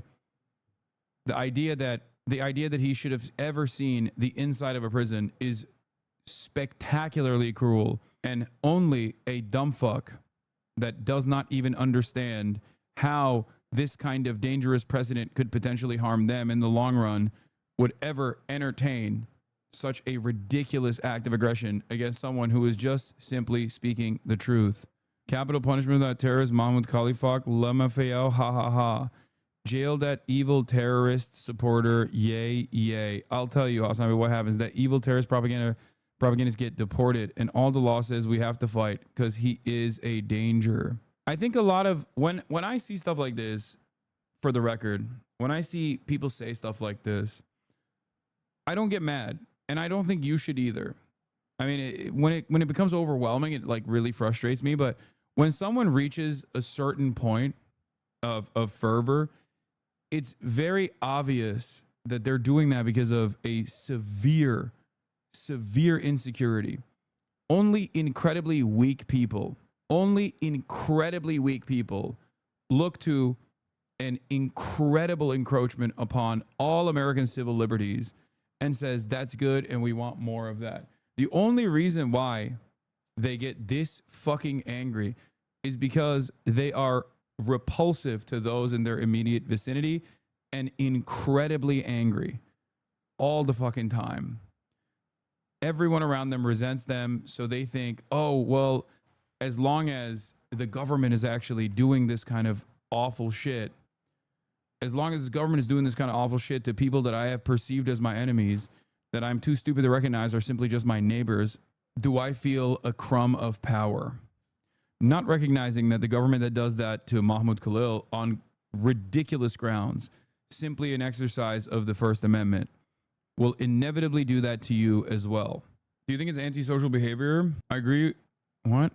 I agree with you about Israel and Gaza, but judges are wrong a lot of the time. Do you think the judges are wrong in this case? Otherwise, why did you actually take issue with this release?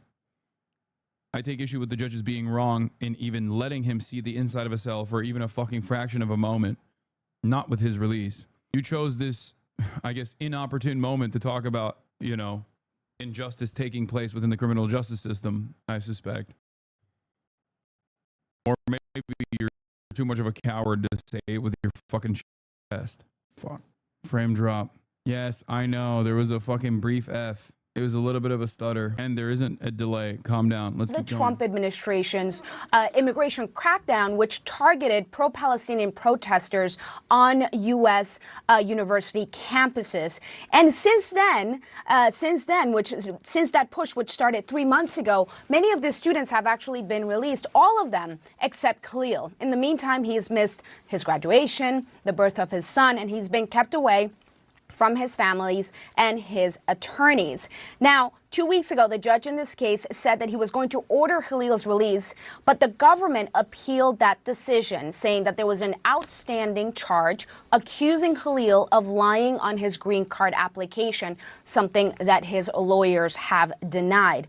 Now, his lawyers renewed their request for the court to issue bail, and that's exactly what happened here today. Khalil will be released. He said that the outstanding matter is a civil matter in immigration court, certainly not a criminal matter, and we are expecting to hear some detail about the conditions for his release, including the surrender of his passport and travel conditions. Here's what his wife, Dr. Noor Abdallah, said upon learning about his release. Quote, "We know this ruling does not begin to address the injustices the Trump administration has brought upon our family and so many others."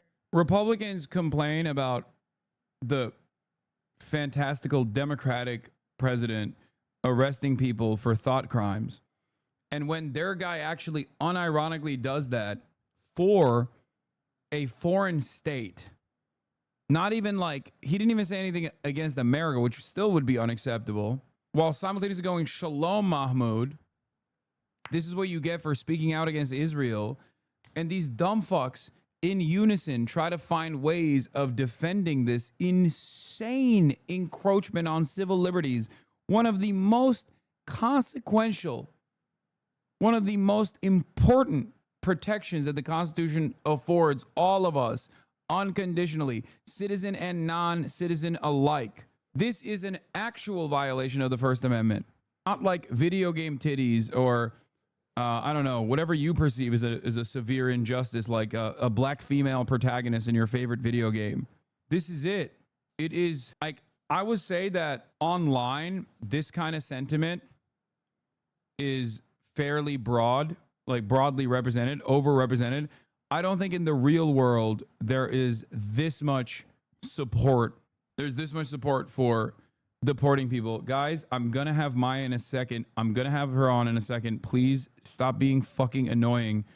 I'm in the process of covering a very important news story that I have been monitoring while also simultaneously trying to directly talk to the legal team of Mahmoud Khalil for months at this point so I could go visit him in the fucking Louisiana prison that he was in. And you guys are fucking freaking out. This is an incredibly important news story. God damn. I love Maya. She's about to come on. We're going to talk about animals. We're going to do some fun stuff. But you need to fucking shut the fuck up for a second, okay? She also said, "Today we are celebrating Mahmoud coming back to New York to be reunited with our little family and the community that has supported us since that day. He was unjustly taken for speaking out for Palestinian freedom." Phil? Gloria Pazmino, thanks so much. Let's bring in now Donna Lieberman, Executive Director of the New York ACLU, which is helping represent Mahmoud Khalil. Donna, appreciate your time. Just to start off, what more do we know right now about when a release might happen at this point? We know he's been ordered released today, and we know that the release is being processed, but we don't know exactly when that will happen. Before this decision today, or before the order today by the judge, he had been the only prominent pro-Palestinian demonstrator still in ICE custody, at least that I'm aware of. The State Department had claimed he posed a threat to national security. The use of that claim seems to have fallen apart in almost every case at this point. Is that a fair assessment? I just popped in. I have no context. I just don't like judges.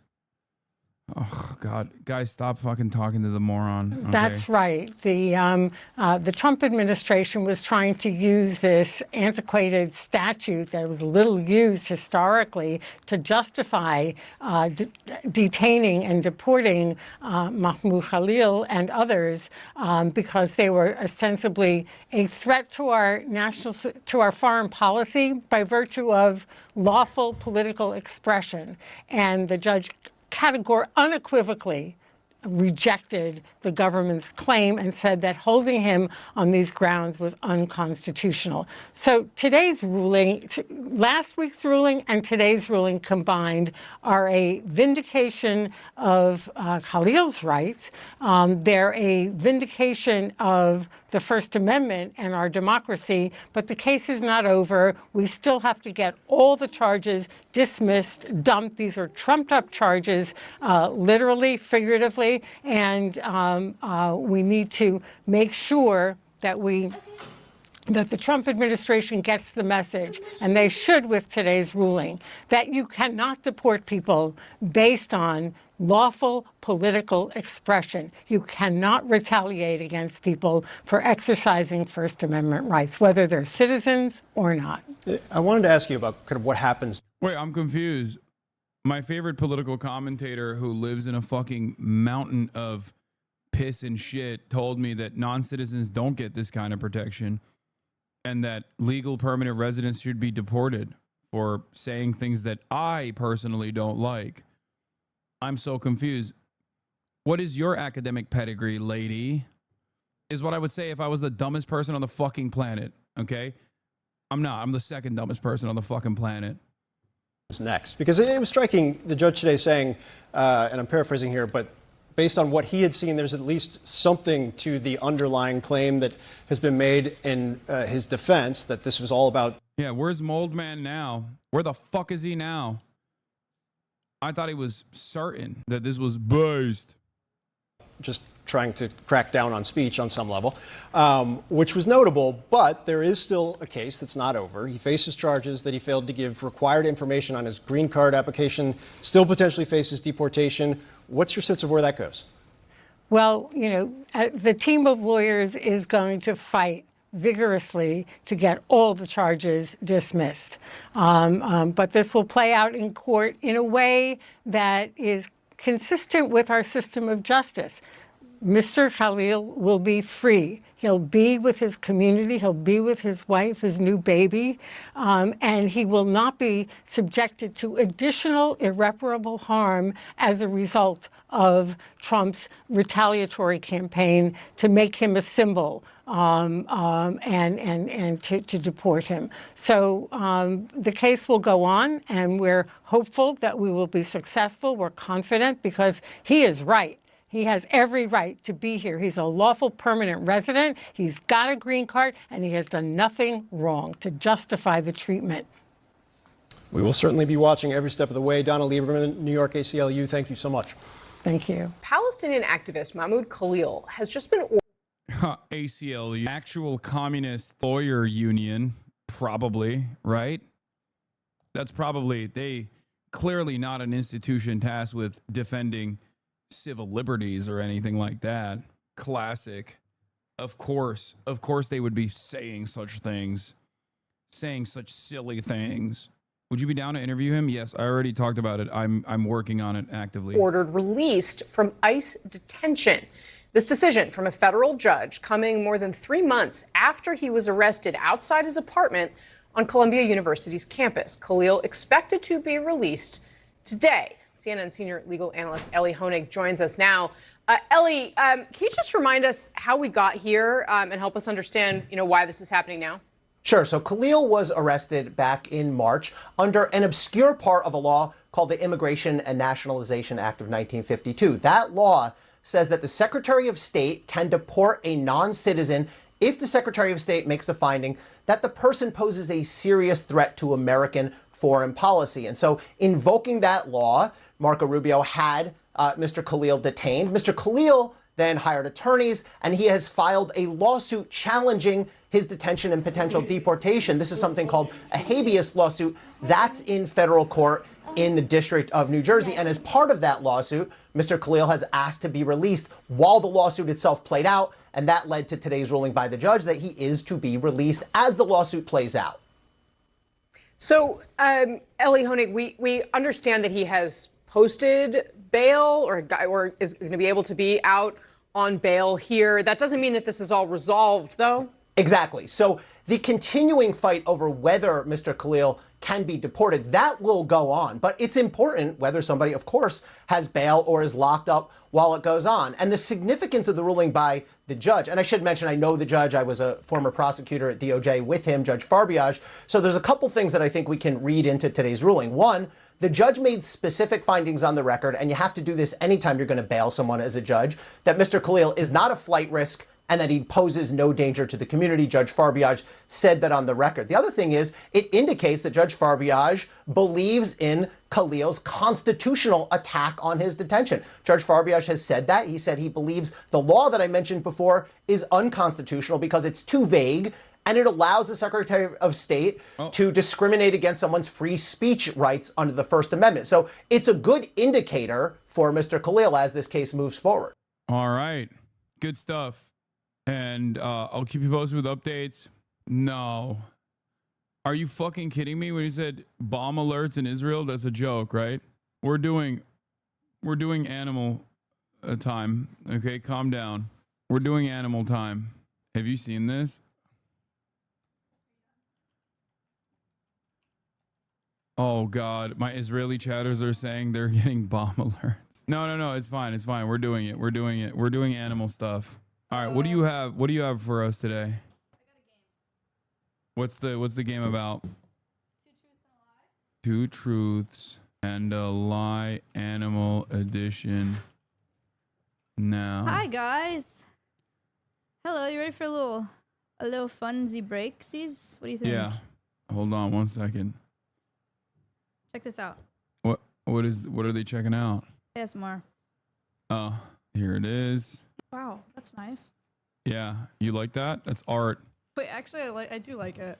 Okay, for those of you who don't know who my guest is, which I think you all do, this is my arch nemesis. Okay? And why is this so fucking crazy how fucking the lighting is so crazy right now? Okay. Everybody, this is my arch nemesis, Maya Higa. Okay? And here we're blasting off. You may know me from CBS News. I was about to say, you may know her. That's right. You may know her from CBS News. What is this?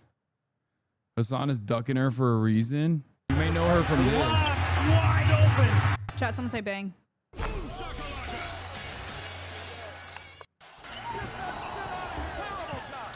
Great defense.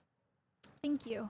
Thank you for saying that. You may know her from that, or you may know her from this. Oh, who liked this? Someone else give that back. Someone else caught a hold of my account and liked that in my stead. Clearly, I would never do that. I probably liked it to criticize it later at a later date on stream. All right, let's take a look at, is it 2 minutes? Is this a whole segment? Yeah. Outcome is not always good when a wild animal is injured or an illegal pet confiscated. But thanks to a group of Gen Zers and their unique social media stream, many of these animals have found a new home. CBS's Karen Hua has the story from Austin, Texas. So this is our marmoset enclosure. Oh, there he is. At 26, Maya Higa is the Gen Z. I'm 27 now. Wait, oh, when they shot this, you were 26? Yeah. It was right before my birthday. Oh wow, okay. Jane Goodall. I didn't know she was Gen Z either. We talked about this on the podcast. Bro, you missed that line. It was so hard. I know. I'm gonna run it back. Don't worry, I'm gonna run it back. At 26, Maya Higa is the Gen Z Jane Goodall. From injured birds to abused animals to confiscated illegal pets, she's rescued hundreds of critters from around the country.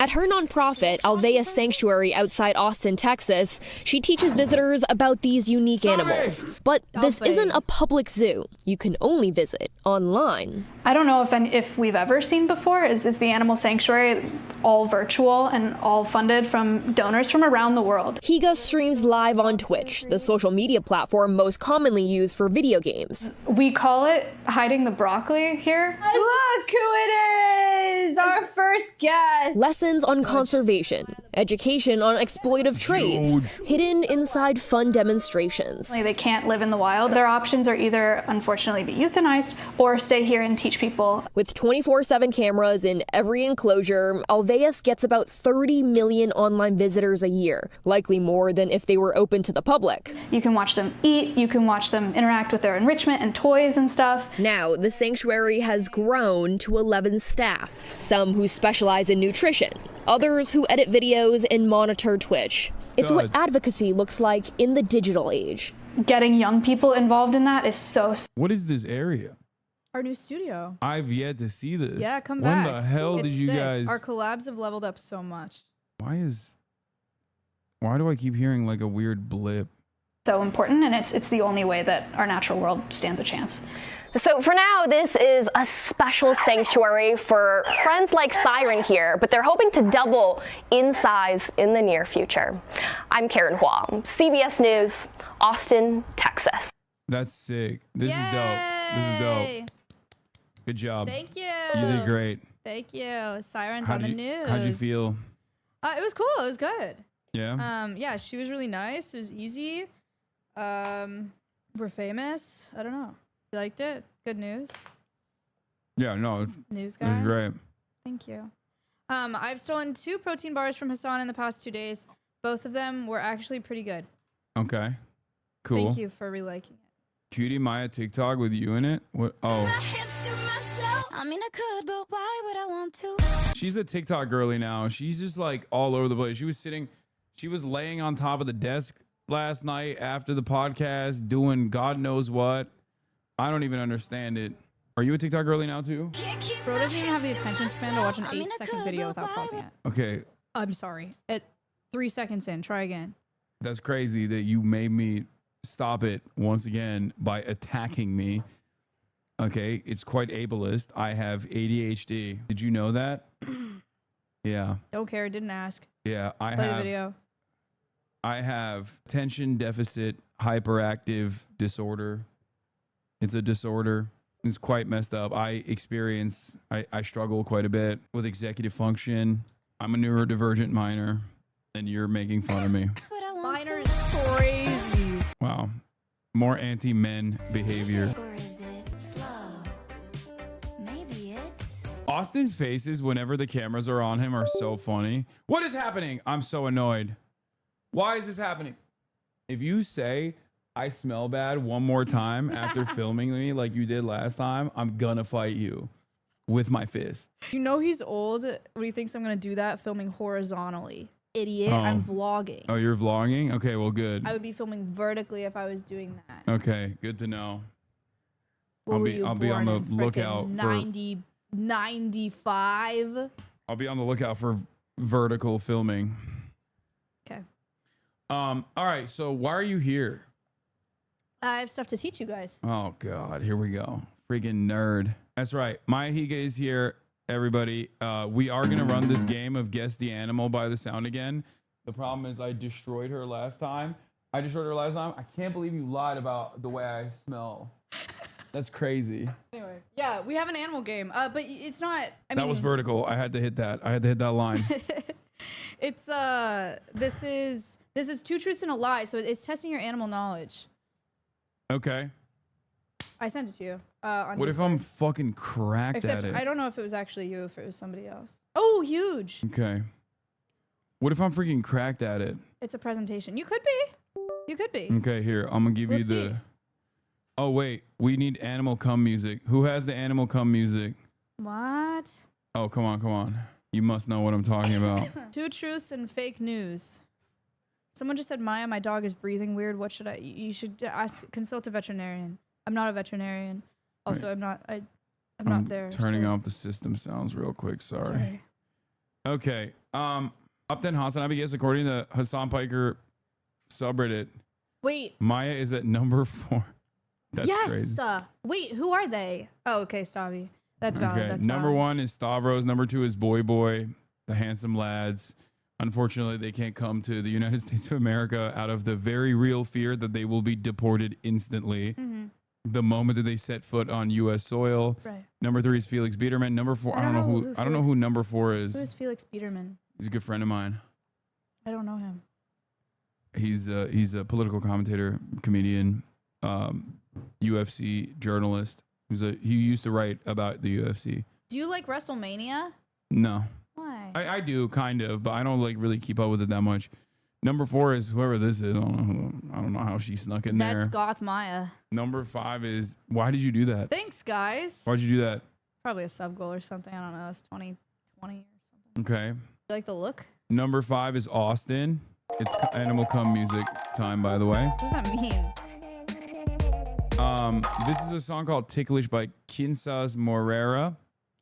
But the first time we ever listened to this song was when we were watching a YouTube video about the size of cum for different animals. Oh, like sperm cells? So basically this turned into fluid animal cum music. And then I started playing it as a soundtrack to car chases that we were watching for no reason other than the fact that it sounds so stupid. Like the music does. Load size is not volume. Yeah. Sperm cell size is really interesting too.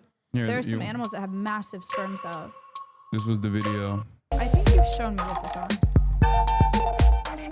I'm sorry. Is it not good to brush up on animal cum data? I just think. What if you forgot? It's like a little bit. What if you of forgot it some special things? interest. What if you forgot some things? And I'm literally, this is a teachable moment. Did you guys know Hassan has a fap top? Has anybody ever heard about that? Yeah, everyone knows about it. Why does everybody always bring this? Oh my God. I'm not embarrassed about having a laptop that I use to watch my shows and sometimes pornographic material that I consume. Okay. I have bad eyes and I want to take my glasses off before I go to sleep and I can't see the television. It's too far. Okay, all right, we're good. So I have to It was a reduce joke. the distance between me and whatever I'm watching. Is past. I don't want to hear any more. It's not even a joke. I'm talking about how I watch anime on my fap top. Okay, thank you. That's crazy. Anyway, did you know that sloths have 0.05 milliliter per ejaculate?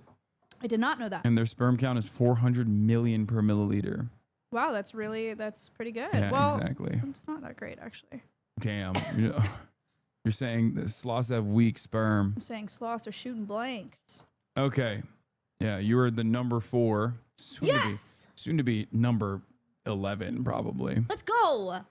Damn, Cutie is number 9. That's crazy. The best collab Hassan has ever had is me, Cutie, and Stavi. Yeah, that's true. That is like the all-time greatest collab for sure. Prime. My brother is not even in the top 5. No. All right, let's get started. Animal Cum music, locked and loaded.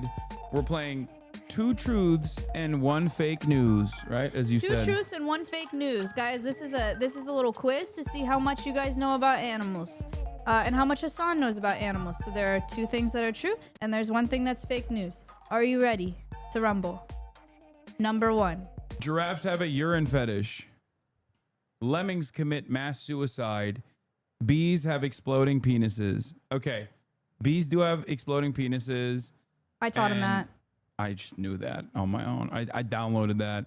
And I do think that giraffes probably do have a urine fetish. It seems like they're freaky. Like they're freaky as fuck. So I'm going to go with number 2. Lemmings commit mass suicide is not true. But you know who does commit mass suicide? Whales. Oh, beachings? Yeah. Yeah, it's really sad. You're correct.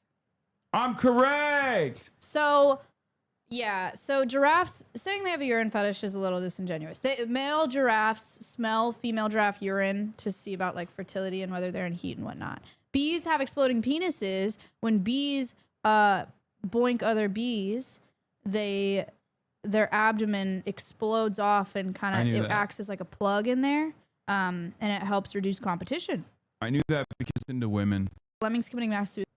Chad is saying is the Walt Disney propaganda. Yes. 1958 nature documentary, and they were like wait, it's effing. Hold on. Oh. It's this has been ongoing every fucking day now. I think my PC is bricked. Weird. It's Starforge. It's back though. We're Drama. Disney came out with this documentary, and they were like lemmings, like commit mass suicide, and they showed a video of them falling, like jumping off of cliffs. But actually, Disney filmmakers just threw them off of cliffs.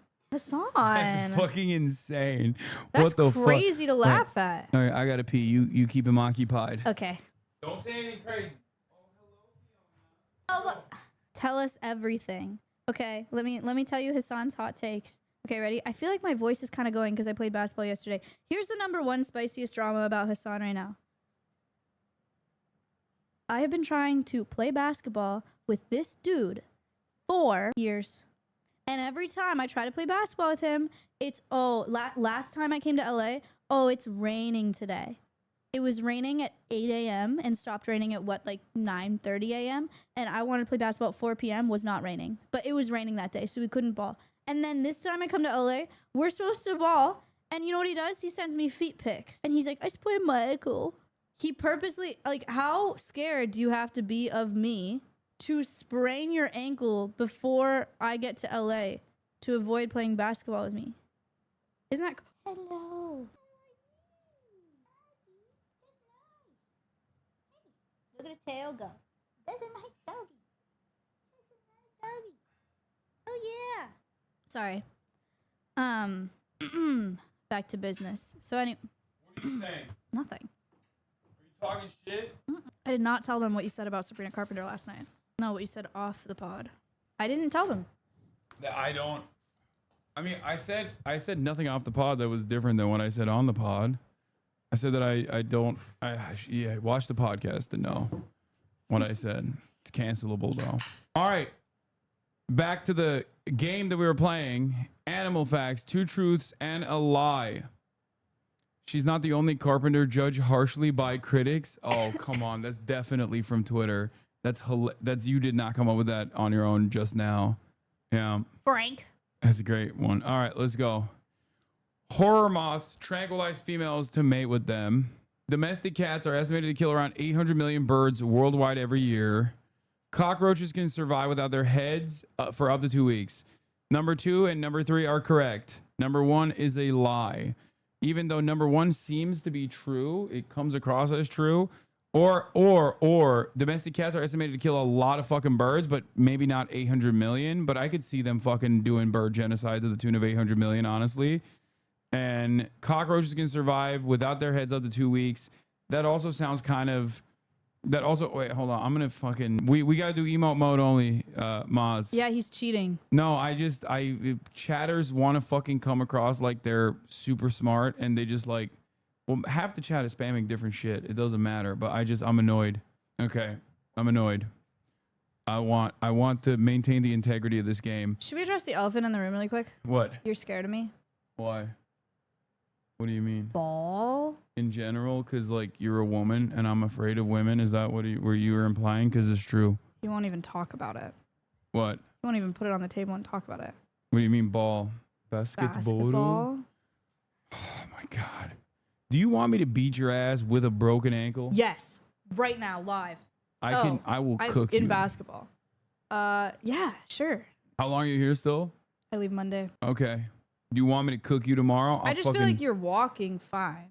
Yeah, I can't move though. My fucking ankle is the size of a baseball.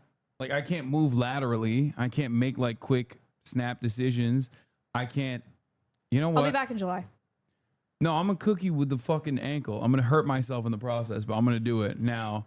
How about that? Okay, let's go right now. No, tomorrow. I can't tomorrow. Why not? Birria. Okay. I have Master Baker and then birria. Okay, you'll be hammered and I'll be injured. You know what? I'm not gonna make it. I just want to say that. What do you mean? You're gonna die? It's You're 3 gonna to 6. kill yourself to avoid playing basketball with me? No, and I'm the one gonna who's kill scared? myself to win birria. It's just crazy. 3 to 6 beers in an hour, Hassan. I'm gonna die. Like I feel like I might black out. I feel like you slammed him back in your college days. Yeah, when you were a hussy. When I was a what? A hussy. Don't call me that. I hate every version of Hassan's laugh. That's something I realized yesterday. That one was even worse than the last one. Ew, you see this? Oh my god. When you were wild. When I was in your college days. I did drink a lot in college, but Yeah. I am gonna throw up. Like I can't chug one beer without throwing up. Why do you hate all versions of my life? That's so fucked up. Because they're Messed up. That's hurtful. You're hurtful.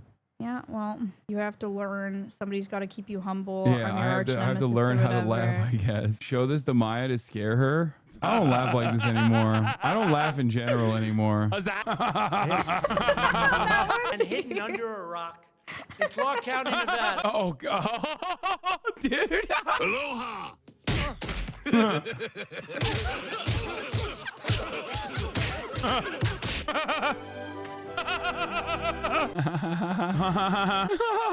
Okay, enough of this. Oh, you're laughing. You're enjoying it. You're enjoying it. Okay.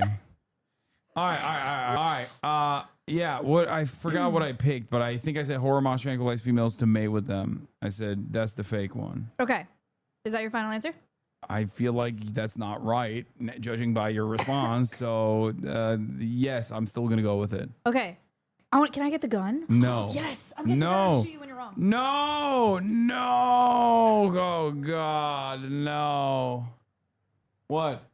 No, you're not the new Maya. Bro, get at. I will literally start talking about Israel, Iran right now. Dude, let me tell you about moths. Ah, okay. God damn. I hate this. This meta sucks. This is like, I see some TikTok sometimes on my timeline of like princess treatment or bare minimum. Yeah. And then they just like spray. These girls are spraying these men. And it's really messed up what they're doing to men. Compress your ankle and ice it. I am compressing my ankle, but icing is not good. Anyway, let's continue. Okay, so domestic cats are estimated to kill. Oh, okay. So you overestimated the number of birds that they kill. Domestic cats are estimated to kill between 1.4 and 3.6 billion birds worldwide every year. You underestimated it? Keep your cats indoors. God. They are devastating to wildlife and birds. That is crazy. 1 to 3 billion, chat. Okay, Crazy amount of That birds. is an insane amount. I knew that cats do bird genocide. I knew that already. But I actually thought that this was an overestimation. It was like a trick. I know. It's insane. So the other two are true. Cockroaches can survive without their head for up to 2 weeks. If you cut it off, they will just die eventually of starvation because they don't have mouth parts. Crazy. Horror moths technically will tranquilize females to mate with them. They have, you know what? You should look up a picture. But before you look up a picture, chat, bugs are very, very important and they're very good for the environment. I mean, they're called horror moths. I suspect they're going to very look good and they're very important for the environment. What the fuck? And Wait. everything has a role in Is this our actually natural it? world. Genghis moth? Yes. Oh my God. And they're not bad. They're good. Oh my, yeah, good luck. They're good. If I saw one of these, I would try to burn it with fire. Stop, but I don't would say that literally- about them. I would try my very best to burn it with fire. It would probably kill me. This is literally Satan. Okay, so this is a horror moth. Those four things are all called penises. No, they're called coromata. They put off pheromones that are like an aphrodisiac and they tranquilize females a little bit, and then they also are a deterrent for conspecific males. This literally looks like a rapist moth. Like it looks say like it would be. that about What do you him. mean? It's a rapist. It's actually a rapist. It tranquilizes its Look, prey. the natural world is kind of gnarly, okay? But and it all so it also puts off Where do they pheromones that live so deter I can other avoid males. it forever? Guess. New Zealand, Australia. Australia. Okay, Australia close and enough. like I think Southeast Asia as well. Okay, well, I'm never going back then because They that can't is- hurt you. Nah, that's what you think. No, they can't. Well, what happens when I see one in the wild and immediately have a heart attack? It's on That's hurt. How tall are you? 6'4". 6'4" dude, built dude, is afraid you, of a thank you. little, Thank you for saying I'm little, built. tiny Not a big deal. moth. You're so annoying. It's like, Is afraid of a moth this big. is it the size of one of my That's biceps? the man y'all want. Is it the size of one of my biceps? Wait, how big is it?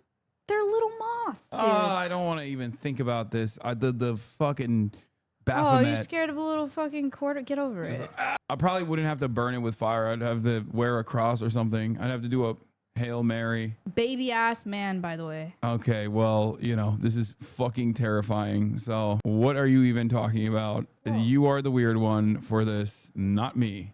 Yeah. So 1 to 3 billion birds every year. Every year. Not like in total ever. Like every year.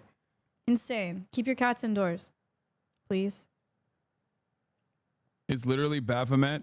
Yeah, see? It doesn't look like that at all. It literally looks exactly like that. Slow lorises have venom in their armpits. Longest animal ever recorded was 180 feet. Strongest bite force ever recorded was by a grizzly bear. Number 3. Do you know what a slow loris is? No, but the venom in their armpits sounds familiar enough. Like I feel like I've heard that before. So I'm gonna say strongest bite force ever recorded was by a grizzly bear. That's false. I think it's like probably a tiny thing that has like an incredible bite force or something like that. Maybe 180 feet, bro. What? What's 180 feet? I don't know. Something. What's the biggest animal in the world? What is it, like a whale? The biggest animal in the world? Yeah. I think they're 180 feet. Maybe. 180 feet, bro? What is that in metrics? I don't know. Okay. Well, I'm going with number 3. Okay. You're correct. Strongest bite What force the ever fuck recorded. were you? Why were you trying to steer me in the wrong direction? Because I wanted to shoot you with a gun. Oh god damn it! Okay. That's crazy. What do you think was the strongest bite force ever recorded? Like it could be a reptile, maybe like a Komodo dragon or something. Good guess. A saltwater crocodile. Okay, saltwater crocodile. All right, that makes sense. And then longest animal ever recorded is probably like a snake or an eel or some shit. Snake would be crazy. Bootlace worm. Yeah. Longest one was 180 feet. I don't think you're grasping how big 180 feet is. No. You are 6 feet tall. But I suspected that it was like, I suspected that there are things out there that are probably that long, like incomprehensibly long. Guys, that's so long. Look up bootlace worm. Is that gonna freak me out again? I want to look up a slow loris as well. You'll like them. You'll be surprised too.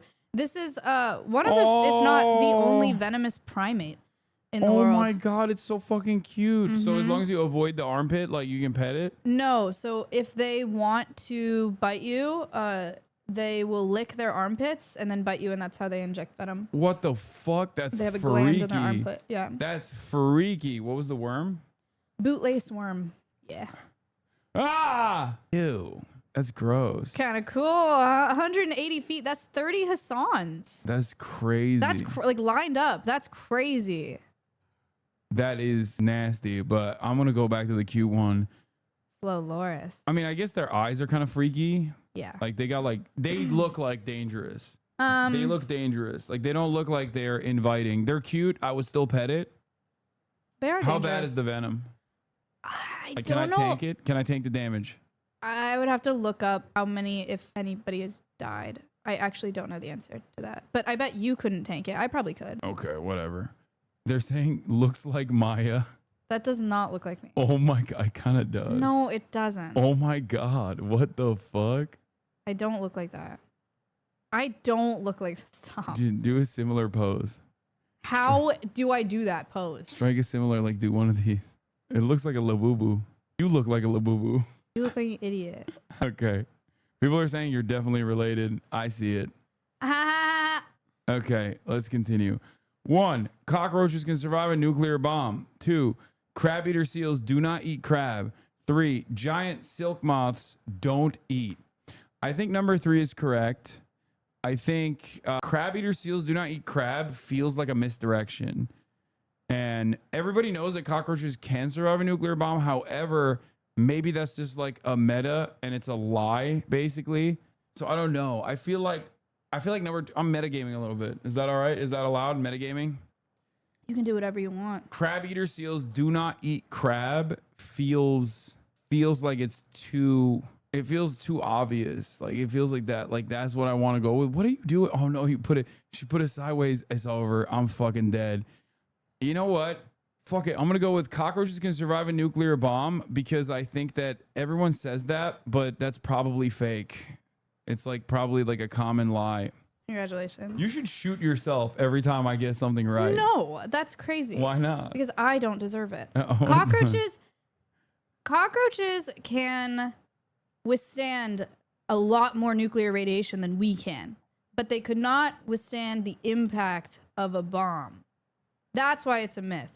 Crab-eater seals do not eat crab. Stupid ass name. And giant silk moths don't eat. Like once metamorphosis happens and they are a moth, their job is to mate and then die. They live like a couple weeks, but they don't even have like developed mouth parts to eat if they wanted to. No mouth, no eating. Oh my God. Oh, what a cutie pie. Scary teeth though. What an absolute cutie patootie. Oh my Lord. What do they eat?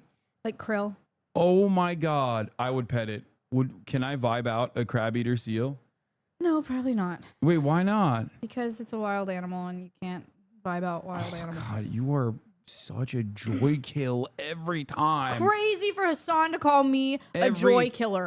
Crazy for this guy. Every freaking animal. I'm like, can I pet it? You're like, no, it'll kill you. Yeah, sorry, I'm a conservationist and I respect wildlife. God damn. Why is it so fucking cute if it's not supposed to be pet? Because not everything is about you. No, but it doesn't make sense. It's like, why couldn't they make it scary? Like the bug-eyed monkey thing. Like, at least that looks kind of creepy. I'd still pet it, though, because I feel like we would vibe out and he would not lick his armpit around me. But that's besides the point. Congratulations. Good job. There is a species of jellyfish called manowar. There are some fish that can climb trees. Water scorpions exist. Okay, this is outside of my realm of knowledge, which is, as I've demonstrated so far, fairly deep in the animal sphere. I'm a bit of a knowledgeable party, so I'm gonna take a shot in the dark here. It's hard to even metagame this. I'm not gonna lie, this is fucking me up a little bit. The fish that can climb trees one obviously sounds like it would be fake, but I think it's probably real. Like there's fish that can like kind of survive outside of the water for a little bit. Maybe there's a fish that can climb trees. Isn't that a saying? Like, oh, this will happen when fish can climb trees. I don't know. I think you're thinking when pigs fly, but No. I feel like that's also like a saying. And then water scorpions exist. I feel like that's definitely real. Is it? I think something that could be considered a scorpion can exist in the water, or maybe they don't even fucking go in the water. I don't know. Manowar. I don't even know. Manowar. I don't even know what the fuck. Like, what is that? Portuguese man-o-war. All right, I'm gonna go with number one. There's a species of jellyfish called a man-o-war. Portuguese man-o-war do exist, but it is not a jellyfish. A lot of people think it's a jellyfish. Technically, it's a siphonophore. Wait, so my lack of knowledge over, like, because if I knew what a manowar was, I really thought you would know what it is. I would have assumed that you it's a thought jellyfish. It was a jellyfish. And That's it's, right. Oh my God. So you won because you're stupid. Congratulations. Yes. I only know a song. I remember a song called like Other Bands Say Manowar Gay or something. I don't even know what that was. I don't know why that's like stuck in my head, but is it? Are you okay? What are you searching right now? Other bands play Nanowar Gay. On what are you? What is that? What is that? I don't know. What is this? I don't know. Nanowar of Steel. Metal, nickel, iron, fire and steel. And Manowar is a band. I know that. Silver and gold. Cobaltum. Thorium. Strontium. That's Siphonophore. Okay, so this was, I don't even know when this came out, but I think it was in high school when I heard this music the first time ever, and I don't even know, maybe this is a song? Anyway, Nanowar. Portuguese manowar. Can you look up how long their tentacles are? Because I don't remember the length, but I think they're like crazy long. Tentacle length. Yeah. 30 feet. Damn. That's crazy. That's crazy. Ouchie. These absolutely can sting you, and it would really hurt really bad. Okay, 4 out of 5. He's really doing it. There are some fish that can climb trees. Mud skippers. You would probably like mud skippers, actually. They've got like a cool little like suction-y cup plate on their chest and these 2 little arms, and they can like move in outside of water. Wait, this is actually, you're right. This yeah, they're is dope. cute. The fuck is a fish doing? What the fuck is this fish doing? Look at him go. If I saw this thing climb a tree, I'd freak out. Let me send you a TikTok of them. They're so cute. You'll like them. Climbing a tree. If I asked you to name an animal that walks on land, jumps and climbs trees. Like, I feel like, okay, this feels like it just got cucked in the evolution sphere. You know what I mean? No, they're cool. No, but like, isn't this literally what we were? Like, we were fish, and then we just developed little legs, and then we started walking outside of the water. Wait, I'm sending you this TikTok. Like, it feels like this guy got stuck. Like, I feel kind of bad. Okay, but look at how smart they are. Look at this TikTok I sent it to you on Discord. I mean, clearly not that smart. They couldn't even fucking evolve. Okay, it's not really a choice. Imagine having opposable thumbs right now and being able to fucking watch porn on your fap top at night. I bet he would love that. Little ableist and also really gross. Look at your Discord. This is a cucked fish. Like, this is like the evolution skipped this motherfucker Look for no at reason. What the fuck? They're very visually oriented. Aren't they so cute? He seems angry.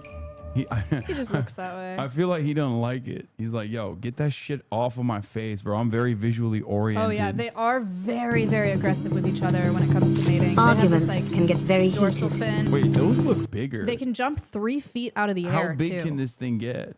I They- don't. Maybe like 6 inches. I don't think anything that. Okay, I'm gonna be crazy. honest. Like, they feel angry because they kind of know, like, they know they didn't evolve. Like, they're running around. They're like, these fucking humans, man. They got feet. I don't think they're thinking that at all. Again, not everything's it about looks you. like they are. They can jump 3 The feet out of the mangrove's water. roots Isn't that crazy? anchor the trees against the tidal pull. Or 3 feet, like off It's a the sand. Constantly changing environment. But Like, some imagine all your homies are like walking out of the water and you're just kind of stuck. They're like, they start watching like the NBA and shit. You know Okay, what well, I mean? imagine all of your homies being in the water, not being able to climb a tree, and you can. I know, but you're evolved Glass past is that half point. full. Like, you're not Glass a fish. half full. I know, but like you're literally not a fish at that point. Like, you have higher aspirations. It's like the dude that got a college education, but like was never able to leave the hometown, and now he's just kind of stuck there. And then the marriage with the high school sweetheart didn't work out, so family court came and took all of the money that you have. Now you're stuck at a Jiffy Lube talking to dudes who voted for Donald Trump, who literally get duped by AI all the time. And you just have to be stuck there and be like, why is this my life? I could have fucking been something, okay? And now I'm stuck in Idaho. This sucks. Somebody's a little specific. I'm just saying. Well, Like, check there. that's Are you what I okay? feel like this fish embodies. You okay? I've already moved beyond my hometown, thousands of miles away, as a matter of fact. animals are adapted to exploit it. Oh my god, he's so funny. So cute. Strange creatures emerge from the burrows, where they've sheltered from the strong tidal currents. Mud skippers are fish, with specially adapted fins enabling them to walk. They feed on detritus left behind by the falling waters. Fish need water to breathe, so the mud skippers carry a constant supply in special gill pouches, which they have to top up from time to time. Mud skippers are not the So, like, should we be on the lookout for these motherfuckers? Like, I feel like they're gonna evolve, right? No. Like, they're. What do you mean? They're close. Maybe like 2,000 years from now, these dudes are gonna get a GDE.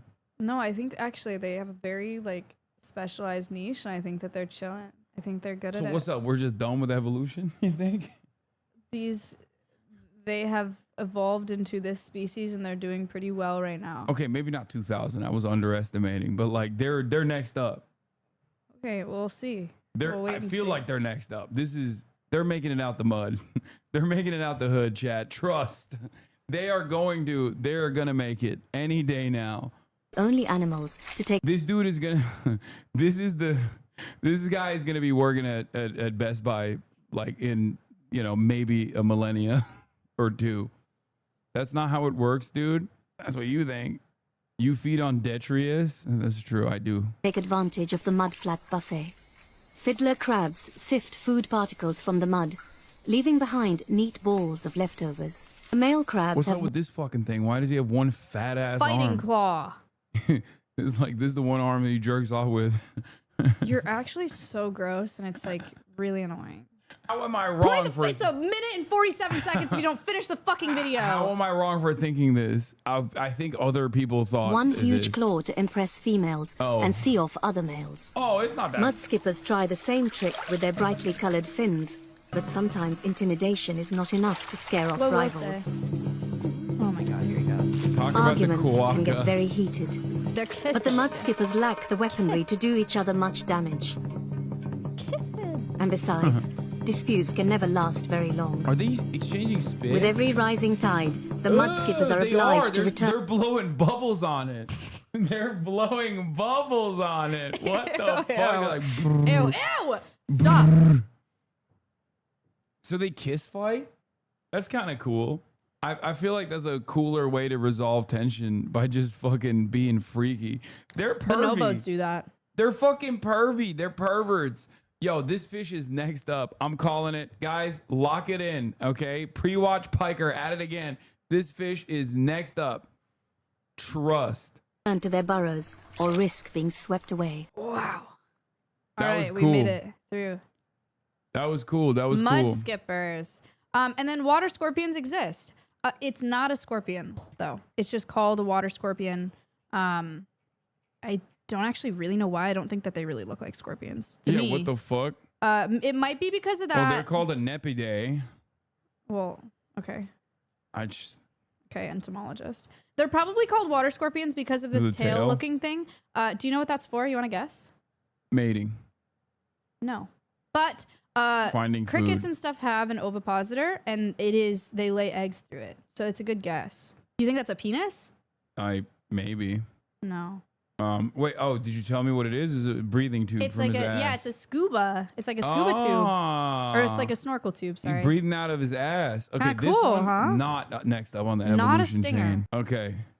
Some cone snails have enough venom to kill 700 people at one time. Most bats are blind. Dung beetles can hold over 1,000 times its own body weight. I know the third one is real. And I think I could see the first one being real, and I can see the second one being a debate because everyone thinks all bats are blind or most bats are blind and use like hearing sonar to figure out, but perhaps they can actually see, but they use sonar in the dark. Echolocation, not sonar. Sorry. That's why I'm saying number 2. Bro, this is crazy. Put the gun down. Actually, I'm not holding the gun. Just get it out of the room, You're honestly, right. because I'm fucking cooking right now. Okay, all right. God damn, Okay. they should call me Jay-Z Goodall. Okay. Where's my CBS News? I'm sorry. What is Jay-Z Goodall? It's not. Jay-Z It's Goodall. not what she said. They should call me fucking, instead of the Joe Rogan of the left, I'm the Gen Z Goodall now. I'm the real one. Okay. Cone snails, like an individual, has enough venom to kill 700 people at a time, guys. Don't pick up shells on the beach and don't take them home. Just leave them there. It's probably for the best. Most Okay, bats, now you don't even want us to fucking pick up shells. Like, first, I can't vibe out a bear. Okay? I can't pet the bug-eyed monkey. I can't have an otter at home, and now I can't even pick up fucking snail cones. Correct. Cone snails. Correct. Why? Because it's gonna kill me? It definitely could. Yes. That's crazy. Yes. That's crazy. There are TikTok videos of people picking up live cone dying? snail. Well, no. Well, probably. They just died after. Bats can see. They just can't see very well. They're not blind. And then, yes, dung beetles are just insanely strong. Yeah, I knew that last Shout one for out. sure. Yeah. Damn, this is like no fun because I'm cooking. There's a species of jellyfish that never dies. That one is real. Electric eels generate an electric charge of 50,000 volts, and piranhas are omnivores. I think that it's number 3. Piranhas are not omnivores. They're actually carnivores. And electric eels do generate an electric charge of 50,000 volts is what I thought. Oh my God. Wrong. 50,000 volts is like a taser. Electric eels can do like 600. It's fine. Wait, that's it? Yeah, it's not that crazy. You're not like going in there and getting tased in the Wait, water. I thought they could just do some crazy damage. No, you can definitely feel it, but it wouldn't be like getting tased or like it just be like a little uncomfy maybe. In a tank Whoa. anyway. In the water, you'd really have to get unlucky to get like got by an Yo, electric eel or eels something. are fucking weak, dude. If I see an eel, it's on sight. Next time, I'm Yeah. gonna walk up to an eel and be like, bitch, you don't have a taser amount of voltage. You can't even start a fucking car. You suck. Yeah, you could tell him that, and he would care a lot that you said that. And then Yeah. piranhas. And then he tried to tase me, and it wouldn't work because apparently it's just like. Bzz. Piranhas are omnivores. They're just really opportunistic. They obviously. Wait, what? The LAPD experimented with using eels on people, and the eel shocks were so intense, people exploded? What? The Russians dropped cone snails into Germany during World War II and killed approximately 250,000 Vermont. I can't tell if this person is just making shit up about all of these different animals or what the fuck is he saying? I love lying. Yeah. People exploded. Fake news, dude. Fake news. Bed bugs can snipe females with. Oh, fuck. That's so stupid. Sea otters have favorite rocks. I know that's real. Geckos have sticky substance on their feet for climbing. And bed bugs can snipe females with sperm. It's either 1 or 3.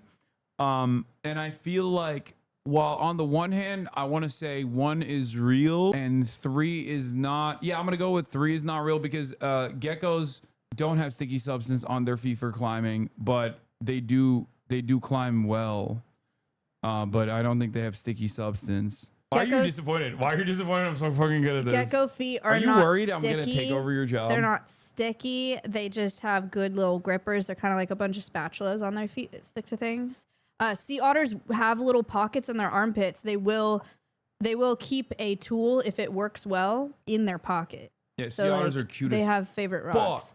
And then bed bugs can snipe females with sperm. They can shoot sperm. I remember that. At such a velocity that it will traumatically inseminate a female through their carapace, like into the body cavity. They literally snipe them.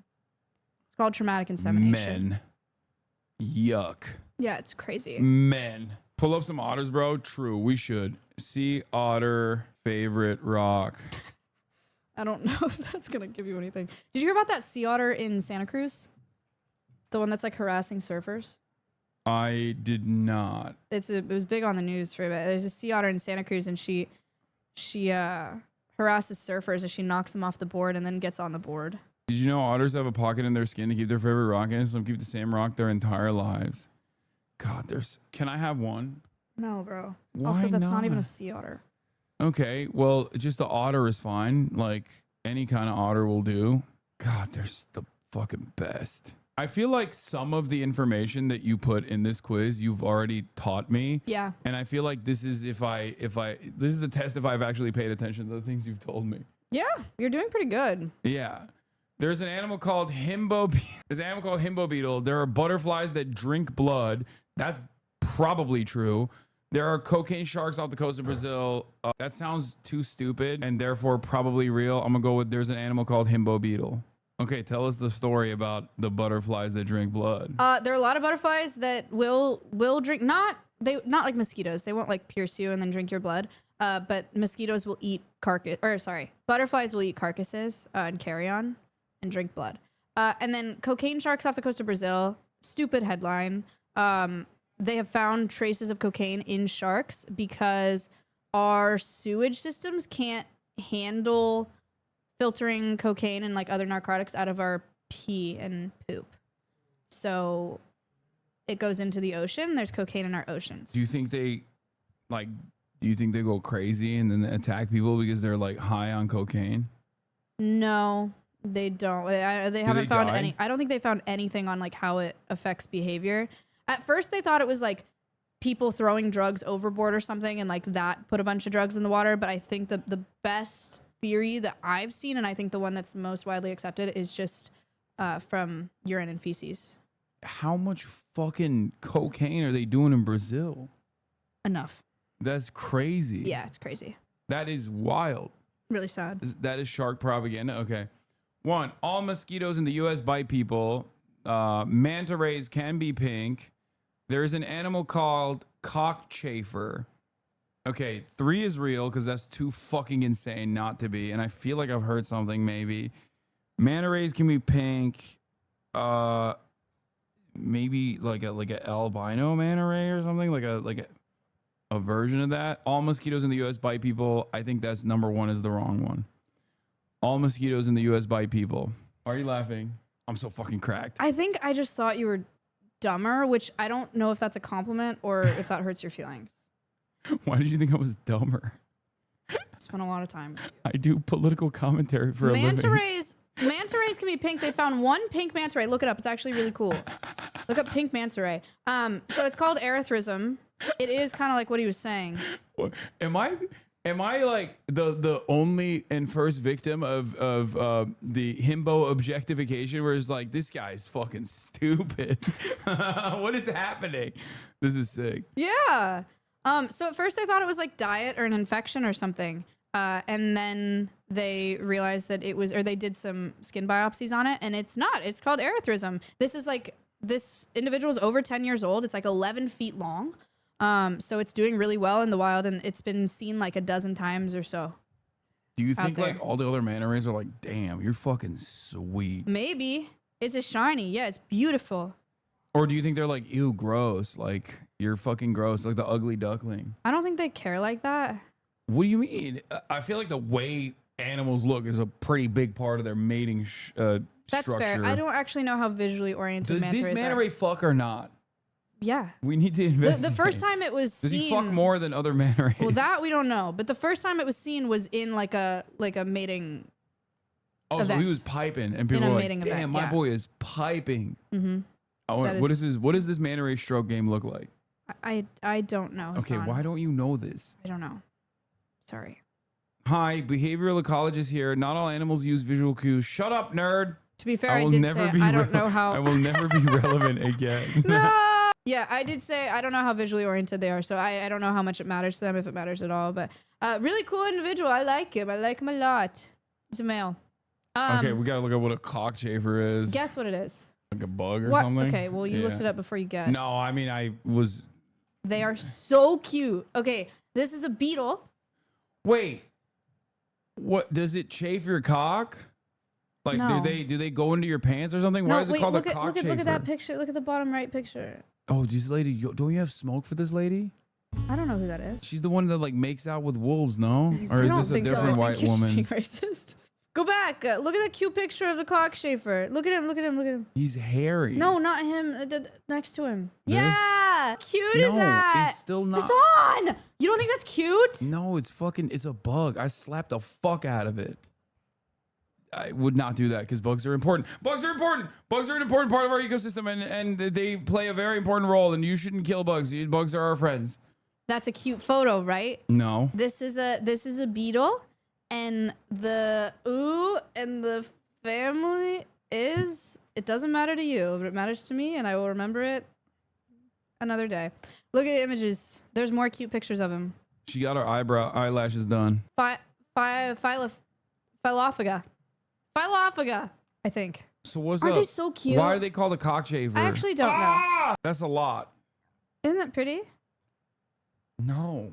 Oh yes, it's pretty. No, it's not fucking pretty. Come on, don't make me lie. Hassan, he's so cute. Chat, isn't he cute? I love him. Okay. Love him. Oh, if you love him so much, would you Cockchafer. marry a cockchafer? All mosquitoes in the U.S. bite people. If you're getting bit by a mosquito, it's a female mosquito. Male mosquitoes don't drink our blood. Only females do to get the protein to lay their eggs. Also, there's like 3,500 species of mosquito. More than that, but 3,500-ish described species of mosquito. And they don't all bite people. The majority of them don't bite people. So, shout out. They're also pollinators and really important food sources. Yeah, of course. That's why I never kill For, like, frogs and mosquitoes. I stuff. would never do that. I don't have one of those like salt guns to fucking zap them. They don't actually kill those salt guns, by the way. I've tried. Is what I would say if I actually killed bugs, but I don't. What? No. She did this yesterday too. No. I just like smelling them. Okay, here. Smells like a latte. Lesser water boatmen make a sound as loud as passing train using their penis. I mean, is this a trick? Like, I know that they make a very loud sound using, I believe they use their penis, but I don't know if it was like a passing train. Polar bears have black skin. That's yes. That's correct. Bulls hate the color red is incorrect. That's a fucking toro in Spain. Well, I think they're probably trained, I assume. But yeah, 1, 2 is correct. 3 is incorrect. Lesser water boatmen make a really loud sound with their penis. It's incredible. They're underwater. A tiny little bug. We've covered it last time we were here. Yeah. Polar bears do have black skin. Bulls can't even see the color red. They see in like yellow, grays, and blues. So they I assume they're just like pissing him off with Yeah. whatever, but the red is okay. Texas longhorn cows can have horns that are over 10 feet wide. Almost all pufferfish have a toxin that is 1,200 times more poisonous than cyanide. Male anglerfish can be up to 8 feet long. Whoa, this is actually a weird one. Pufferfish have a toxin that's 1,200 times more poisonous than cyanide. I don't know if that's like, I know they're obviously pufferfish do have a toxin. I know it's poisonous. I don't know if that's, but it sounds real. I feel like Texas longhorn cows can have horns that are over 10 feet wide. I feel like I've seen some really long ones. I don't know if they can reach 10 feet, but I feel like that's such a ridiculous number that it probably has. Male anglerfish can be up to 8 feet long. That also sounds real. I don't know. This one is tough. I will admit, this is the toughest one yet so far. I'm gonna go with male anglerfish can be up to 8 feet long. Such a guess, dude. Fuck you. Wait, what do you mean? That's so What do annoying. you mean? That's I'm so fucking annoying. goated. Okay. That's crazy. Okay. Texas longhorns, yes. I graduated with fucking honors Big from horns. my college. Big Okay. horns. Pufferfish are toxic.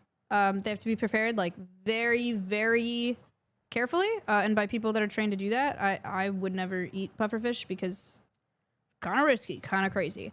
Male anglerfish are like an inch long. Black sea devils are like an inch long, and the females are like a few inches or much, much bigger.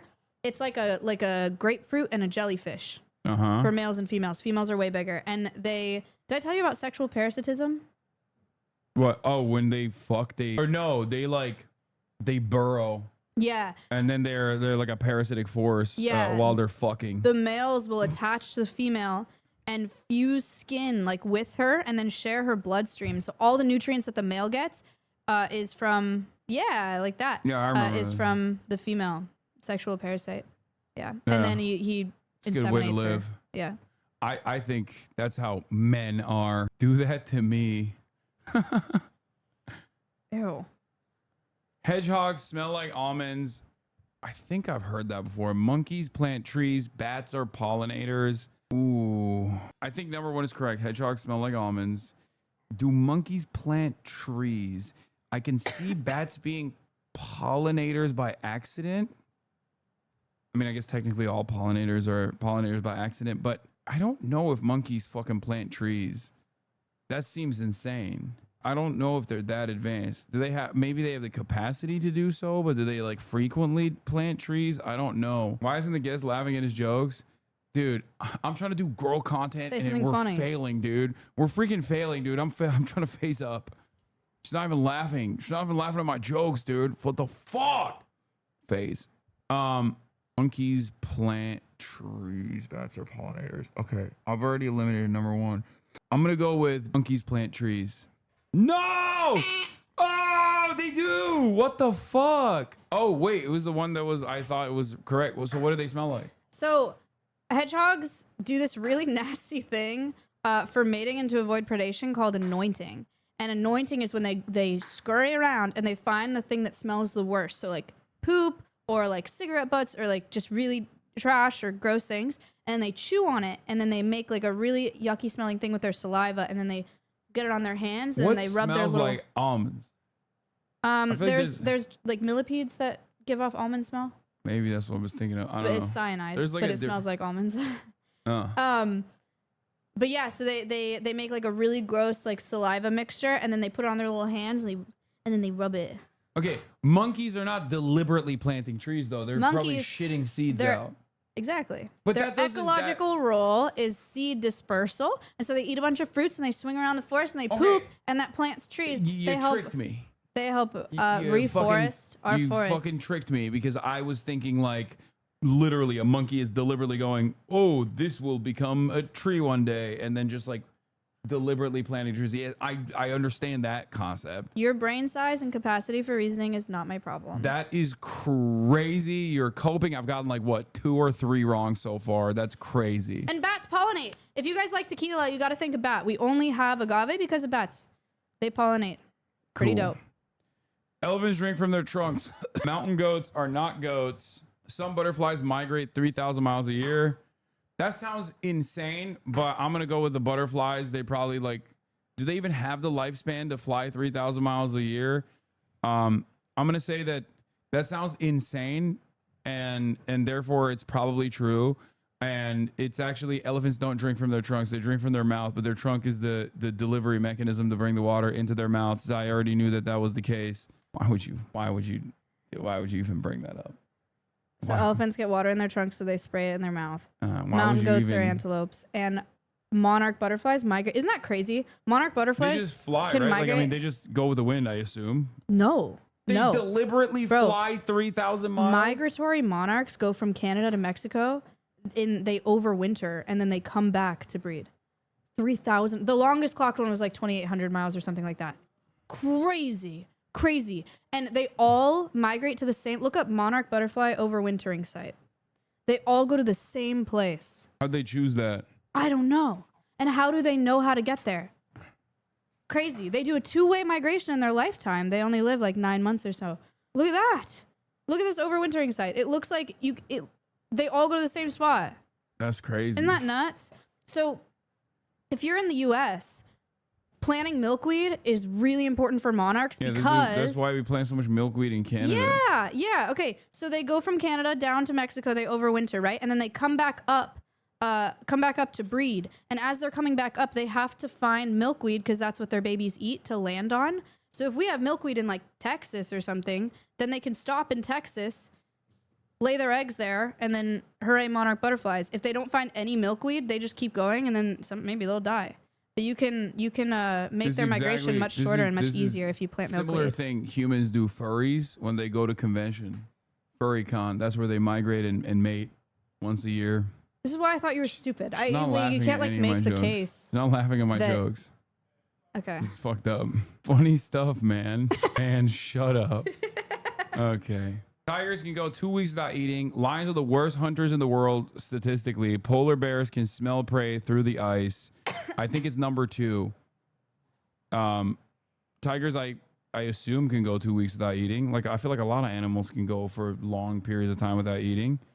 2 weeks sounds insane, but maybe, L tiger, or maybe a W tiger that he can survive. I think lions are the worst hunter statistically. Sounds correct, especially male lions that don't even hunt, right? It's the women that hunt.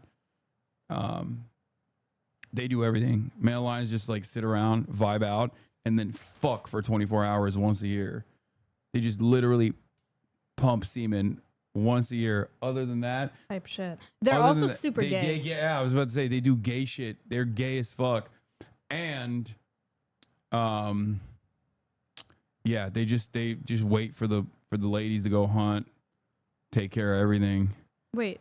Yeah, I mean that's what I said. I said lions are the world's worst hunters statistically. That was my choice. But I thought you were saying that was true. No, I'm. Oh, you're right. I thought it was true. He forgot how to play the game. I got it wrong. You're right. What did you think it was? What did you think the lie was?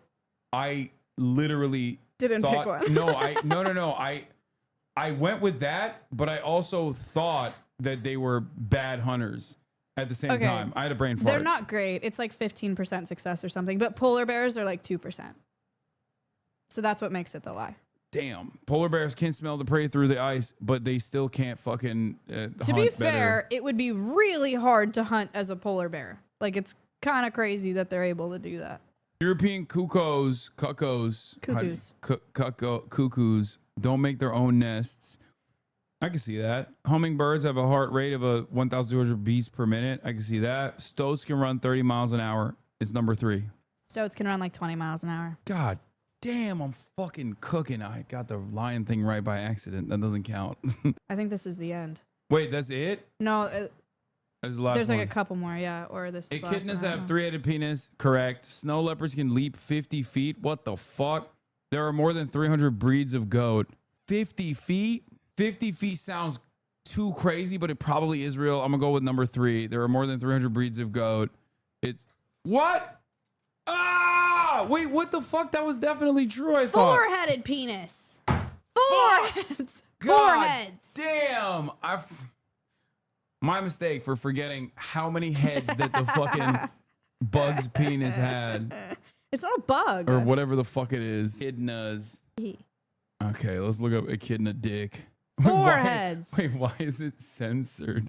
That's so funny that they censored it. Like it looks anything like a human dick. Yeah, it's educational. Banned? What do you mean banned, dude? This is not like. If I showed you what this was without telling you what it was, you would never think it's a cock, okay? Arctic ground squirrels vibrate while hibernating to avoid freezing. I can see that. Painted turtles survive winters by freezing solid, then thaw during spring. That sounds insane, but it's probably correct. Hermit crabs can live up to 40 years in the wild. I feel like hermit crabs can't live that long. I'm going to go with number 3. I'm getting everything wrong now. What the fuck? They can't freeze, but they can remain unfrozen in below freezing temperatures for like over a week. I'm getting Which is cooked incredible. now. Okay, well, that's bullshit. That's so they can. No, freezing solid is not the same as not freezing. I don't know what to tell you. They're different things. Okay. There's only one species of primate that eats grass. There's a moth larva that can eat over 50,000 times its own body weight in the first 2 months. Porcupines can shoot their quills. Can porcupines shoot their quills? I feel like there's definitely more than one primate that eats grass. Does this mean primarily eat grass or just has the capacity to eat grass? Because dogs eat grass, but they eat grass to throw up when they have a tummy ache. So I'm gonna go ahead and say number 1 is incorrect, and that maybe porcupines can't shoot their quills. And I don't know enough about moth larva, but that sounds so insane that it's probably correct. What is going? I'm done. Loser. I got too Loser. confident. I got too confident. Porcupines can't shoot their quills. They can like shed them out, but they're not like sniping people with quills.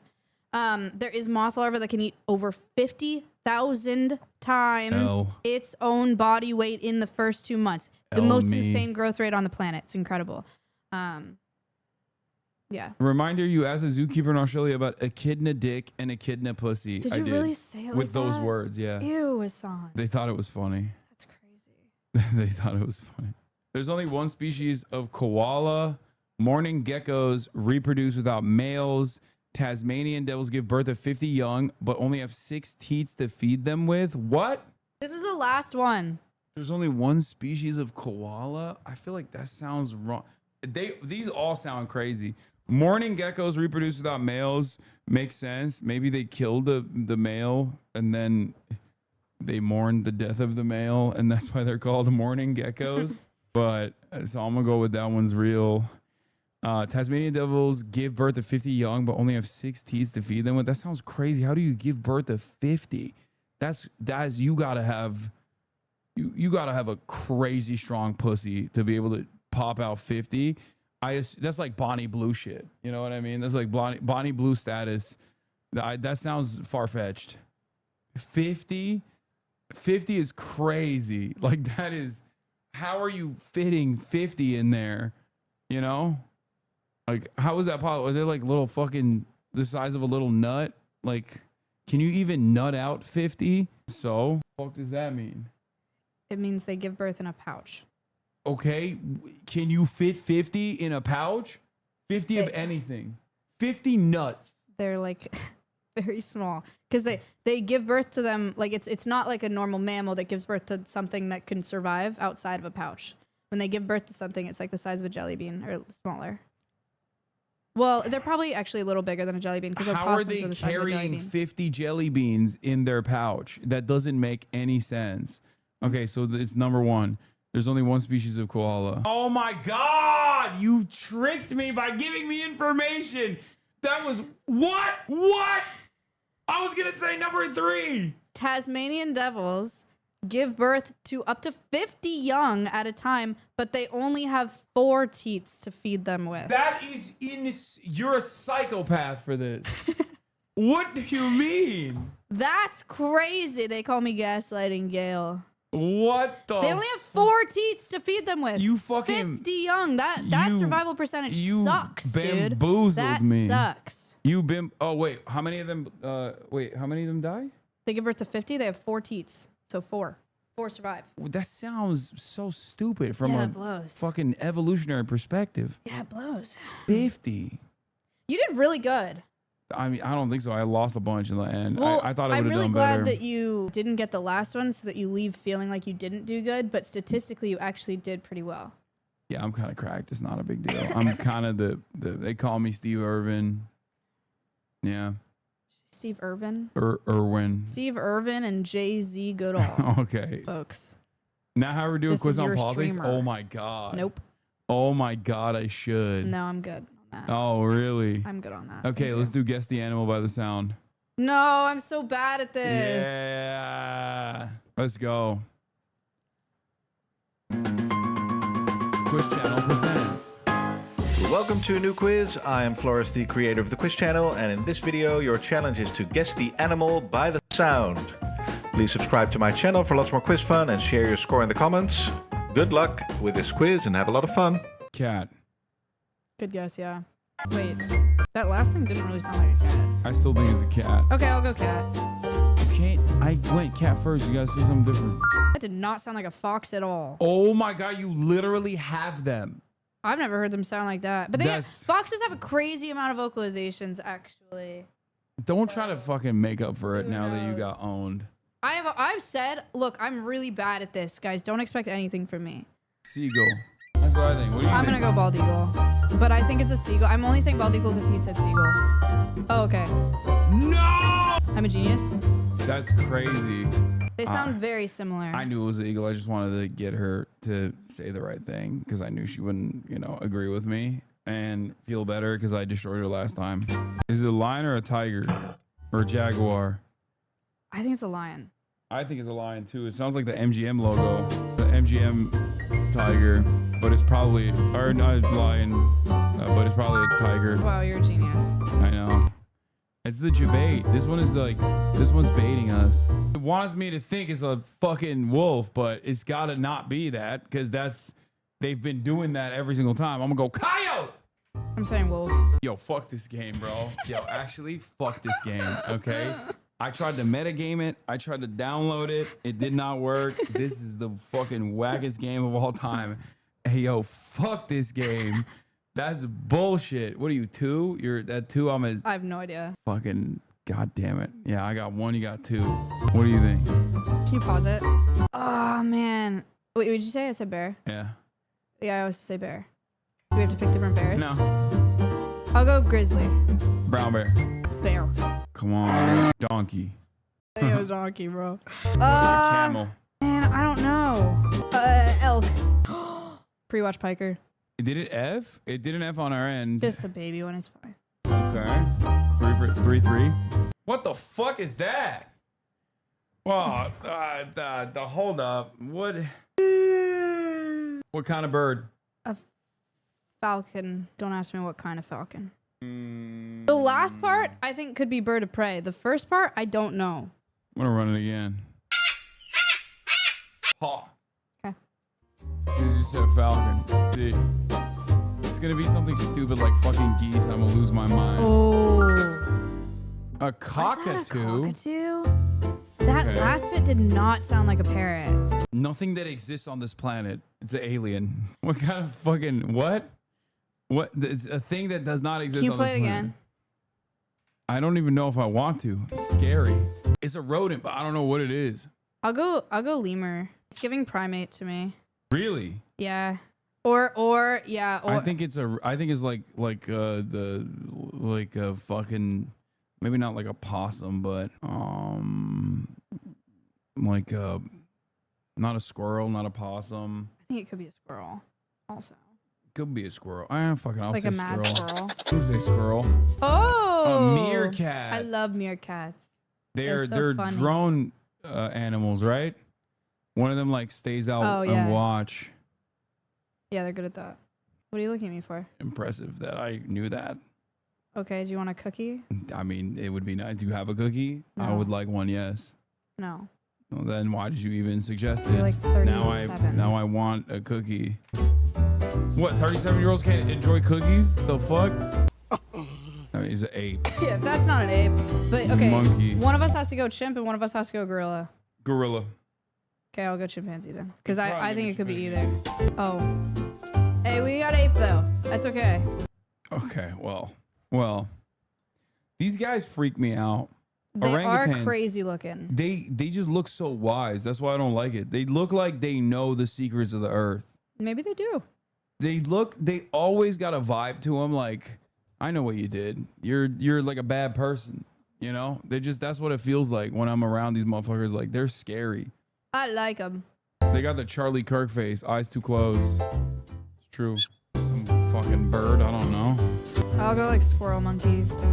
Oh, you think it's a monkey? I don't know. I'm really bad at stuff like this. Bird. Otter? Oh, yeah. You have one of these. What? Don't you? Who are you No, talking you don't to? have an otter. What do you have a ferret. No, not a ferret. What do you have? I have a ferret. You have a They ferret. are both mustelids, actually. You're kind of onto something there. That sounded like a bird to me. Maybe they were just tricking. The otters were just like trying out their bird sounds. You know what I mean? I love otters too. It's crazy that I'm fucking That's giving cockatoo. also bird. Like, I'm shocked that's not a cockatoo. Can I say macaw? Would they do another large parrot? I'm going macaw then. Sparrow. It ain't a sparrow, bro. I don't fucking know. Macaw. Blue and gold macaw, actually. Call me pre-watch piker. That's crazy. Wait, I know this. This is wait, it's not a Will he remember the name? fuck. It's not a woodpecker. It's not. It's the duckhorn shoebill. Close. You got the second part, yeah. What was- Shoebill, stork. Shoebill stork. But it was too quiet for it. Maybe it is a fucking woodpecker. Just a stork. No. Wait. I don't know what kind of stork that is. Wait, so what is there's like they all make that sound? They all make the AK-47 sound? I guess this But species like does. I but don't not know. like the dangerous one? Dangerous. The dangerous sounding one. Okay, sheep. Deep. Finally got one. Have you guys ever heard those baby goats when they get really mad? You know what I'm talking about? I've love when heard they- your goat. This is a goat? No. That's you when I beat you in quizzes. Play it again. The baby human crying.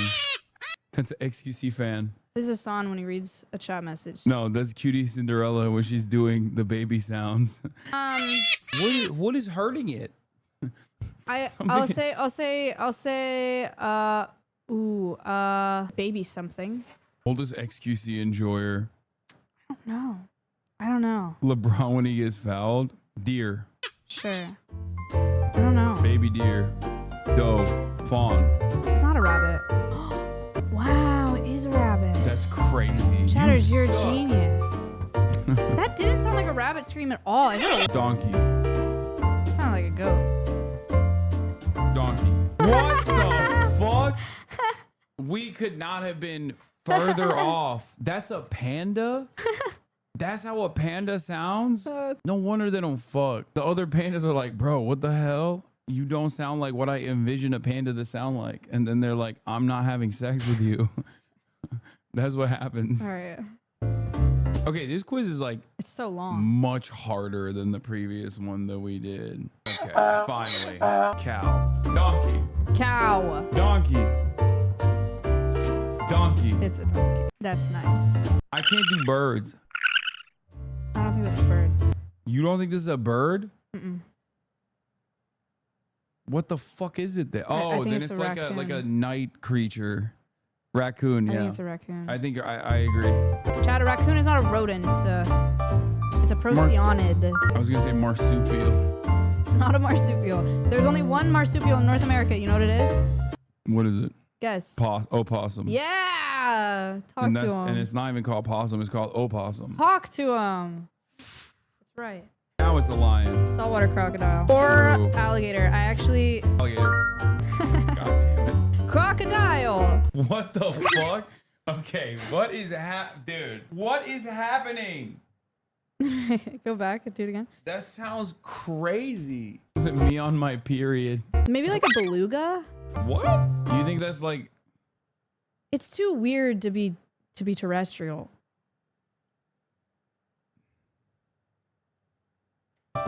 Dolphin. Okay, oh, sorry. It's a baboon. It is terrestrial.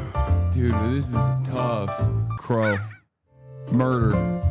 Specifically a murder of crows. If this turns around and says like dolphin or something, I'm gonna fucking freak out. Like a corvid. What? That sounded like it was coming. Bro, you need to like close the fap top for a while. No, I feel like you keep bringing it up. I need to fucking do the fap top actually so that I don't. Stop. It's Ew. your mom. It's a zebra. Wait, really? Yeah. How do you know? Hyena. They call me pre-watch Paiku. Another ape. I'll go chimpanzee. Ape. Wolverine. That also sounds like a gorilla. I don't know. Monkey.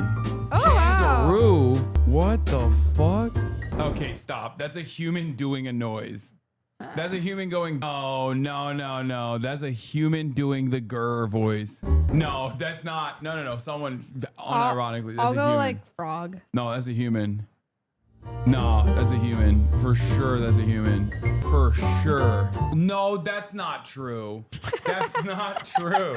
That's a person. I didn't know that they made that That's a person named sound. Carl. That's not a fucking giraffe. I'm sorry. That's crazy. That does not sound like an animal would make that noise. You know, I don't think they would lie to us and guess the animal by the sound.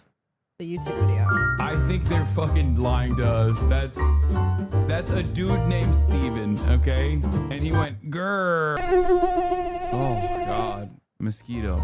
I mean, it could be a bee or a mosquito, but it did sound more mosquito-y to me. Those are recognizable and disgusting sound, but we love them. They're so important for some fucking reason. I don't know. It's a frog? Yeah, maybe. I don't know. Howdy. What? You want to guess the animal by the sound? Oh my God, it's a koala! Someone said Harley Davidson. What is this game is so hard, bro. No, it's just vocals. Smells good. She got cleaned yesterday. What? Frog. I don't know. Honey badger. Octopus is a fun guess. It does sound like Perry. Capybara! Look at all these animal sounds. I would have thought that was a bear as well. So now I don't know. I don't know anymore. Rhino. Okay, I've given up. I've given up on this game. There's two more. Lock in, Maya. Seagull. What happened, bro? I thought you were gonna give us some fucking bangers here. You've been awfully quiet. People are saying pelican and penguin. I don't. Penguin's a decent guess. Penguin's a good guess. Fuck. Nice try. Cricket. What is? Oh, did she react to the sound? Yeah. Gaia. Didn't care the second time. She's walking out. She said, "Fuck this." I feel like they would do some dumb shit like songbird, which Cricket. is a huge. But I think it's a bird. I'll just say like. Oh my God. Oh my God. Okay, we got destroyed on this. Dude, yeah. All right. Well, I hate that game. I didn't like it either. Stupid ass game. What do you think about this? I think it's really nice. AI could never make that. That's true. All right, everybody. On that note, I think this is the end of another banger stream. Thanks, Everybody say guys. thank you, Maya Higa. Maya, where can people find you? You can find me at twitch.tv/Alveus Sanctuary and YouTube at Alveus Sanctuary, ALVEUS. You could also raid Alveus Sanctuary if you wanted to. Like, that'd be really cool if you wanted to do that. That'd be awesome. Okay, sure. So you guys can go see the live cams. There are live cams 24/7. And also, if you like animal facts, I have a podcast called World's Wildest, where it's a nature podcast. You can learn about animals there and whine about it. All right. Bye, everybody. Bye-bye. Peace. Damn, this guy's good.